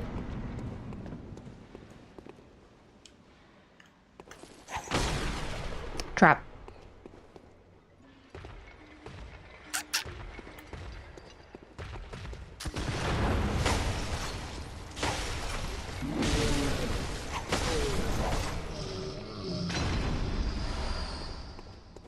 This is probably going to have some important materials in it.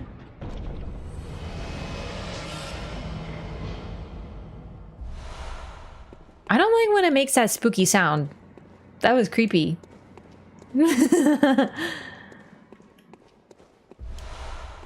One of each chalice activate at once? Yeah, but that's a lot of chalices. Furiosa? Oh, right. Yeah, I heard that one was really good. I'd really like to see that. I like Anya Taylor-Joy. Although, I really like Charlize Theron. I know it's like a prequel, but, you know.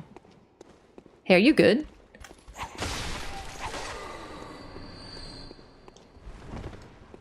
One of these days, I'll find the right one. Noise is probably an auditory clue that you found the thing? Yeah, I mean, it has to be, I think. But it's weird because... You know, why scare the shit out of me for that?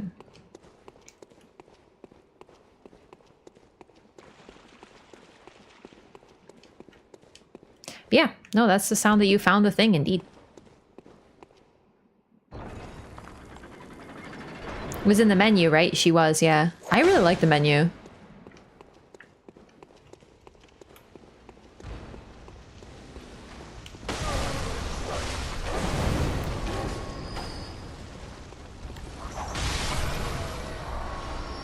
Fire paper? Oh, that's so good. Wait, what is this? Dead end? Really? Oh, no. Fuck! Okay, I broke the trap. I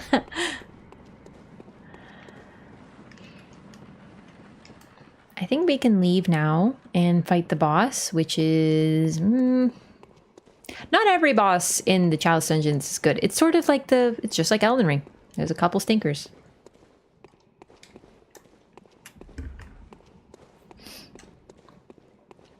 How did I get out of here? Fuck. Oh no. Yes. Furious isn't as good as Fury Road. Wow, that's high praise. I was kind of hearing the opposite. Like some people liked it more, but I mean either way.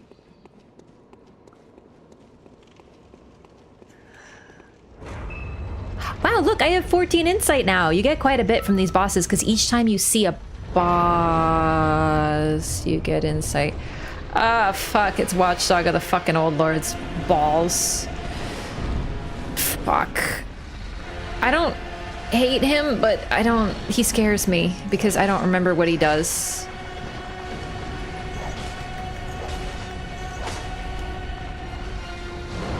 He doesn't always suck, though.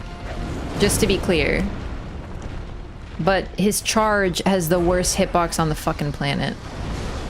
What the fucking Dark Souls 1 is this?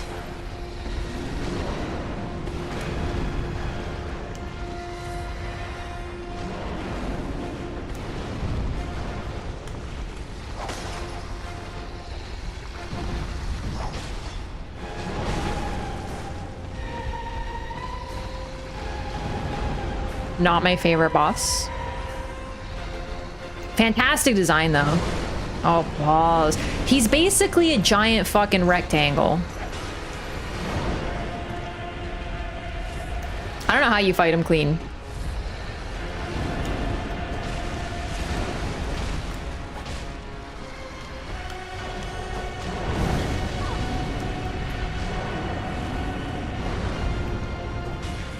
I think you can break his legs, though. That's too close. Couldn't get out of the way. This is your first run of Bloodborne? No, not at all. I just don't really remember Watchdog. I just remember not liking him. Just hits to the tail, see if the tail was a limb, and was it? Iconic boss, they brought him back in DS3 Convergence, did they? I mean, I remember him being in DS3 base game, recolored. I can't believe they hit you with Watchdog this early. Amy's tail is a limb, though. Really? I'll have to remember that. Looks like the dudes you fight in Irithyll? Yeah, no, the possums. Sullivan's possums. They're possums. I'm sorry, they're possums. I'm like the only person on the planet who calls them possums. I'm really good at animals, okay? Because I call them possums, and then I also call the watchdogs of the Elden Rings lemurs, because I'm really fucking good at animals, bro.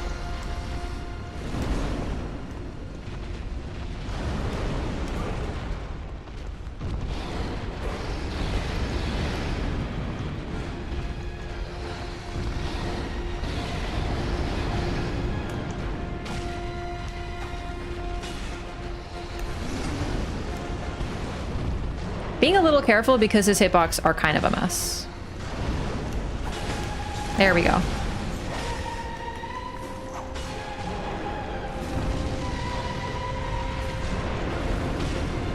Oh, that was bad.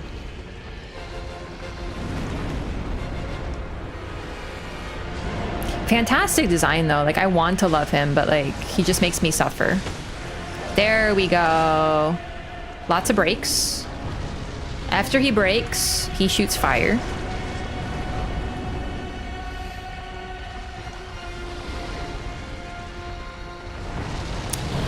Oh, cool. That must be him fixing himself.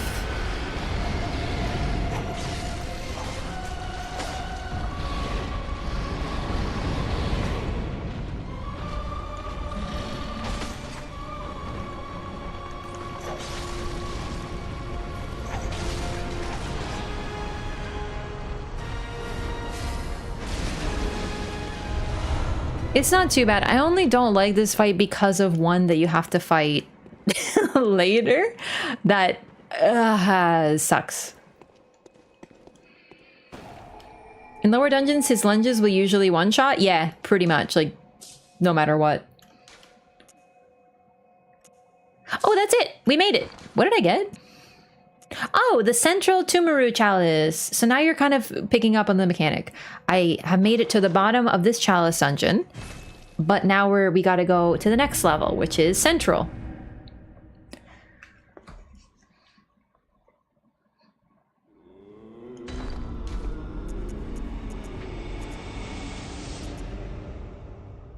A chalice that breaks a labyrinth seal, but only a root chalice changes the shape of the old labyrinth when used in a ritual. The old labyrinth was carved out by the Tumerians, superhuman beings that are said to have unlocked the wisdom of the Eldritch Truth. Oh no, it's getting to be that time of evening.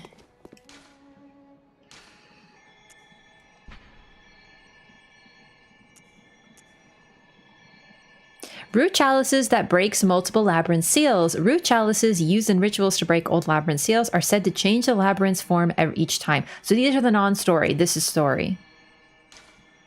This is the first time we've kind of gotten some confirmation about what the Tumerians are, but we haven't seen any of them yet. They are superhuman. They're not human, but they are something a little different, maybe in between.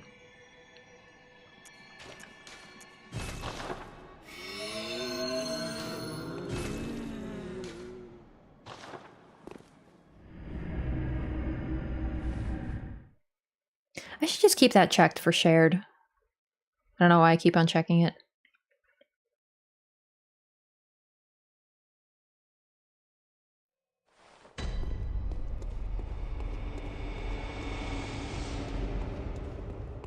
Yura does have the better villain. Oh, I do love villains.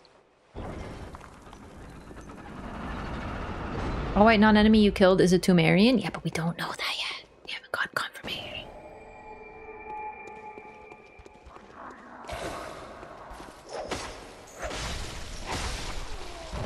But yeah, we can probably guess, maybe if you're paying attention, these enemies live here. The ones that are really pale with the weird faces that are super tall. So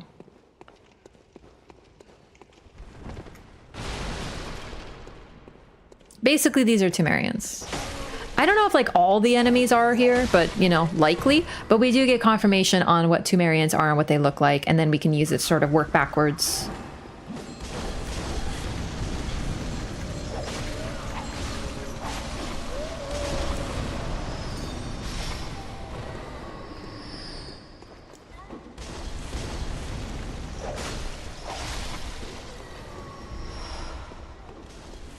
There is lore down here, but it's going to take a while to get there. So for now, it's just kind of pure gameplay. Oh, you're so annoying.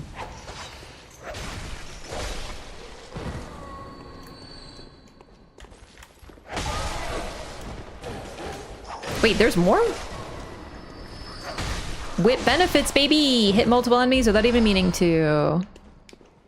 We really are getting a good amount of insight. If we continue down the Chalice dungeons, we might actually be able to do the thing in the Cathedral ward that I'm waiting to do until I have a ton.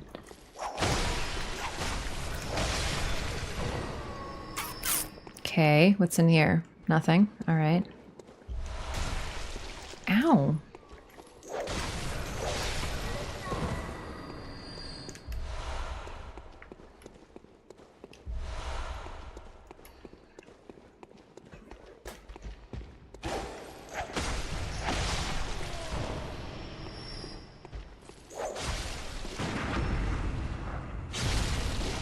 I think we go in there first, but there's a trap.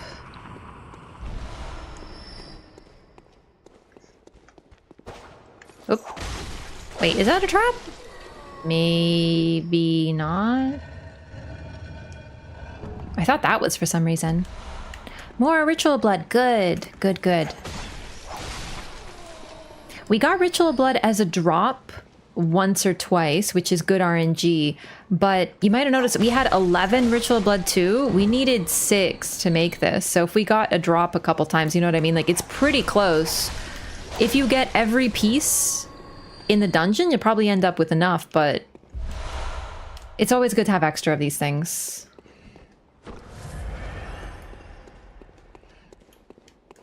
You have to be so thorough, but like... It involves so much focus. Oh my god, I went in a circle. Oh no. Oh no. It's happening already. Okay, okay, okay. So where didn't I go? I started here. I went up there in a big circle. And then there was a path with a door. Okay, we went up here. Here. Here. Okay. Oh. Okay, found it.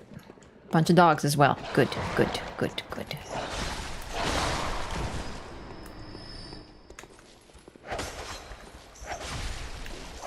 Must have been the wind. The worst part is when you're right there and you die and then you forgot where to go. It's actually the worst. You know, I think playing Elden Ring made me better at parrying, weirdly. I did a fair bit of parrying in Elden Ring. Mainly in PvP, though. I don't know if this like, the knowledge transferred, but I did do... This is probably the only game I parried in. This is where I started parrying, period. It's the only game I really like it in. Because it's cool with a gun. Because guns are cool. That's why Shadow the Hedgehog's really cool, because in Shadow the Hedgehog he uses a gun. I'm lost again.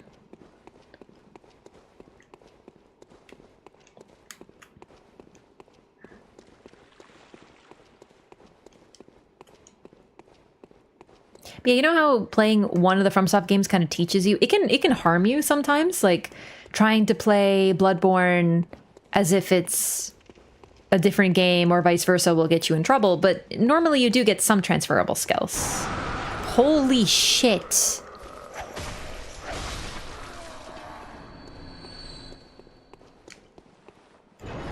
Having a cost tied to parry is pretty cute. Yeah, that's a good point. It uses a consumable. But it also does damage, so even if you mess up, it's still something. Please don't be a brain sucker. Please don't brain sucker. It's beast-possessed soul! That's what this guy's name is. Remember we saw him before? I forgot about him. It's kind of a scary individual. Ken Thomas, what the heck? Thank you for the 5 gifted subs. He punch. Oh god. Memberships to the YouTube community. Welcome. New members. Thank you so much for the support. Those are going to be going off while I'm fighting beast-possessed soul, but it's okay. Oh god.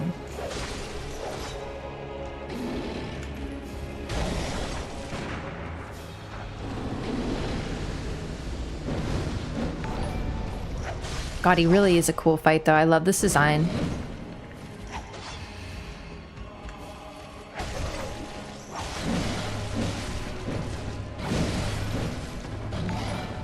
Stressful.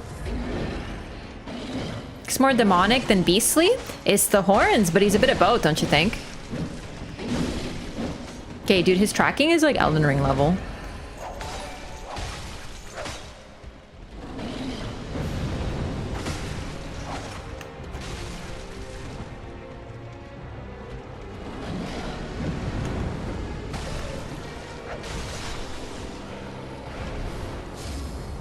It's really cool to fight these bosses that you don't really get to see much.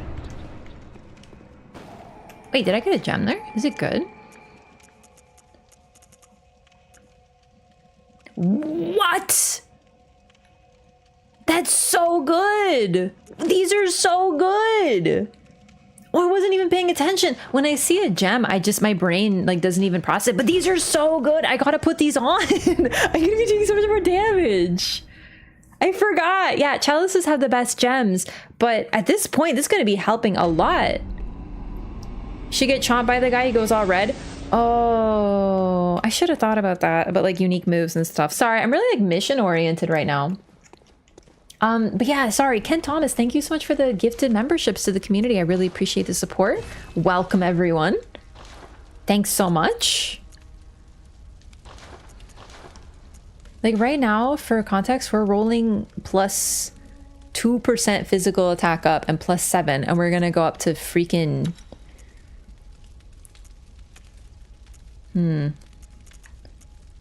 12 is better, but I like reduces stamina cost, and we have 2 slots anyway. That's huge. We just increased our damage by like 5% or something. Or more. I wasn't paying attention to what I was using. I said it, but I forgot. Stam is one of the better downsides? Yeah! Oh, right, there's downsides. What? Over time. Okay. Very well. Maybe... there. Okay. Farewell, mate.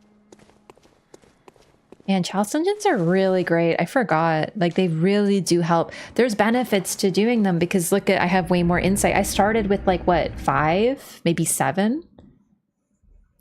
They're not too tough, especially because this is scaled for about when you beat Bloodstarved Beast. They do get tougher, but you get so much stuff. Gems and souls or blood echoes and... insight. It's great. Yeah. No, like I love Chalice dungeons. But doing them like this is clearly what was intended. And you can play however you want, but you see the benefit. It helps you so much.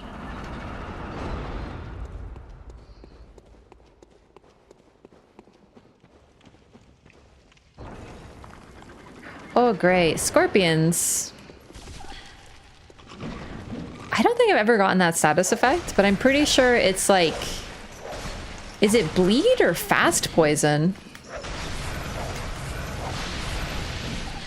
Let's find out. No, you're supposed to...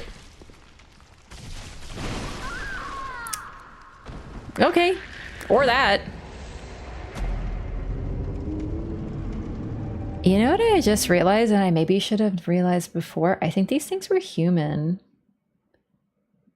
I never really looked at them, but they look like stretched skulls, like, and they're hairy. They could just be scorpions, but like something about their face looks kind of scully.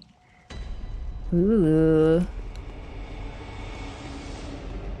The amount of beasts that were encountered. Oh, I didn't know. So each level has a lantern. I should grab the lantern and then go back. There's another model for the scorpion too, though. Really? I have to look closer at some of these enemies. I didn't even know that. See, there's always something new to find in these games. It's actually unreal. The Chalice dungeons add so much more content, and there still is lore. Like, if you haven't done Chalice dungeons, you should. Give them a shot. They can be stressful though. It's how claustrophobic they are. They really do activate my like horror game fear. And also because I can't ever remember them. So it really keeps the sort of feel of Bloodborne alive. Yeah, no, I think these were human. That's so scary. Like I shouldn't be surprised in this horrific place, but oh my god. Wait, where are its eyes? So just like basilisks, when these things pick up your souls, they have that glow. So those are their eyes. I thought they were on the top of the head. That might be worse.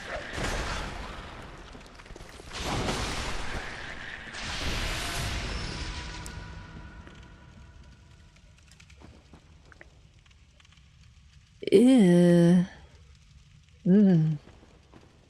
Ribcage and pelvis on its body. Yeah. Hello? Is that me doing that? Oh my god.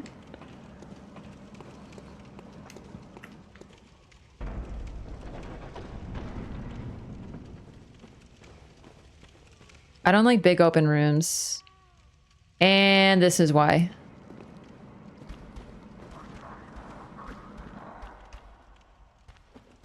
Hello?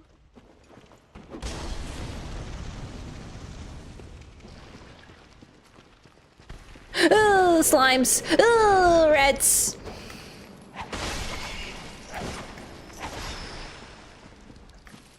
Miyazaki's favorite trap. Slime. No, pushy.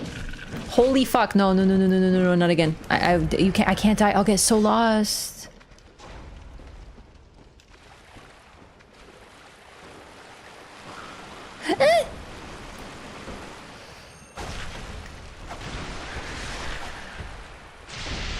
Oh, audio warning for those if they explode. Oh, right. Yeah, Bloodborne does the same thing as Dark Souls 2. They just repeat the sound.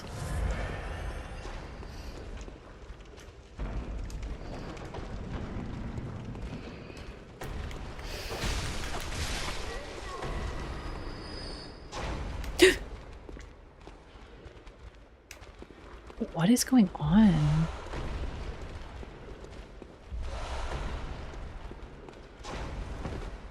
Oh, okay.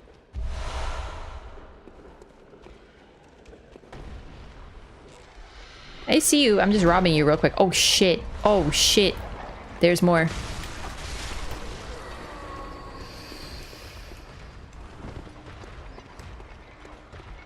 Everyone in the above room aggroes you? Oh, yeah, I remember. I remember this happening sometimes. Oh, my God. That almost got me killed. You jerk. Stop. All right, real quick. I have to go over here because I don't want to... I'm poisoned. Shit. Okay, hang on. I've seen this before, like this formula, so I know what I'm looking for.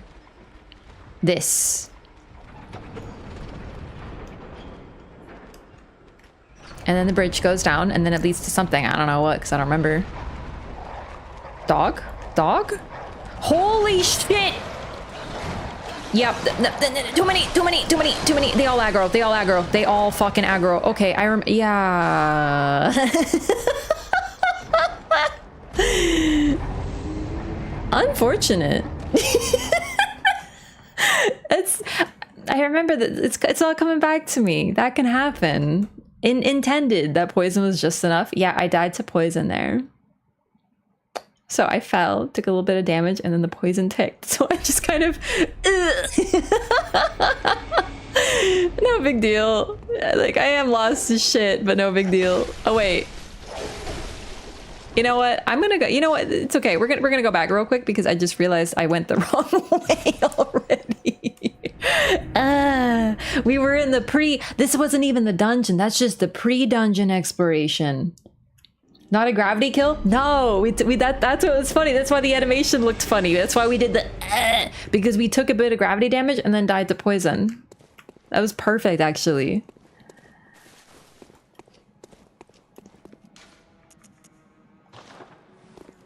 Not making second chalice, pushing to unlock the woods. Ah, good idea. Yeah, that area is great.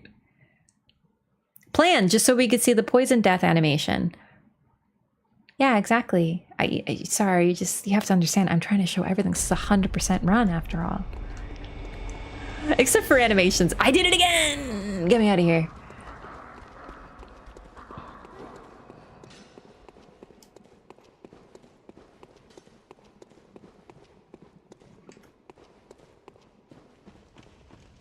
All right, so we got like the bridge. That's good, I'm sure, for something. I don't know.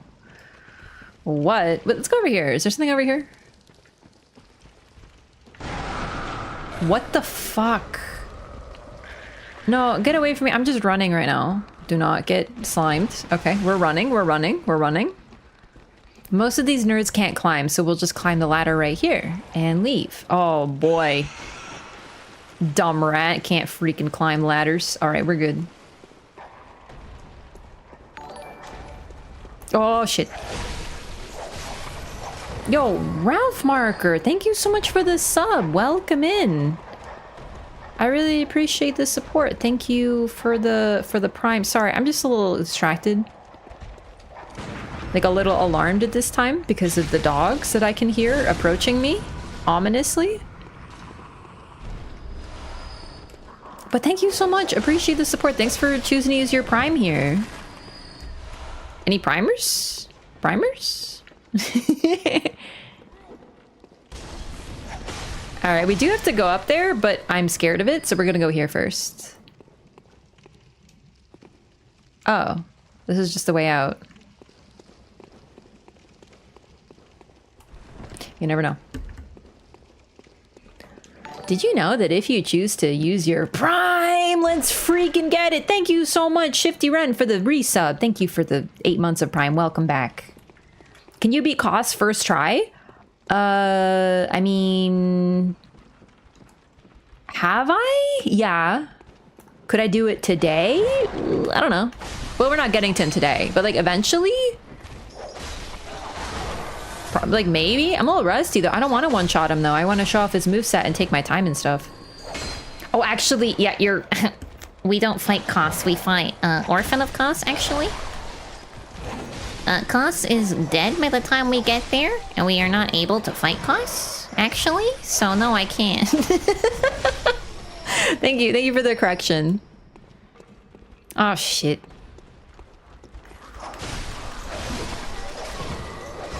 Yeah, Shifty, thank you again for 8 months. Thanks for choosing to use your Prime here.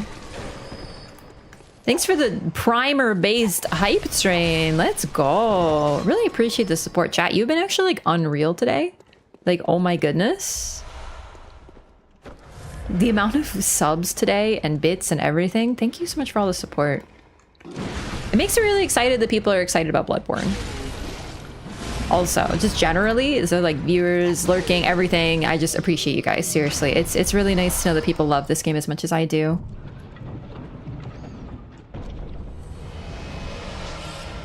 Oh, right! The Hintertomb Chalice. I forgot this one is within the... Oh, that's so sick. A chalice that breaks a labyrinth seal. Hintertombs are the peripheral catacombs of the old underground labyrinth. To this day, the Watchers continue to expand the Hintertombs, unceremonious catacombs filled with graves and death. Cool! Let's go there! MX Voltage, what's up? Maybe it's time for Hype Train 2?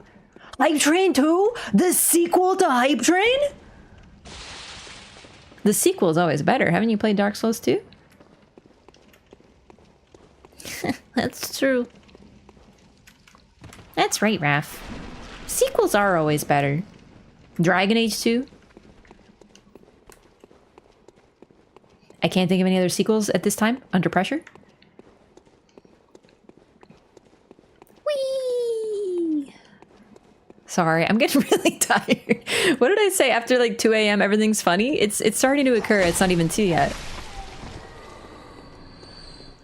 But DS1 is better? It's okay. You're allowed to think that because that's what you feel and I support you.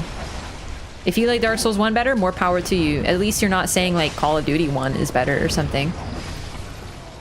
Sorry, I don't know why Call of Duty is taking so many like pot shots today. Mass Effect 2. Yeah, Mass Effect 2 goated.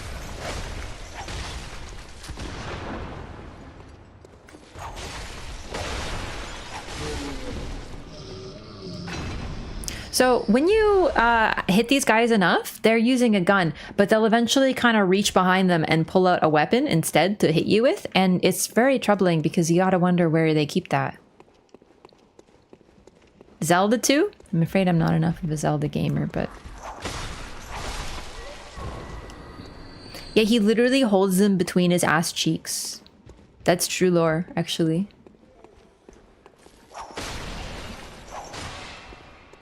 It's caught, it always takes shots. Poggy, true. Borderlands 2? I didn't like Borderlands 2 as much.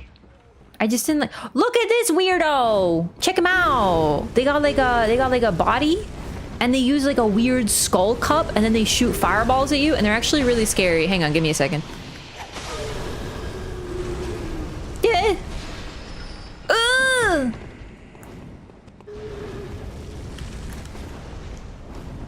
One moment. I'm trying to show them off, but like, it's not a good time. It's never a good time in the fucking Chalice dungeons. Oh, did you see that? I wasn't locked on. That was an unlocked gun parry. I don't think I've ever done that before. It's not the biggest, like, but wow, I feel really cool about that one. Maybe I am a Call of Duty gamer. I freaking no-scoped them. I don't think I've done that because when you have to aim your bullets when you're not locked on, right? Yo, someone clip that for me for the montage, bro. I'm gonna get some fucking Linkin Park over that for real. Shit, bro, for real, for the montage, for the Vine, bro. No, stop. You don't no kill me. No kill.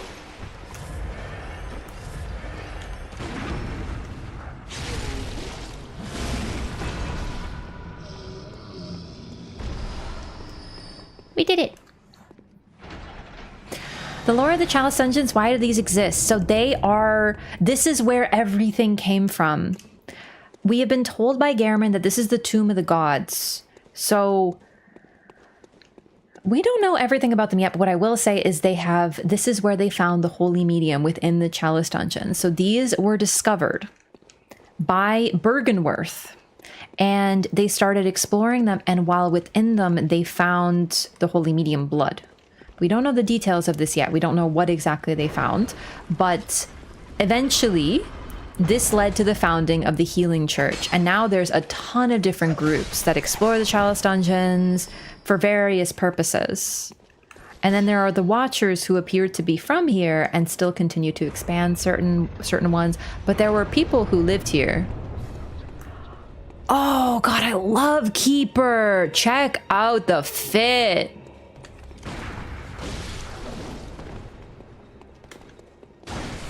I call this one the Dark Souls reference because she looks so Dark Souls. I say she. I don't know why, actually. I'm not the best at this fight, though.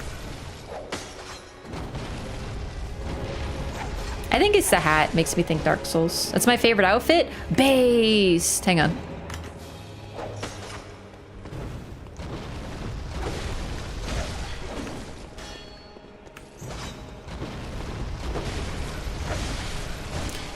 I don't like the backstep move. I remember. You gotta kind of bait it or maybe try to parry it or something. Okay, my gun went through them. Unfortunate.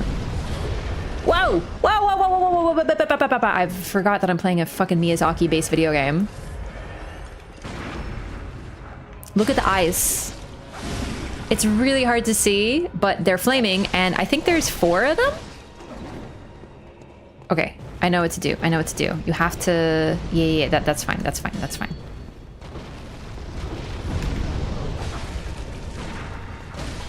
I'm trying to parry that move because I think you can, so I'm trying to bait it out. No, don't buff.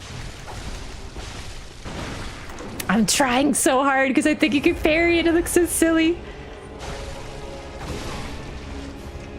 4 eyes, I think. Whew, okay. So, the Chalice Dungeons were... We know that there's Tumerians who apparently lived here, came from here. It's not certain yet, but they were some sort of superhuman beings. And there are people who came from the Chalice Dungeons or lived in them. It's not fully known yet. And now you can purchase the armor. Oh, is that what it was? Okay, perfect. So now I can buy it. I can at least read it. Oh, also, we have encountered a couple mentions of the Old Lords. The Watchdog of the Old Lords, the Keeper of the Old Lords. So there is a whole culture down here. But it's not clear who they were keeping and watching yet. More than 6 eyes? Maybe it's more. I'll have to look at the armor.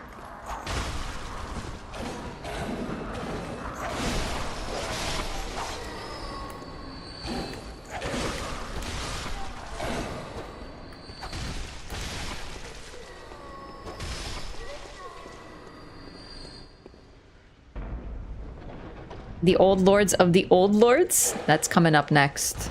Naked. Naked. He's not even naked, but I keep saying it, bro. Oh my god, why is this like a gank fight?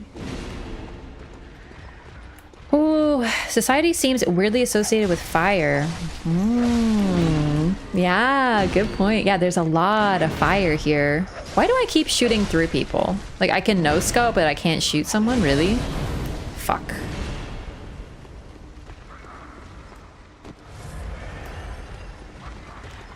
Yeah, they seem to be using fire a lot, almost as if it's something inherent.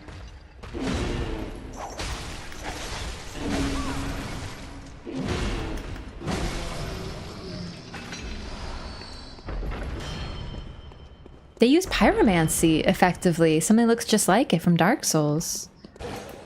Kind of hard to see without fire. True! But Keeper, a beast-possessed soul...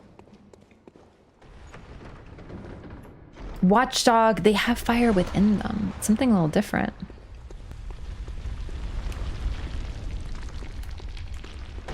And beasts are weak to fire.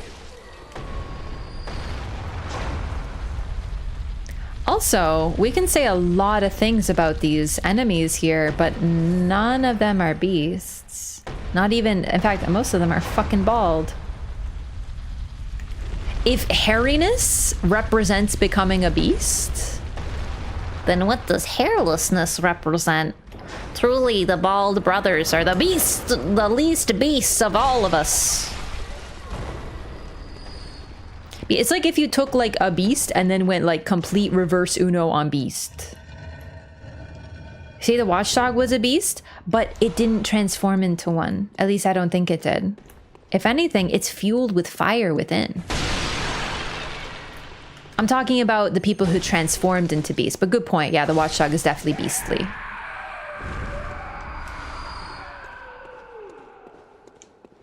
We found a treasure room, by the way. These have a ton of materials, including really key ones like this. Sage's Wrist, special material used in a holy chalice ritual. A body part of a saint sacrificed by the healing church in their search for truth. The additional rite, fated offering, invigorates the watchers, making them more treacherous than normal, but also making them worthy prey for a special hunt. Strange statue / skull. Bunch of treasure. This is what treasure hunters seek.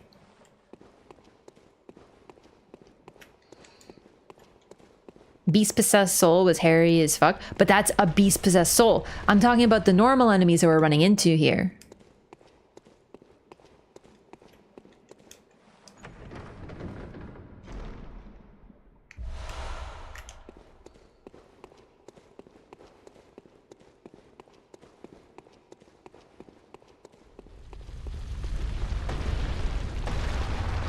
Totally okay to use chopped up saints for our own gain? Fuck, I may have fucked it. Oh! Should not have done that.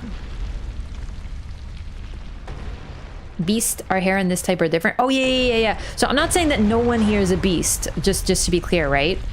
But I'm talking about generally the enemies here. Basically, it's as if they have a resistance to it. And the fact that they use fire is strong against beasts. It could be something different too. Oh, ghosts. Great.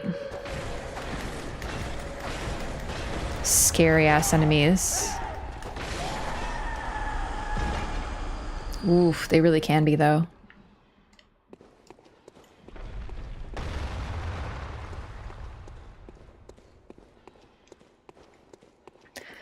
From what we can tell, Pthumerians did not become beasts. Is this because they're resistant to the beast plague, or is it because they didn't imbibe it?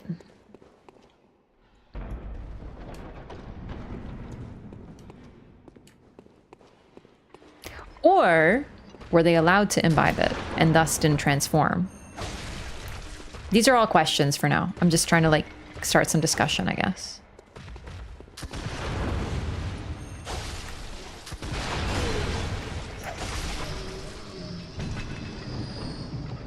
I don't remember where I am.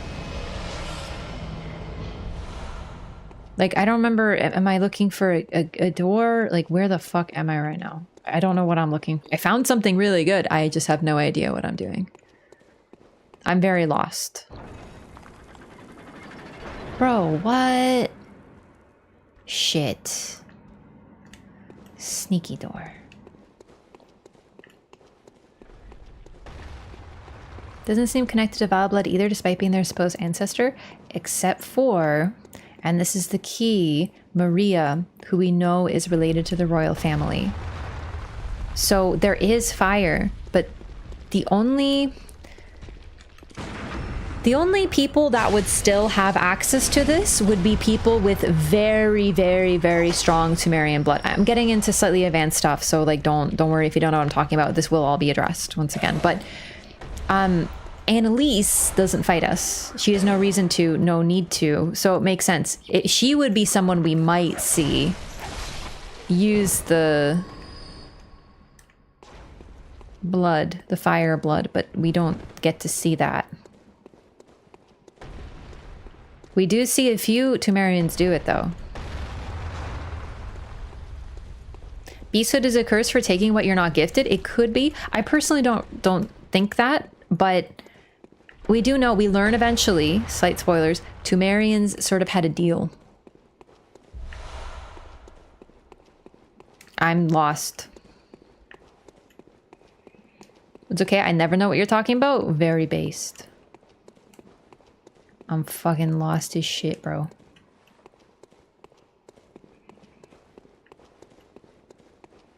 Guy had blood vials, maybe they imbibed. I think that's more of a... It's a good point. Because that is a drop that is in their drop table. But these challenge dungeons are really long. They need to give you blood vials or you'll run out. So I think it's more gameplay. I don't know where I'm going, so we're just gonna have to restart.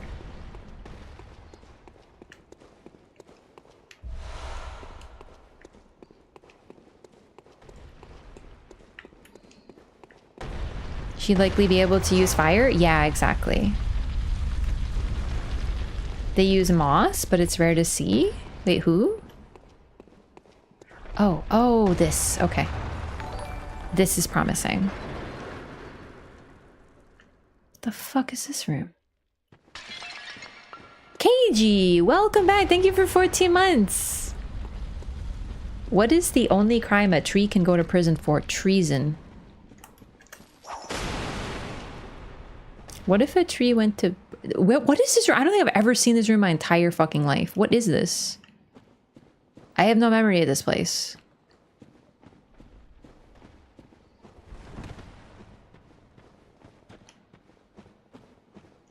Oh, I actually didn't know that, Eponymous. So the Watchers, if you use the offerings, they will heal by eating moss.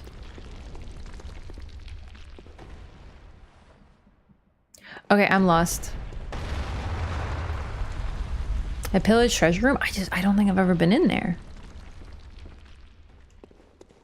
Yeah, so the Watchers will eat moss, so that sort of confirms they don't use blood to heal like we do. That's pretty interesting, all things considered.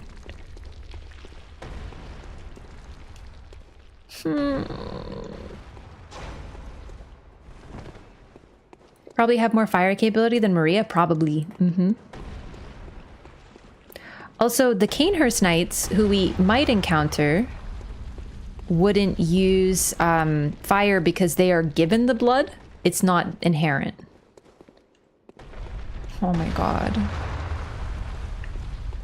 I'm so fucking lost. I can't open that door, but I need to get in there because... Where am I? Oh.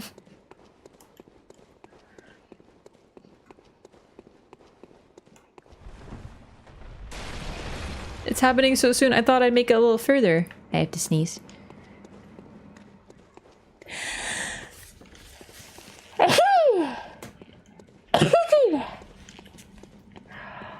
Oh, this was an optional room. Shit, well that's why. Because it goes in a... Oh, okay, well that's fine. See, this is what happens. I don't know where I am and what I'm looking for. I get confused. So the optional room will probably circle back to that, like, closed door thingy? I'm gonna go buy some stuff.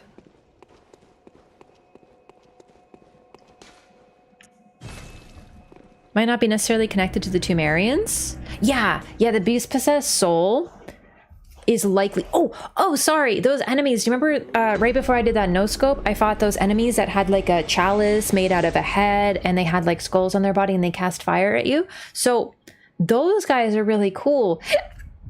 They're not very common enemies, but they basically see... they use skulls as like a vessel in order to shoot magic at you. So they use leftover parts from other people to use magic. Almost like an auger or something like that. So Sage's wrists can allow you to access more difficult levels. So body parts have power, which is why we're using them in the Chalice dungeons in the first place. And apparently it extends to being able to shoot fireballs out of your hands if you have it. So body parts have power. A catalyst, yeah. But they actually literally have power in this world. And there's other evidence of this, but I just want to point out how cool it is because there are certain enemies that seem to inherently use fire. We'll get to those. But the ones that do, sometimes they're holding a body part. The beast-possessed soul is interesting because they don't seem to. Keeper does... Oh, right, the armor.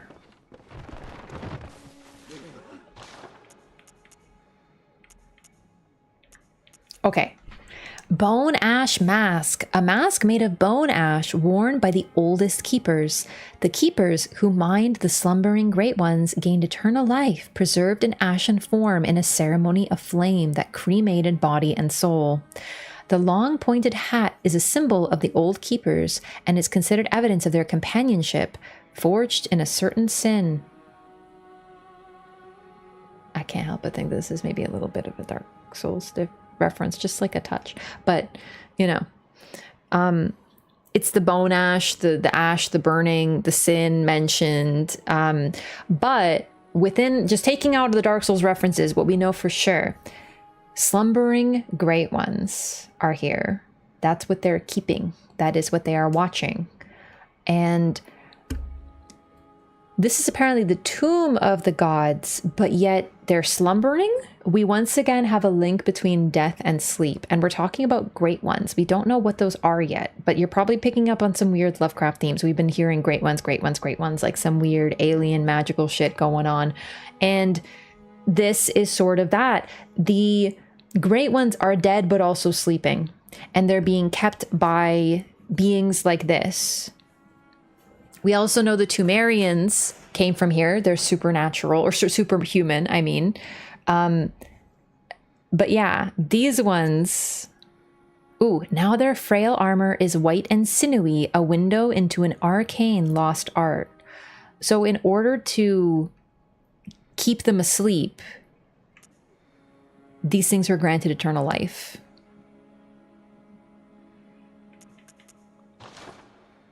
It's pretty neat. Possessed by a ritual that went wrong, and that's why it's all rare fire. It could be. Beast Possessed Soul is an interesting one, though, because it also has horns, and very few beasts get horns. Cleric beasts do, and Vicar does, Vicar Amelia. So it could be something about, like, maybe faith or closeness. Could that these gods be what allowed the beast scourge to spread? No, not necessarily. The thing is, great ones, they don't quite die. They die, but they don't. We'll get into this more, but even when they are dead, they are alive, sort of thing. But how many eyes? I don't know. I don't remember. Does anyone know? Because I have to buy it to see, but I don't want to spend my insight. I'm trying to get 50 right now.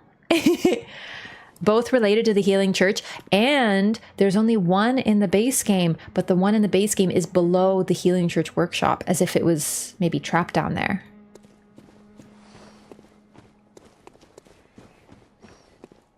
We as a people used to collectively assume that we were literally dead or we were sleeping and then came back to life every morning. I didn't know that. That's pretty neat. I can check right now, please. That'd be great. Okay, we got any better gems? Fire attack up. Oh, this is a really good one. Skill scaling, maybe? It could be good. Yanmao, thank you so much for the Prime. Welcome in. Thank you so much for choosing to use your Prime here. I really appreciate that. Oh, attack up 13.5%. Boggy.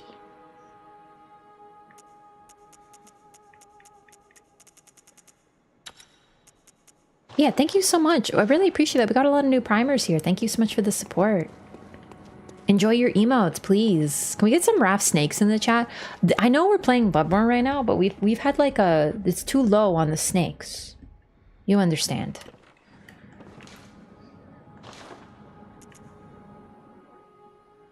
Okay, we are getting so much stronger. I feel like we might accidentally like trivialize the game.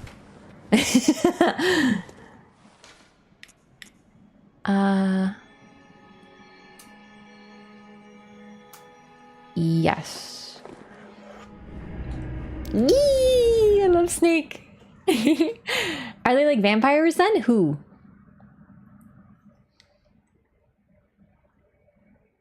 Pilot, the real world is just a dream to the great ones because they can move through high and lower planes much easier than us. Yeah, it's a very Lovecraftian concept to have this idea that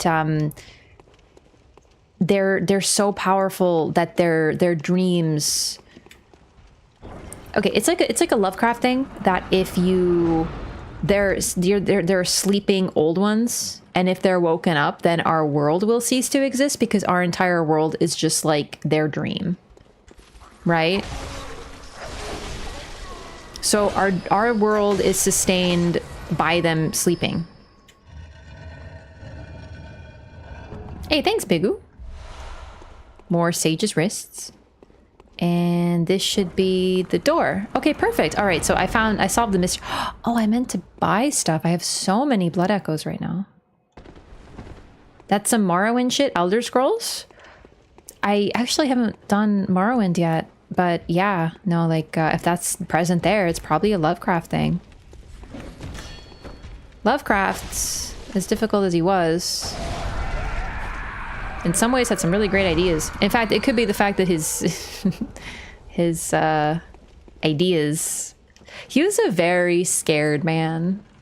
He was scared of a lot of things, and well, maybe that helps you with horror.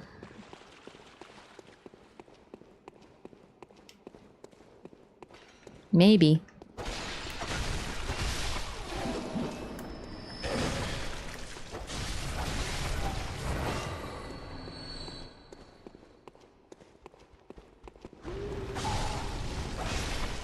Definitely influenced a lot of media after. Mm-hmm. These enemies. Oh, that's so unfortunate, actually. That did a lot of damage. No. Okay, the only reason that dying in the chalices scares me, like I had 31,000 blood echoes. That scares me a little. I don't remember how to get back.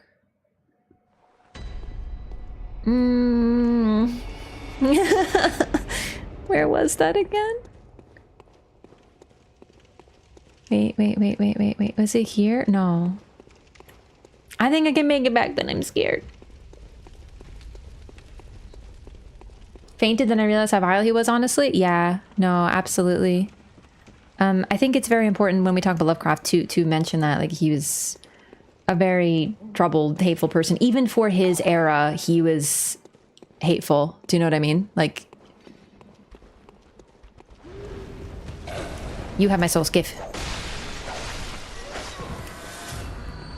Adam, thank you so much for 13 months. Thank you so much for the support. Welcome back. Thanks for hitting the button. More than a year, Poggy. Whoops.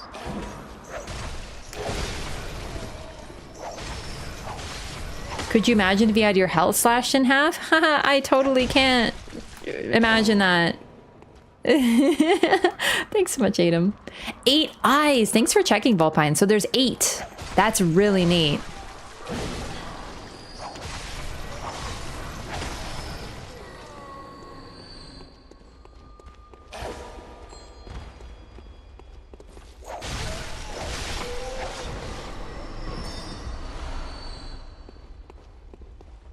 That's actually another reason I'm such a fan of Bloodborne, is because the story is, while it doesn't address it directly, it sort of, I don't want to say fixes Shadow over Innsmouth, but it doesn't just create the story and recreate it. It addresses it. And one of the, you know, aspects of Shadow over Innsmouth, like he was a bigoted man. Lovecraft was a bigoted man. So he wrote the stories from that perspective. But the fishing hamlet is like the complete opposite. The good guys, if there are any really in a story as great as this, are just innocents who happened to be in the wrong place at the wrong time, and it was a tragedy what happened to them. It's depicted as something sad, not as like a moral failing of those in the fishing hamlet.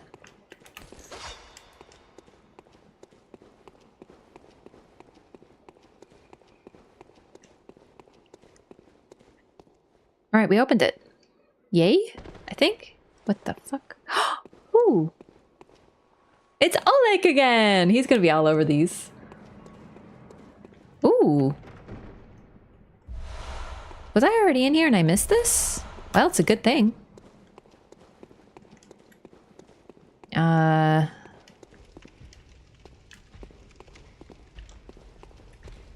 Oh, okay. We're gonna just like reset here. I wanna spend these blood echoes. It would be really devastating to lose them, actually. I'm having a lot of fun in the Chalice dungeons. I think the fact that I don't remember them, while it does lead to me getting lost sometimes, and that can be a little stressful, it's like playing Bloodborne fresh.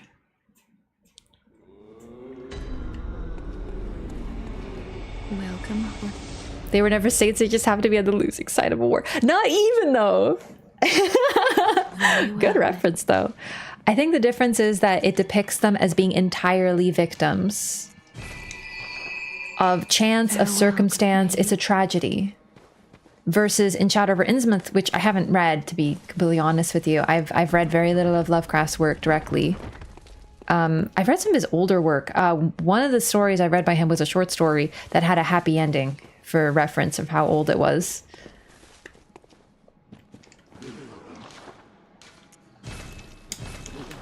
Alright, let's fight the boss.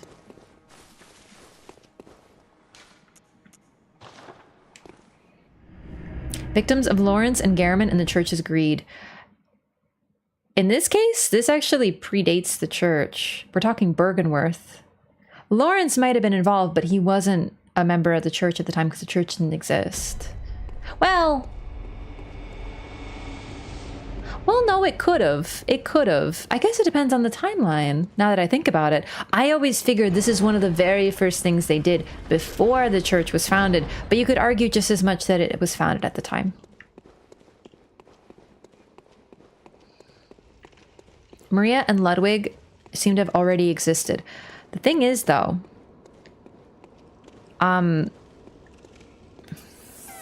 okay, I'm just gonna explain this quickly because this is like a DLC thing. So, I don't know, because Garamond existed, Maria existed for sure. But the thing about the DLC, and this is part of what makes it so mind-bending, is the part that we hit at the end. The end of the DLC is arguably the start. So, personally, I think that the areas before, we're kind of going back in time as we progress into the DLC. Not literally, we're not time traveling, because we're talking about like a pocket dimension that has aspects of the past, and therefore we learn about the past, but we're not literally going back in time. But the start of the DLC is the most recent stuff, which is why we encounter old hunters and stuff like that. Technically, Lawrence is at the start and he's later than, you know what I mean? It's not perfect, but as we progress, we're kind of encountering older and older things. And it's like, because think of the fishing hamlet as like the seed, and then everything else sprouted from it. So I'll get into this, but I think that's one of the reasons I'm desperately obsessed with this DLC is the structure of it. Oh, perfect timing! Tumerian descendant! This is what a Tumerian looks like. Very tall, pale skin, white hair. And this is a descendant.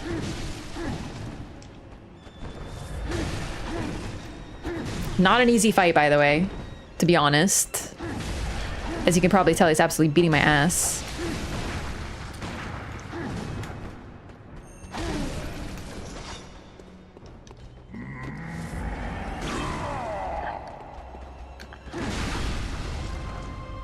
It's so cool! Parries do be helping, though. I want to see a little bit what he does.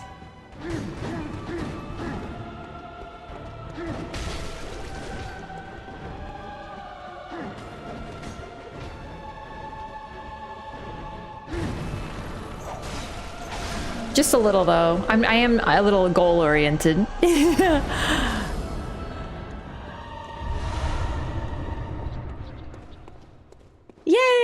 Exactly. Oh, I do love the Temerian fights. Oh my god, he really did get me in that heal cycle though. He's kicking my butt. And we now have lower. Hey, Rathburn, thank you for the 1,000 bits. Oh my goodness, I really appreciate that. Thank you so much. If you're interested, we have bit emotes. Or not emotes, what are they called? Well, yeah, bit emotes. No, those too. But bit badges you can put next to your name. They're Pokemon. I don't see them enough. Why don't you guys have your bit badges on, huh? Super interesting clothing they were wearing. Yeah, the clothing, very vampiric, very like, ooh, remember the clothing. What's a bit badge? It's like a badge for when you get bits. It's like next to your name, like a sub badge. You can edit it in your chat identity for the channel. Have I Mimikyu? Representing Mimikyu! What's a sub badge? It's what you get next to your name when you're really cool. It's the butterfly in this case. Aw, man, I love Temerian. I kind of kicked his butt a little quicker than I meant to, but... Welcome. Like that one! Yeah. Oh, okay. Farewell, good hunter. So, May you find your worth in the waking world. Thanks, boo.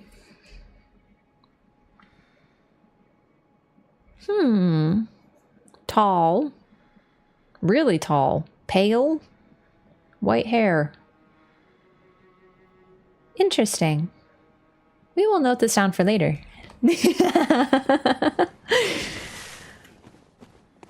Curious. Oh gosh, I was saying something, but oh, the trick weapons. Yes, thank you for reminding me. When he does his phase transition, he breaks his weapons into two. Like he transforms his weapon. He's using a proto version of the trick weapons, and his particular weapon is very similar to Eileen's weapon. Oh my god, I almost said burial blade. The Blades of Mercy. Or Blade of Mercy. It's one weapon that flips into two. You might have seen it when we were fighting with her, but you know, I was focused on other things. Maybe you noticed it, but her weapon is a short dagger that can be divided into two. It's actually very similar, and hers happens to be a particularly old weapon. So it's pretty cool. Uh-oh. The two ladies that give us blood, Arianna and Adela. Exactly, yeah. I should probably use this.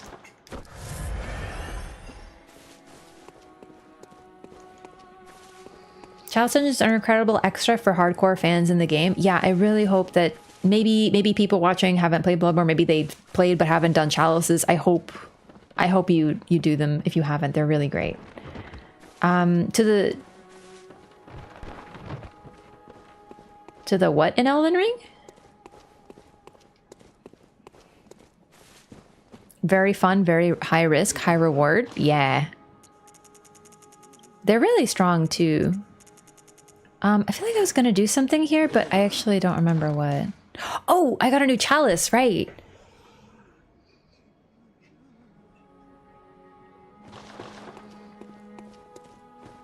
Let's see if I have the materials for this one. I do. Oh, barely though. Look, I need 9. I only have 12.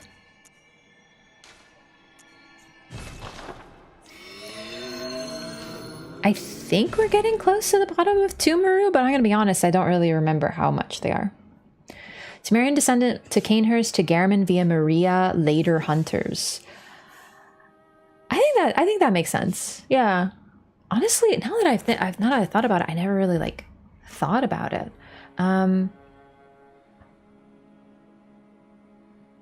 Because while they are the old hunters, there are definitely things that predate them. Could Arianna be related to the Temerians? Yes, actually, she is. Very indirectly. She's very distant, but there's evidence that she is. But we'll get into that later. We'll get into why we know that when we get to Canehurst, which we've heard mention of, but we've only gotten a few hints. And Canehurst is going to be very inspo for us. Okay, I think I have to call it here for tonight, though, gamers. I am so wiped out. EP, I'm really hungry. I didn't eat very much today, so I think I'm just officially out of brain. Powerful bedtime. Yeah. Thanks so much everyone for watching. I'm glad you're enjoying Bloodborne. We'll be back, more Bloodborne, but lore, I know, but I can't even like get my sentences straight right now. I know it sucks. I'm sorry. I wanted to keep going. I'm really having fun. I love Bloodborne so much. Also, my computer blue screen. I was going to say it's been more than 5 hours. It has. My freaking computer blue screen right at the start, but yeah, next time we will do more Bloodborne. Like I said, I do want to go back to like alternating some games at some point, so we may actually start playing something brand new, but we're not stopping the Loreathon. It's just adding some variety into the week. This is probably the game that I know the most, though. There's still things I don't know, but when it comes to lore, this is the one where this is my specialty, basically.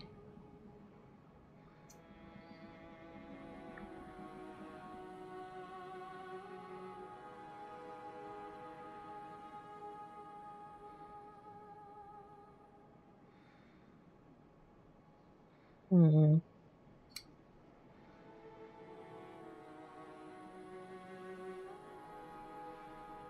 I don't think we're gonna do a raid today. I don't know where to send you guys. I don't want to send you to Elden Ring because everyone's playing Elden Ring. I want to send you to Bloodborne, but I don't know anyone playing Bloodborne right now. It's too late.